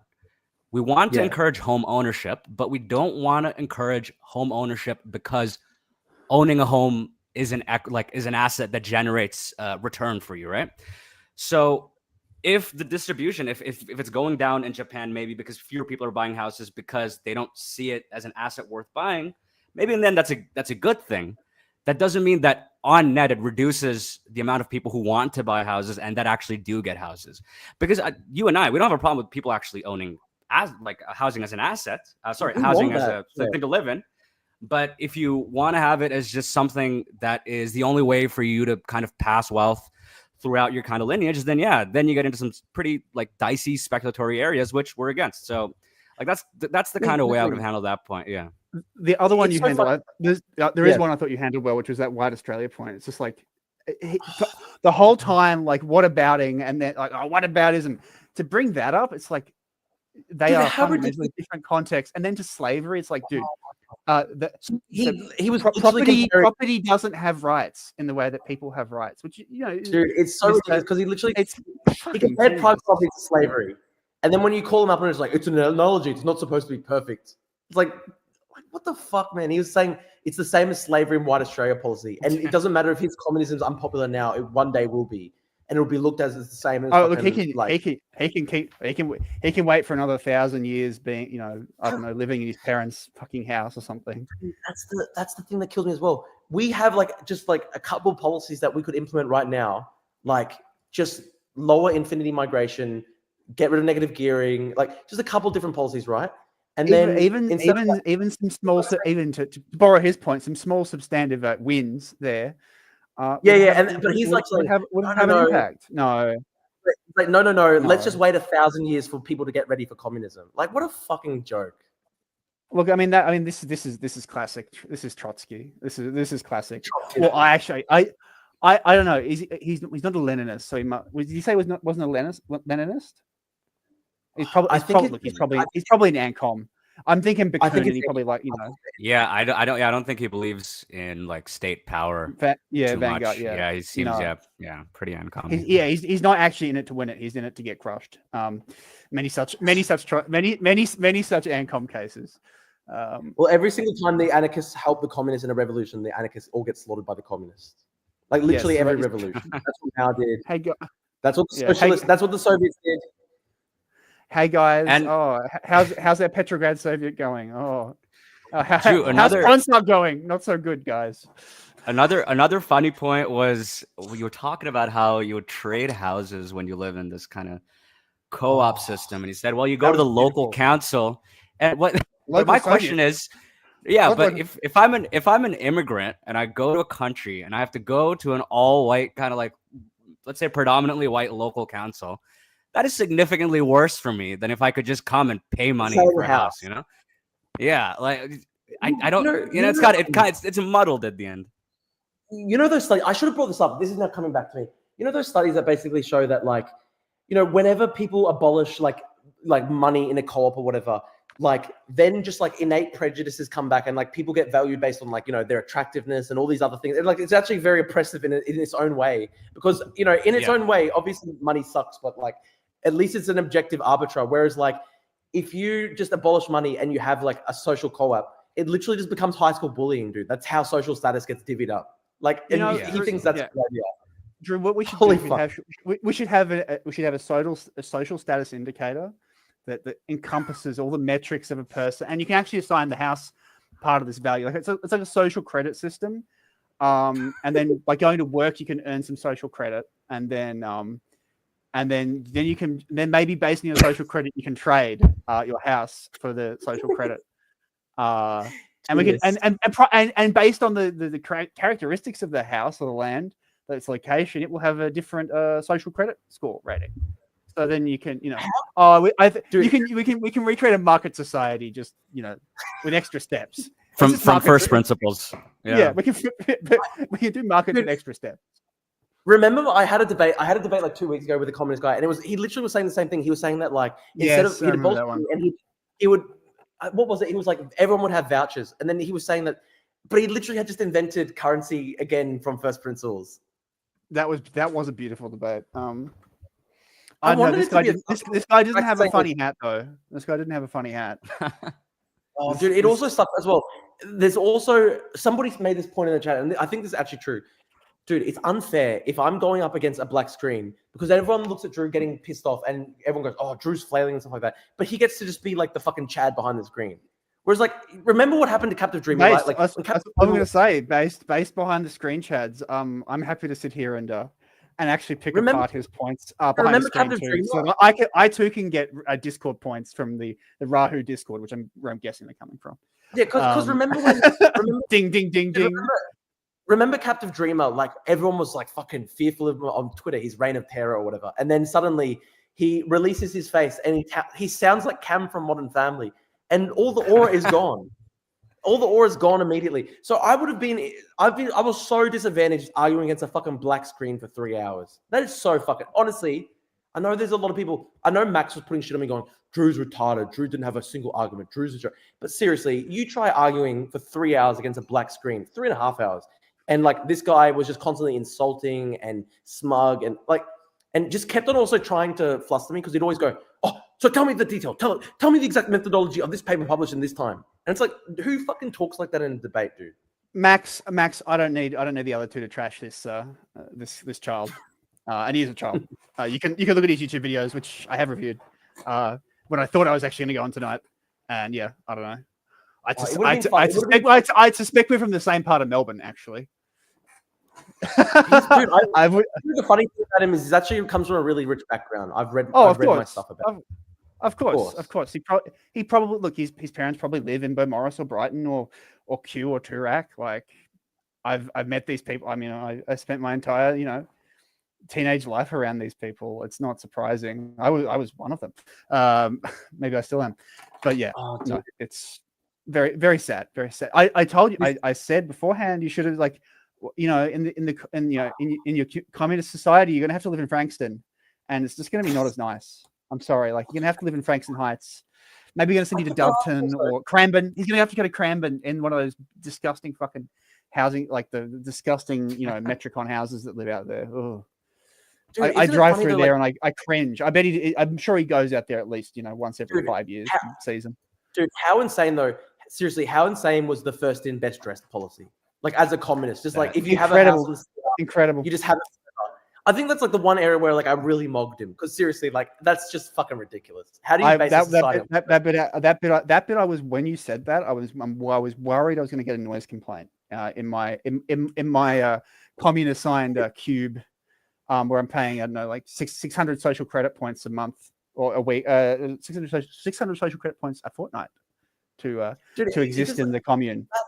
That point though, imagine, like, again, how the fuck do you even have like anything if it's a first in best dressed policy? You just say, okay, this guy stole the fucking land, so he gets it forever. Like, it's fucking ridiculous.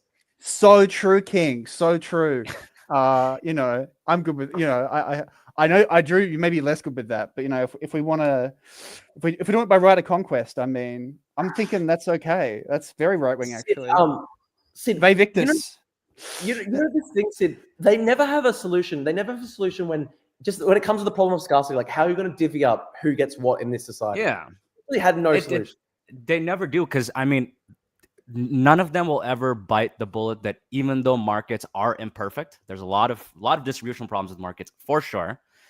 They are still relatively the best way to send price signals and convey the scarcity of a certain thing.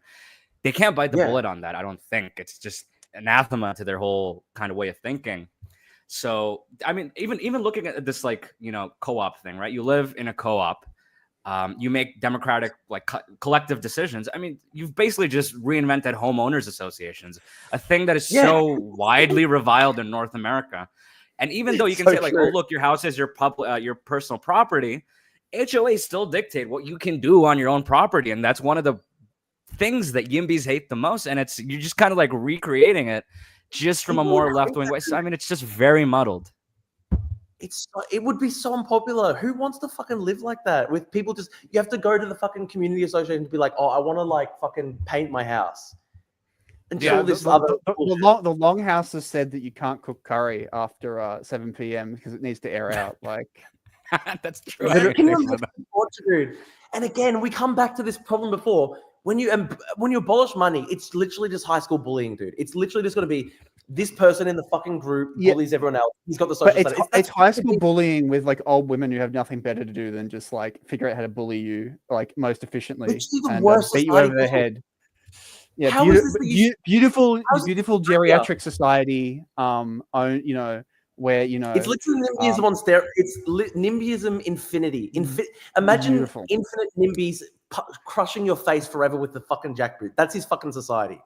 Beautiful. Yeah, and that just to answer something this guy was saying, and again, this is one point that really confused me.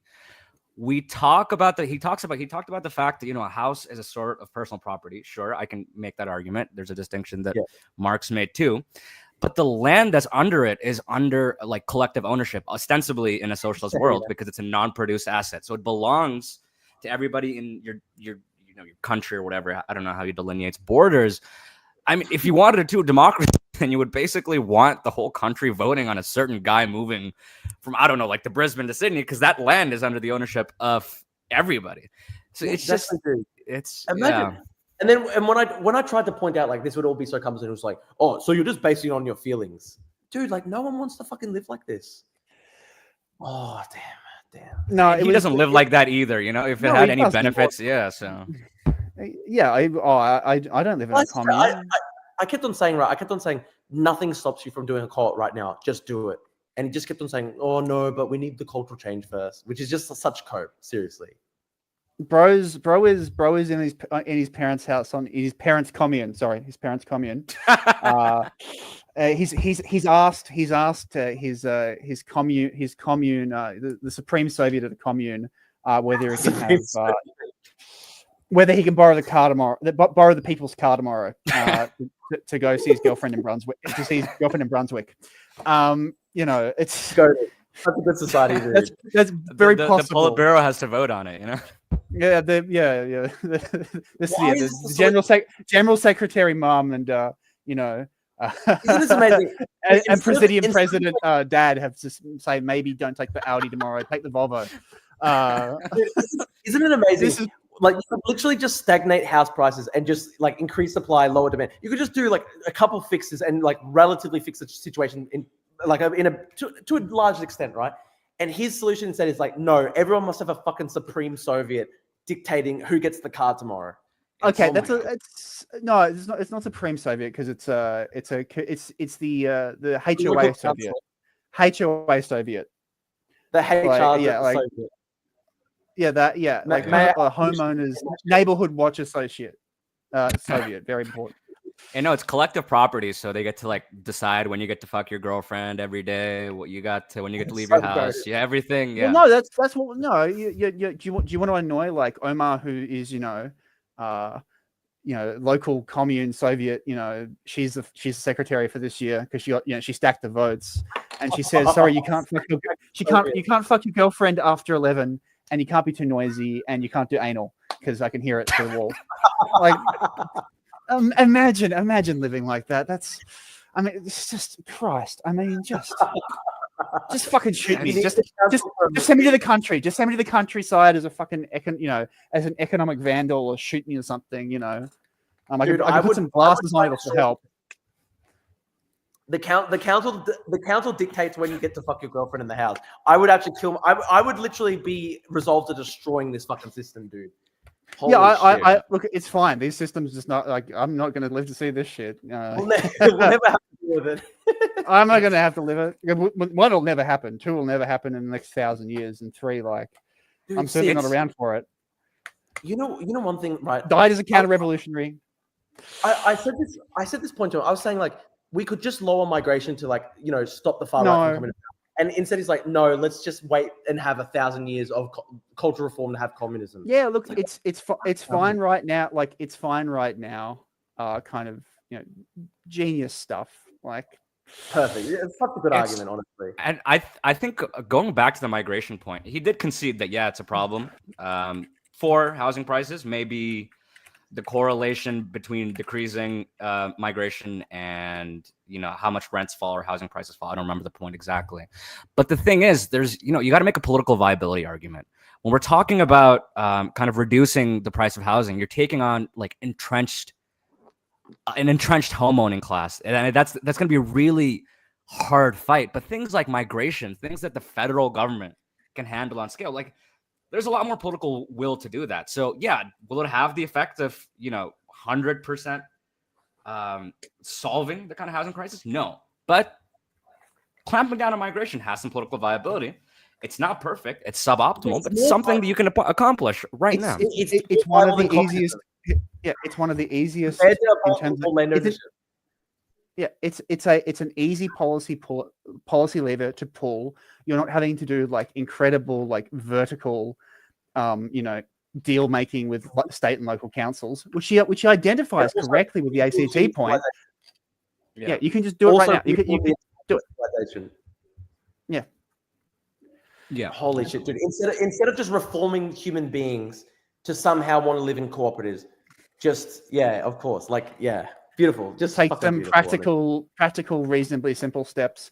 And I'll to tag back on the migration argument, because the one of his videos I'd actually previously watched, because it's got a clickbait title, is immigration is okay actually. The studies which he uses in there do not, in fact, support a lot of his findings, and certainly not a lot of the stuff that he says when he's not in a scripted video. Particularly the Treasury papers, do not account for the full financial impact of the immigrants, and the papers themselves state this. They do not account for the impact on infrastructure, which is even if they're fully paying for the cost of, they're paying full economic rates for the cost of the building of their housing, then this is like the infrastructure needs to catch up.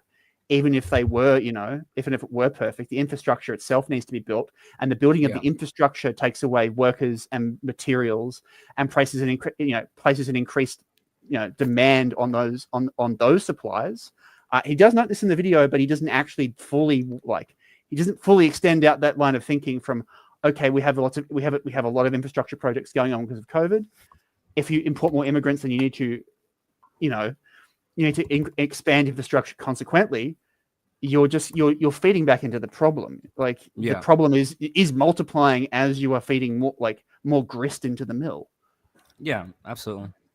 And sorry, just to finish off, and the Malemi paper, which I was reading middle of that, the initial part of the argument.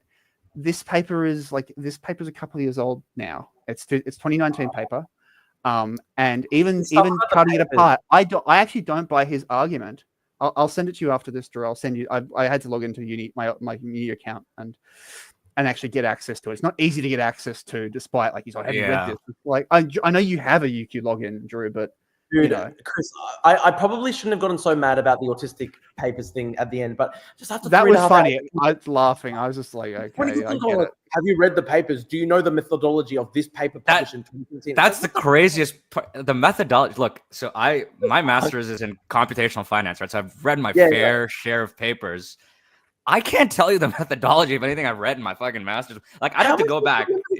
That's a weird kind of weird cheap dunk to get. I didn't really felt weird about when he did that. It was really dirty. It's I referenced the paper last week on something. I couldn't I can tell you roughly how they did it, but I couldn't sit here and give you a 10-minute deep dive analysis of how they surveyed these populations of of bank managers in terms of their why they were giving finance or not. I have no idea. I couldn't tell you.